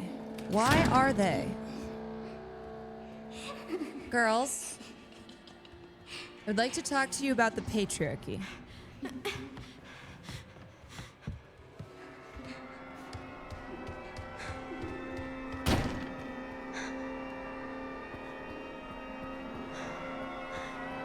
I spoon feed my kids Cabaret so they'll be gay and autistic with political autism so we can watch this on, and also musicals and obviously the Queen Caroline. No son of mine isn't growing up on Cabaret and being autistic and gay. Am I just supposed to run past him? I don't know.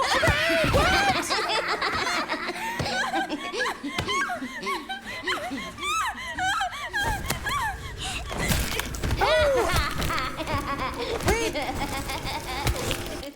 I'm one of you. Hold on a second. Yeah, that was fucking scary. Okay, so note to self. They are not down with the Cabaret.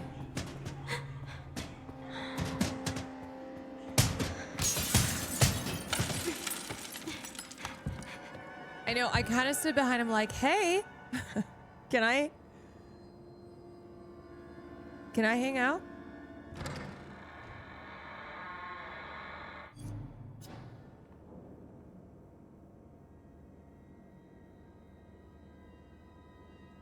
Hey.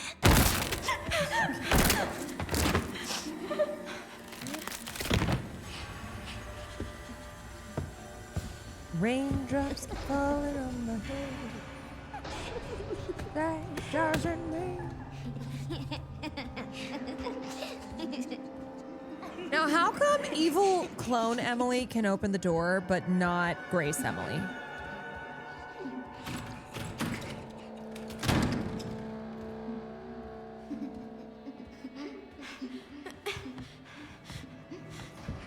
Apparently, Zach Crager's script for RE got leaked. No way. No. That fucking sucks. Okay, what am I supposed to do about these little freak asses?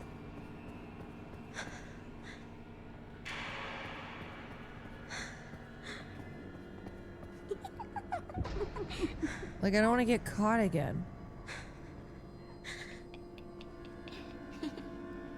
Just gonna do this? Are they just gonna stand here laughing? Like, what's so funny? I want to laugh.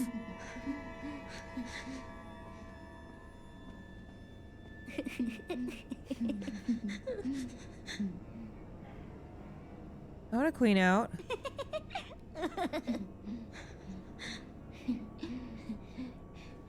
The fuck is so funny? Huh?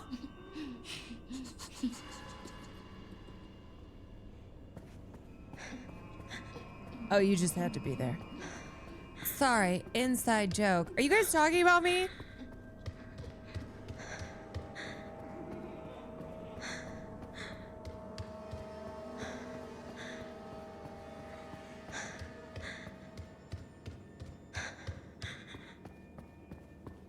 You guys laughing at me? It's not cool.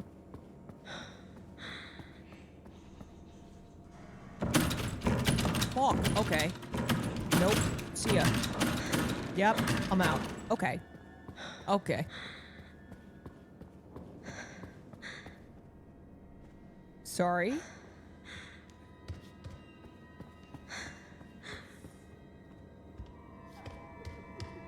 Where? All right, well, we got these laughing bitches over here. Oh, wait. I think I need to distract them. But how? Should I sing more cabaret?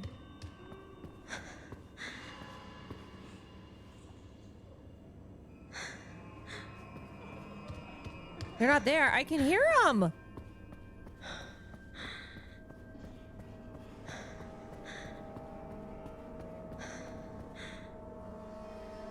Oh, wait, no, they are gone.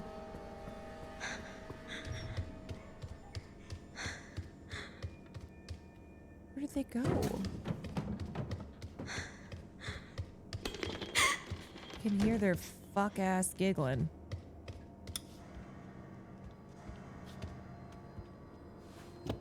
Am I supposed to hide in this drawer or something?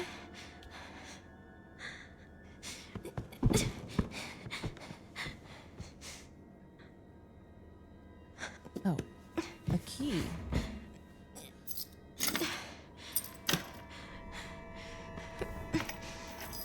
God.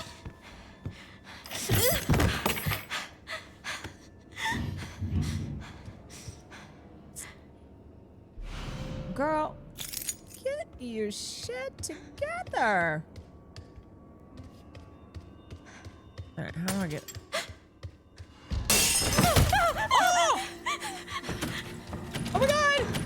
What do I do? What do I do? I don't know. It's just gonna hide or something.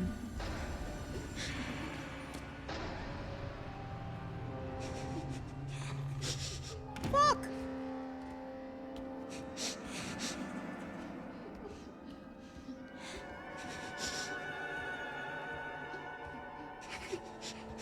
There's no way. There's no way.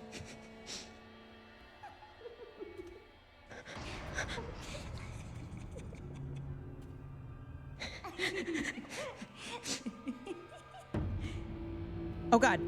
Wait, did it see me? No. No way. No way. No! No. No. Oh. Oh my god. Oh. Woohoo. Now that was scary. God, these giggling girls. Are they coming back? Oh! Oh! Hey, he's coming back through the window! Oh my god, I am clenching my butt cheeks. Girl, get the freak. Wait, what the fuck? Shit, I think I'm toast. Fuck! Oh god!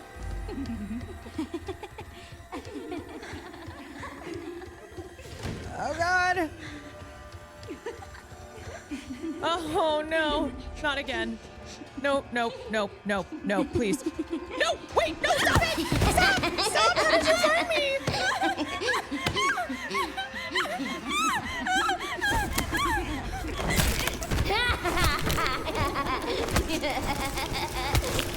This is horrifying. This might be one of the most horrifying parts of the game. Where is this goddamn hatch?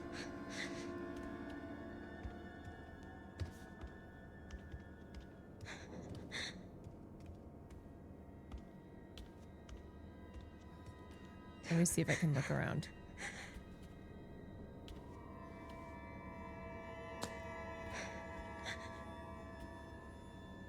Try and just see.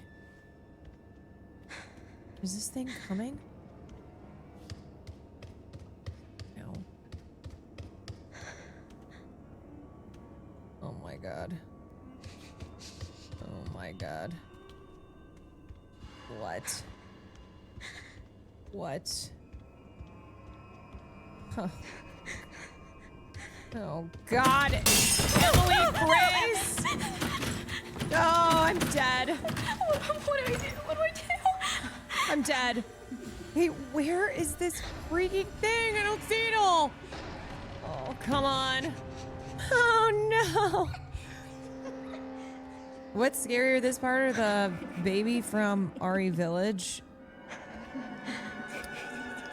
I don't know. This thing when they started walking towards Grace Emily.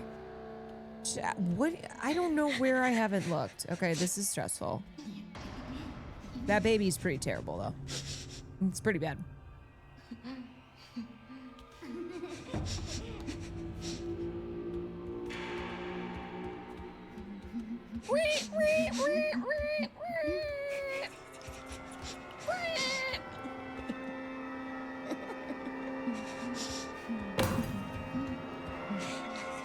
What if I just stabbed it right now?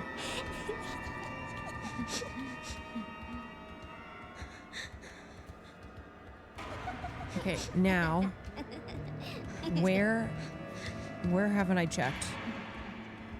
This room is not that big. This room is not that big. This is so... Oh, wait. Oh my god. Oh my god. Oh my god. Oh my god. Oh my god. Oh my god. Oh my god. Always be checking the floor.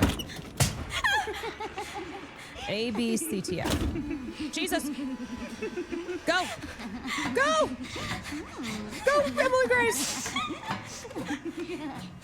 Emily Grace.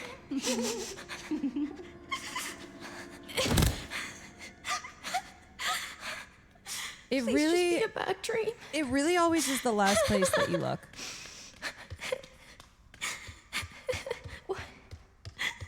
Why did they? Girl, because they're evil clones. Where am I? Hell. Oh, fucking fire truck.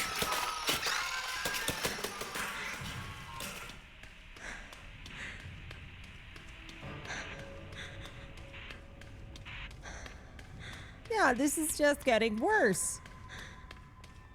You're in a cave in the basement and there's a creepy chair. And now we're in some type of chapel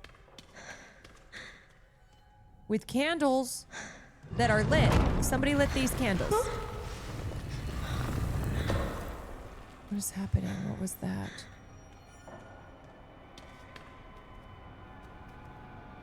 Somebody. Oh yeah, it's getting worse. Can always get worse.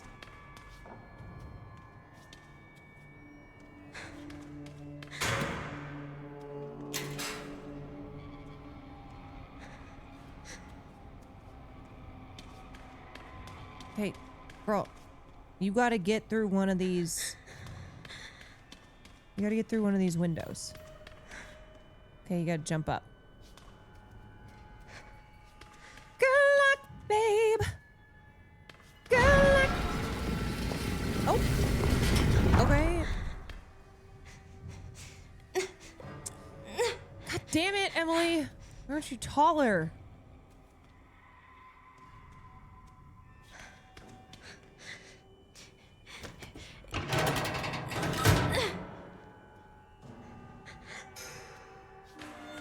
Okay.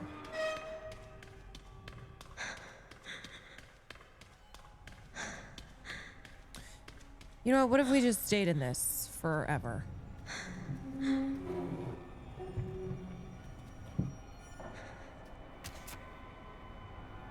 This could be nice. Charlotte, 7 years, 2 months. Date of death, January 14th, 1990. Discarded due to volatile symptoms. It's fucked up. Real fucked up. That might help get the ladder down. Oh, yeah. Well, then maybe you gots to climb up there, girly pop. That's the file. Wait, what was the file?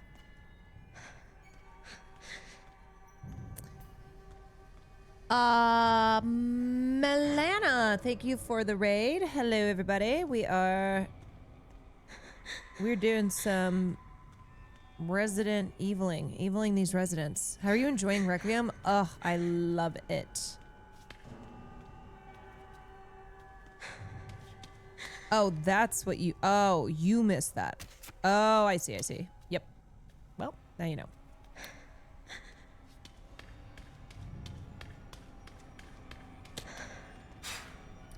Yeah, so I love this game. It's locked from the other side. Okay, well, how do I get in there? Let's see. Ceiling, ceiling, ceiling. Roof. Okay, climb. Climb, little girl, climb. Yes, there we go.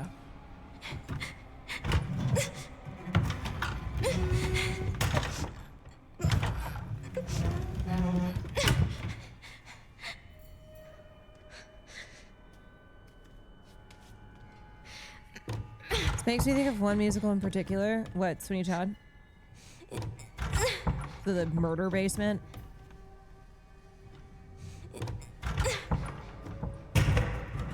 Arms for one of a woman.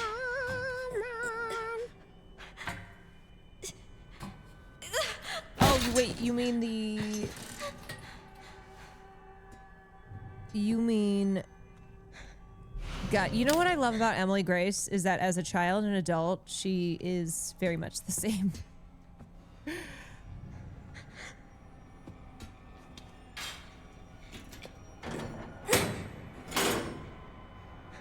Something, yep. The worst pies in London. Wait, what's your rush? What's your hurry? You gave me such a I thought you was a ghost. Sit you down, sit. Oh my God, they're in the caskets. Okay, time to fucking get out of here.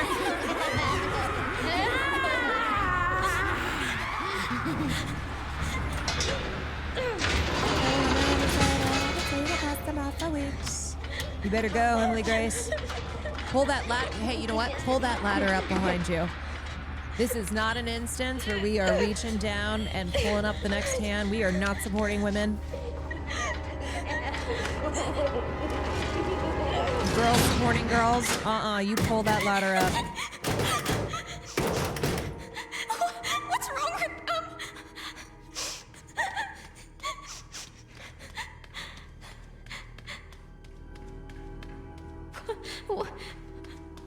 What is this place? What is this, like, so many cinematic moments.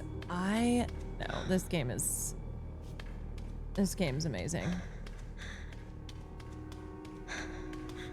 I'm hungry now.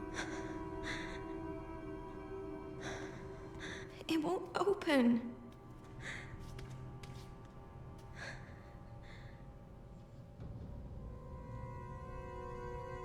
Well, then I guess you gotta find something to open it. Food! Mama, eat! Through the series, the XD possesses recombinant DNA, increasing the volumes of ectoplasm to result in successful memory transfer. We will... Hi, Hungry, I'm Dad. Oh my God. We will perform the next medical procedure and progress to the final phase. However, after adjusting the viral load in the blood of Series 70, subject Chloe and improved signs of stability were observed. Hello, eh?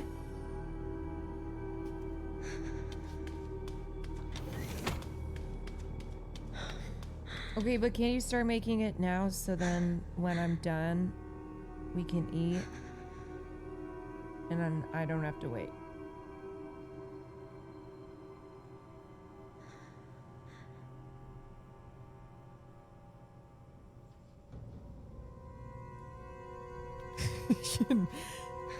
You know?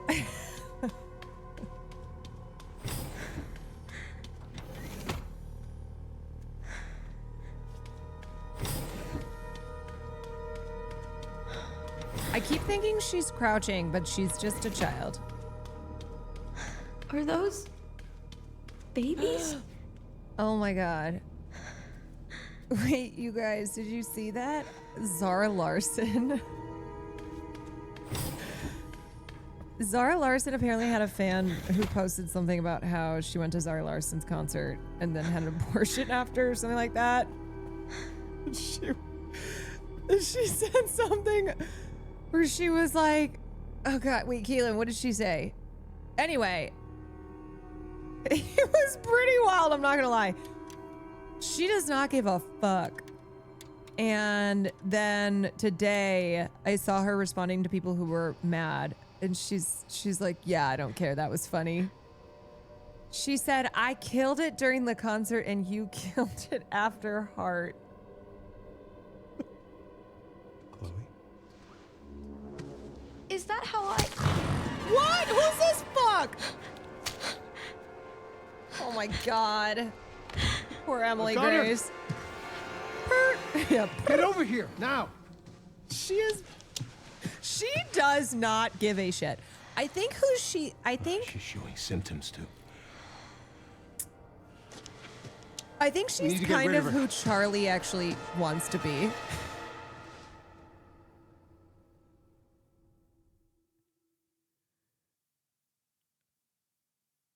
I killed it at the concert and you killed it after the performance. Purr. Yeah, Zara Larson really is out here not giving a shit. They weren't able to recreate Spencer's key. But now we have the original. We have you. No! You can unlock Elpis at Ark. That's where we'll go. So, what, I was made? Correct. So it really was all my fault.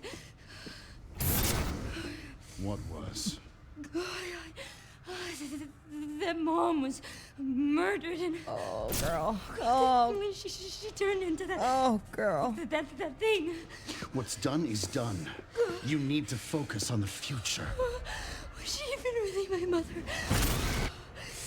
It's time to embrace your destiny.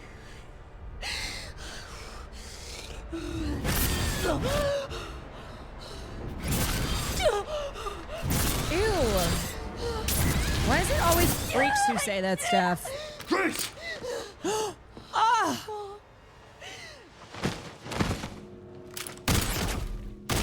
Oh my god, I forgot he has the Matrix moves. Mr. Kennedy, I had a feeling you'd make an appearance. Sorry, but I don't have Grace time to is just spare. done. She's so over. What? No. No, ain't no way. Ain't no way. No, not. No! Have fun. No! Hurry. Oh my god. They brought back the whole squad. This is the All-Stars reunion. I remember that too. Oh no! X gon' give it to ya. Wait, hold on. Okay. We just collapsed the ceiling on him. Surely he's dead. Wasn't there an orphanage around here? There's always an orphanage around here. Why? I'm gonna do some digging. I just sent you the coordinates. Oh my god. I'm not gonna lie, Mr. X is looking pretty good. Ah! I don't have time to deal with this. How am I supposed to what am I supposed to do with this fucking dude? Oh! Brother. What if we just chatted for a second? I think we're kind of on the same side, you know? Wait. Hold on, let me just blow you up, and then we'll be chill. Okay, wait, I kind of blew myself up.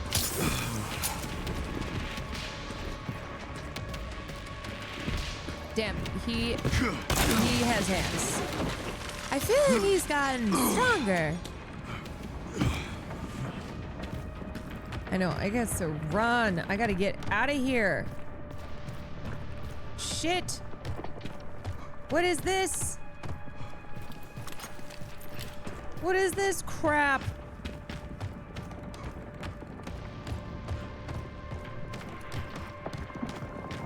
Wait, was that Miss Loot? Oh, damn it. What is that? Ah! Wait, am I dead? No, I'm still alive.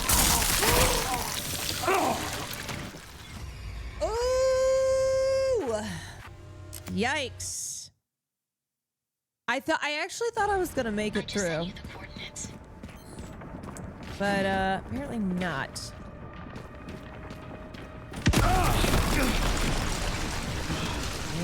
This guy. I don't have time to deal with this. I don't have time for you.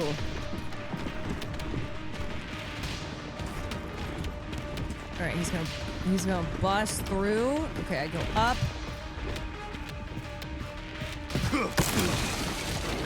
Yo, I forgot how brutally Mr. X kills.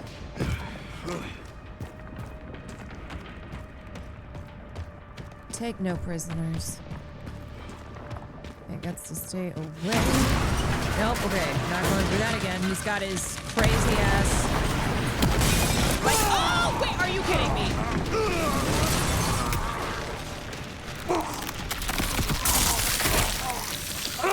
Ain't no way! Ain't no way! How did he even? I just sent you the coordinates. How the fuck did he even do that? God damn it. Okay. I don't have time to deal with this. You're not gonna get me this time, though.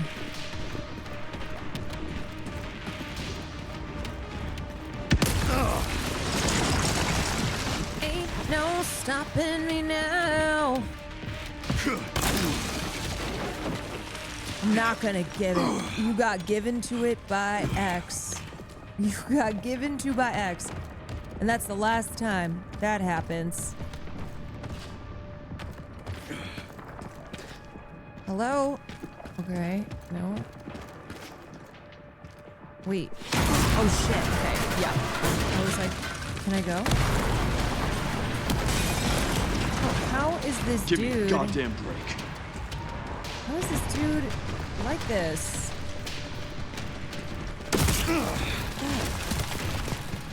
Bro, can I go back and... Wait, where even is he? Is he in the walls?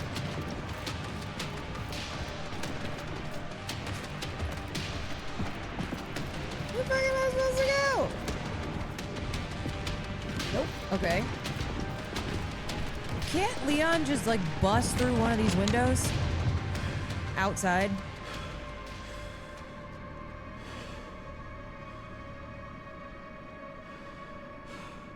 Everything all right, Leon? Yeah. I'm good. Bust through these windows and then bust a nut.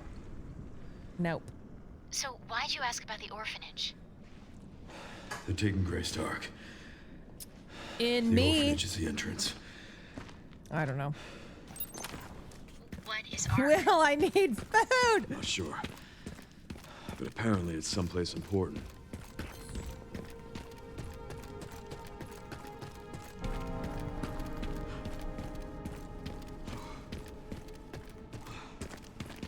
It always is.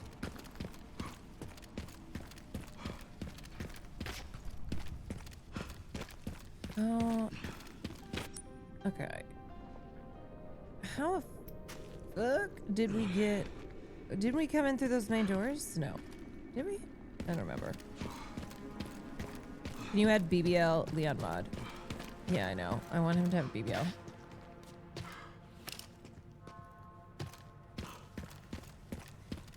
Cold drinks. Get your cold drink. Okay, where the fuck do I...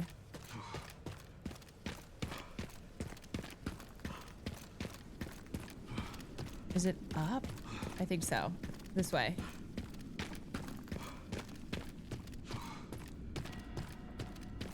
Aha, yes.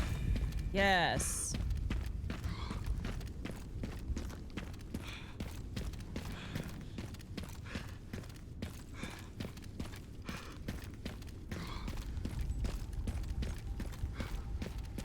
Now to find this orphanage.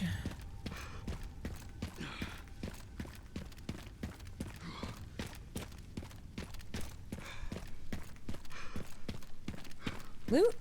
ABL. The orphans can wait. I got loot to be lootin'.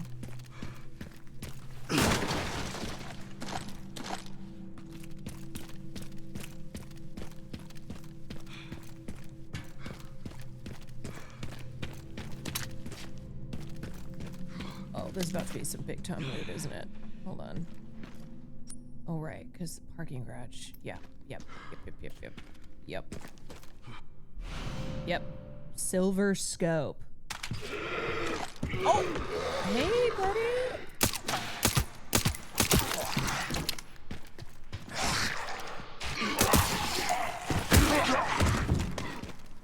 Yay!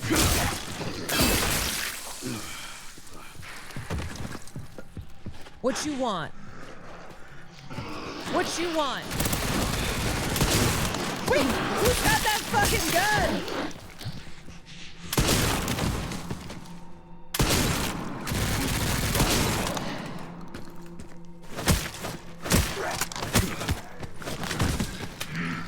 Soldier.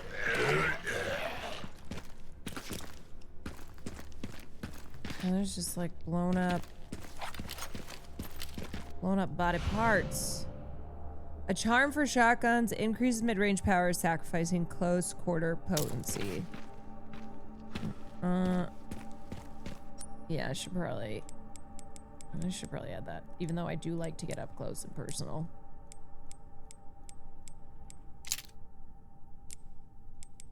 Let me check my charms.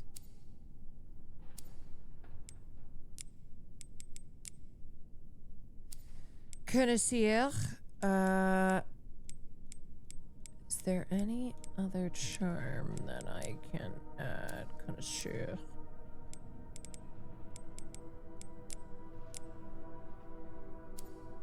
Damn, I've been needing some scrap. Before you leave the police station, check the treasure that Barry left behind. Wait, I forgot about Barry. What's he want again? Or what?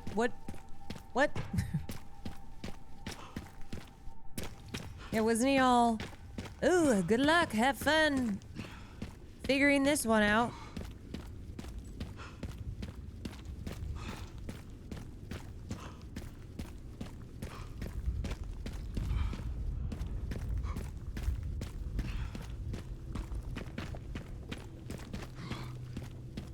Anonymous gifter, thank you so much. Okay, let me check my photos.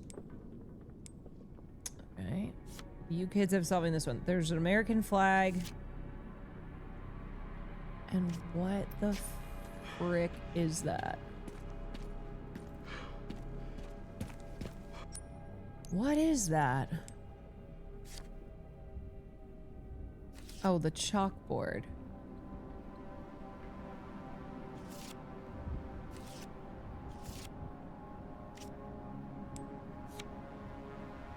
The chalkboard. That's where the flag is.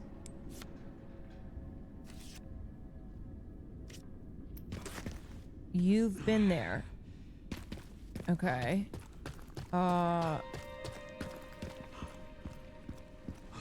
Well.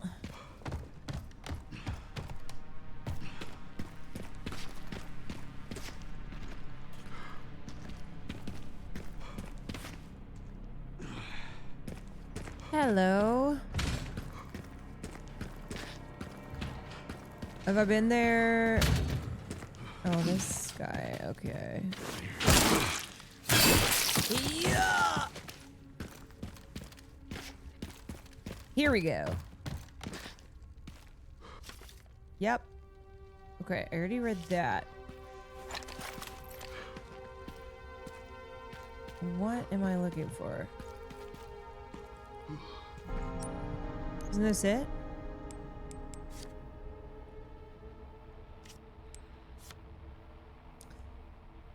So there's the chalkboard, and it's from... It's an angle. It's something that's up. I'm sorry, what the fuck is that?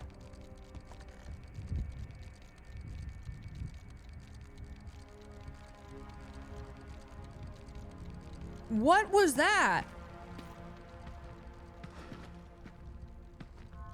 Who's tofu?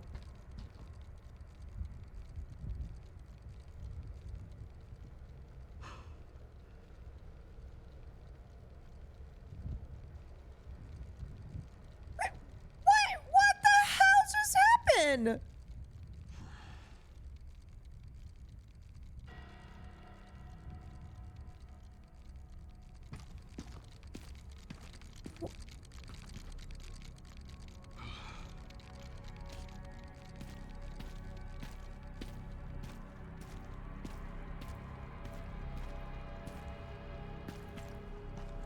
Wait, I am at a loss. Also, I hear this little... I hear it. I hear the little clicker guy. I hear him. Where is he? Wait, that was... Oh, there he is. That was crazy. I can't believe that that tofu just popped up. Is that... So is that what I was supposed to see? Is that it? Okay. So random.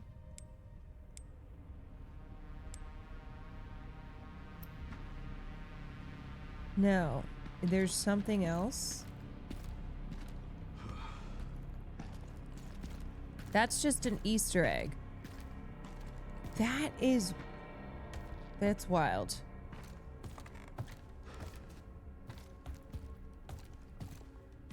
Confused. Should I shoot this? In RE2, you can play as a stick of tofu. What? What do you mean you can play as a stick of tofu? Show me. Wait, show me afterwards. After I have done gaming for the night. I want to look at tofu after. Okay. I don't understand. Oh, wait, there's another TV. There's a second TV. What? Why is Barry such a piece of shit? And making this...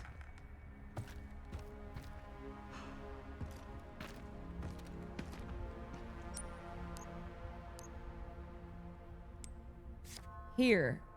What is that?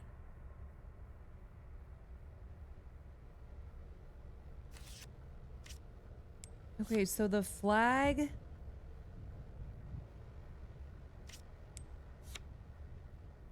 I cannot tell what this is. Here.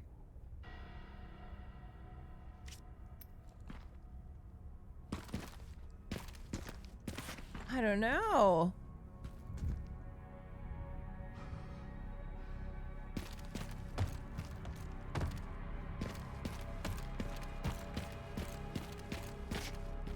I don't know. I give up. It's a TV, but then what?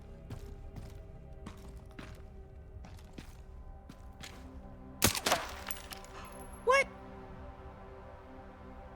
They used a rectangular model that looked like tofu when they were developing the game as a stand-in for the unfinished character models.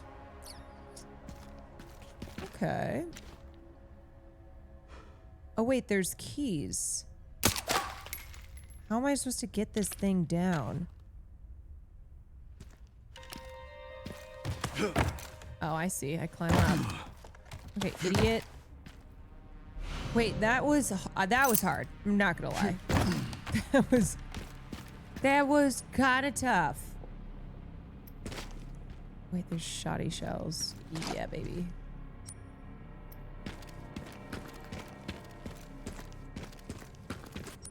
Yeah, baby. Go into the West office.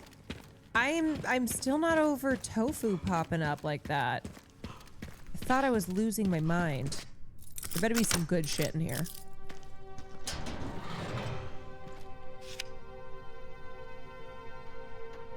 Tickets, enjoy, and don't say I never gave you anything. Fuck you, Barry. That's it? Oh wait, I guess there's this. Stars Emblem Charm. Increase the fire at the cost of Horseway. Bro. That was some fuck Barry. Fuck you, Barry. Wait, look down. Better not be some BS.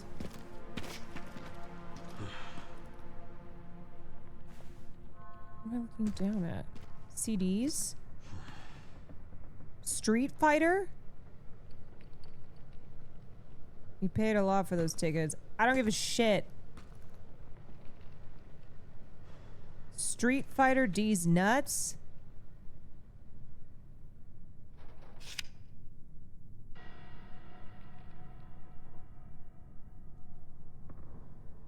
All right, cool, Barry.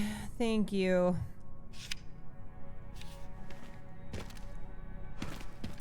I don't know. Wait, what was I looking at?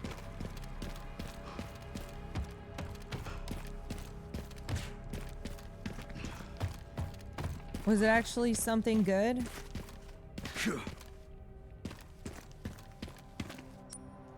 Old Carol.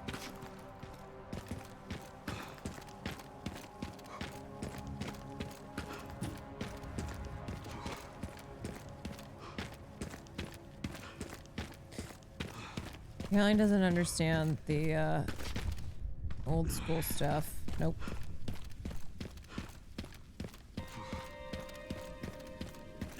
Old PlayStation games? Oh yeah, nah. Nah.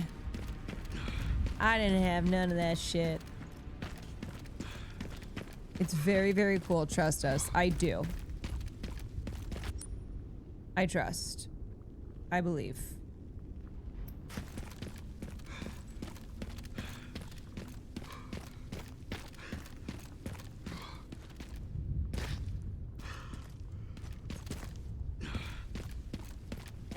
All right, how freak do I get? Wait, I already went to...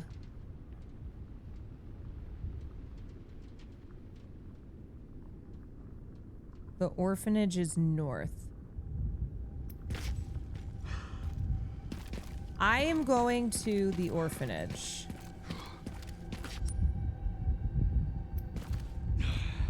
I already went to the garage and got all my shit.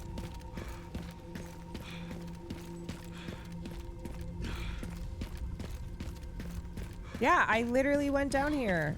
Yes, I did. I got what, I got...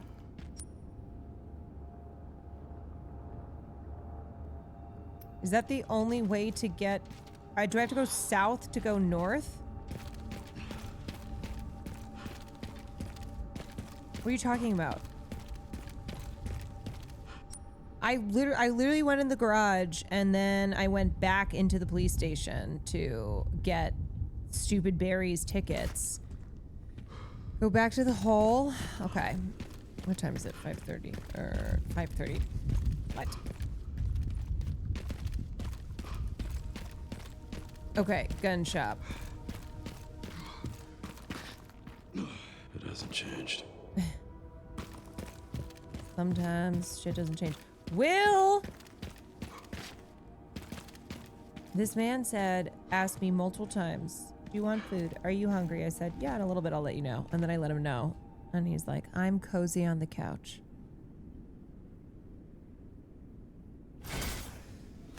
Oh my god, little baby Leon trauma!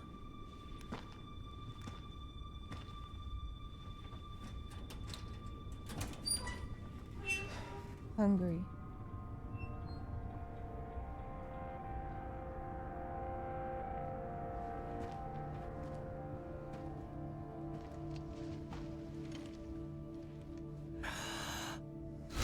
Terminate. That's my fucking daughter. Wait, is that not Leon? Or is that a... You're a cop. You're supposed to know something. How did this happen? Wait, I thought that was baby Leon. Those fucking things outside. Oh wait, no, I remember this guy. Oh wait, I remember this guy. They did to us. Yeah, his daughter's bitten and he's he's like hiding her. And you have to kill both of them.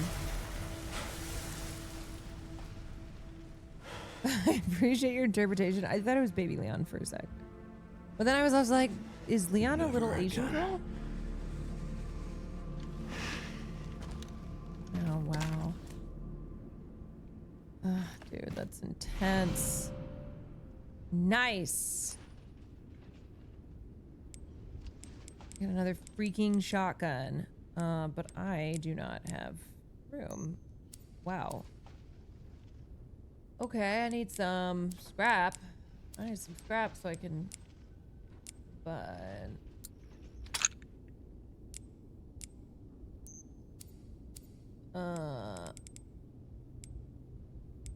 Bro. Uh-oh. Okay.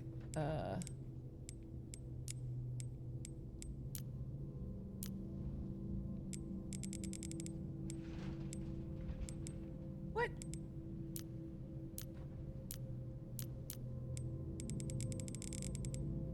How do I... Can this not move to the side? Oh god. This is gonna take 4 or 5 ever. This is gonna take 5 ever. LB to rotate. C. Oh, okay. Okay. Oh my god. Move. Okay. This is called math.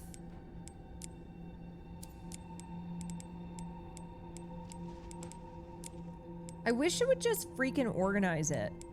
You know, why does it do this bullshit?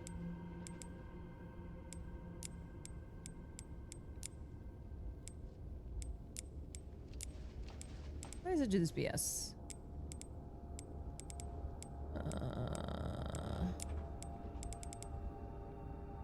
Okay.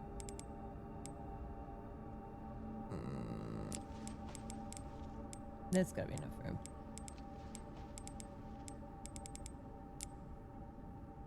Right. 1, 2, 1, 2, 3, 4. Okay.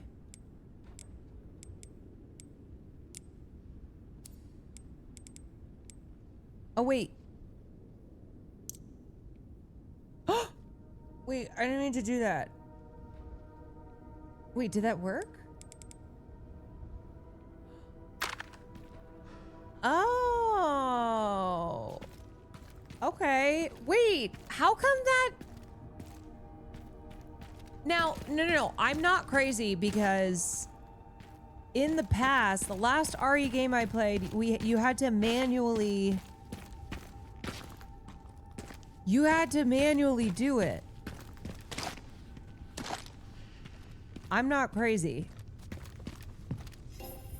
And it was tough. It was really tough.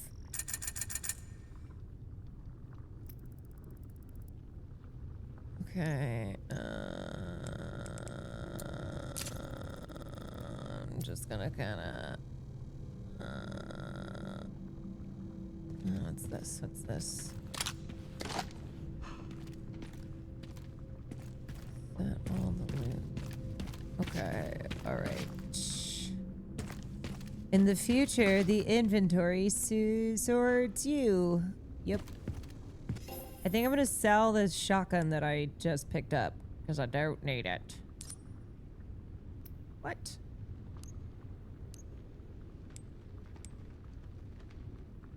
Okay.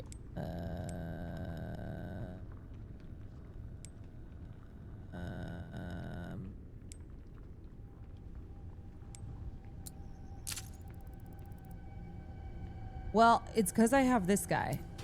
I like that guy. All right. Okay, I'm so hungry and I need to go put shit on my face. So I'm gonna save here. And I'm gonna pick this back up tomorrow for Friday night gaming. I think it's a good spot. This is the best part. Well, then I'll be doing it tomorrow. Gaming? Of course. I gotta go put Vaseline all over my burnt skin. And then I'm gonna have to go make myself some food because Will is well, he's just too cozy on the couch. Never mind. I'm finishing stream. I'm making my own food.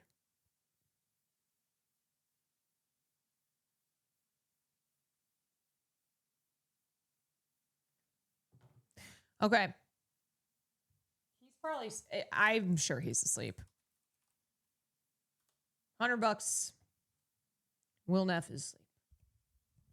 Don't take that bet because he's definitely asleep and you'll be out $100. Oh wait, I wanted to see Tofu. Yeah. I'm gonna skip forward again. Wait, so you actually play as Tofu? I don't understand this. Why do you play as a piece of tofu? I don't get it. Why? Why not? But where's this cooked from? The tofu has a beret? That's crazy. Wait, the tofu has chunks out of it. Can you specify and be a Mapo tofu? Okay, this tofu is not doing well. Tofu is only armed with a knife? Fuck that. Wait, it's an inside joke from the devs of the early games. That's really funny. I will admit, it's a good bit to have the tofu. Okay, you guys. I'm sending over to Sam. If she starts talking to me like I'm there, I'm definitely not there because I have to go eat some food. But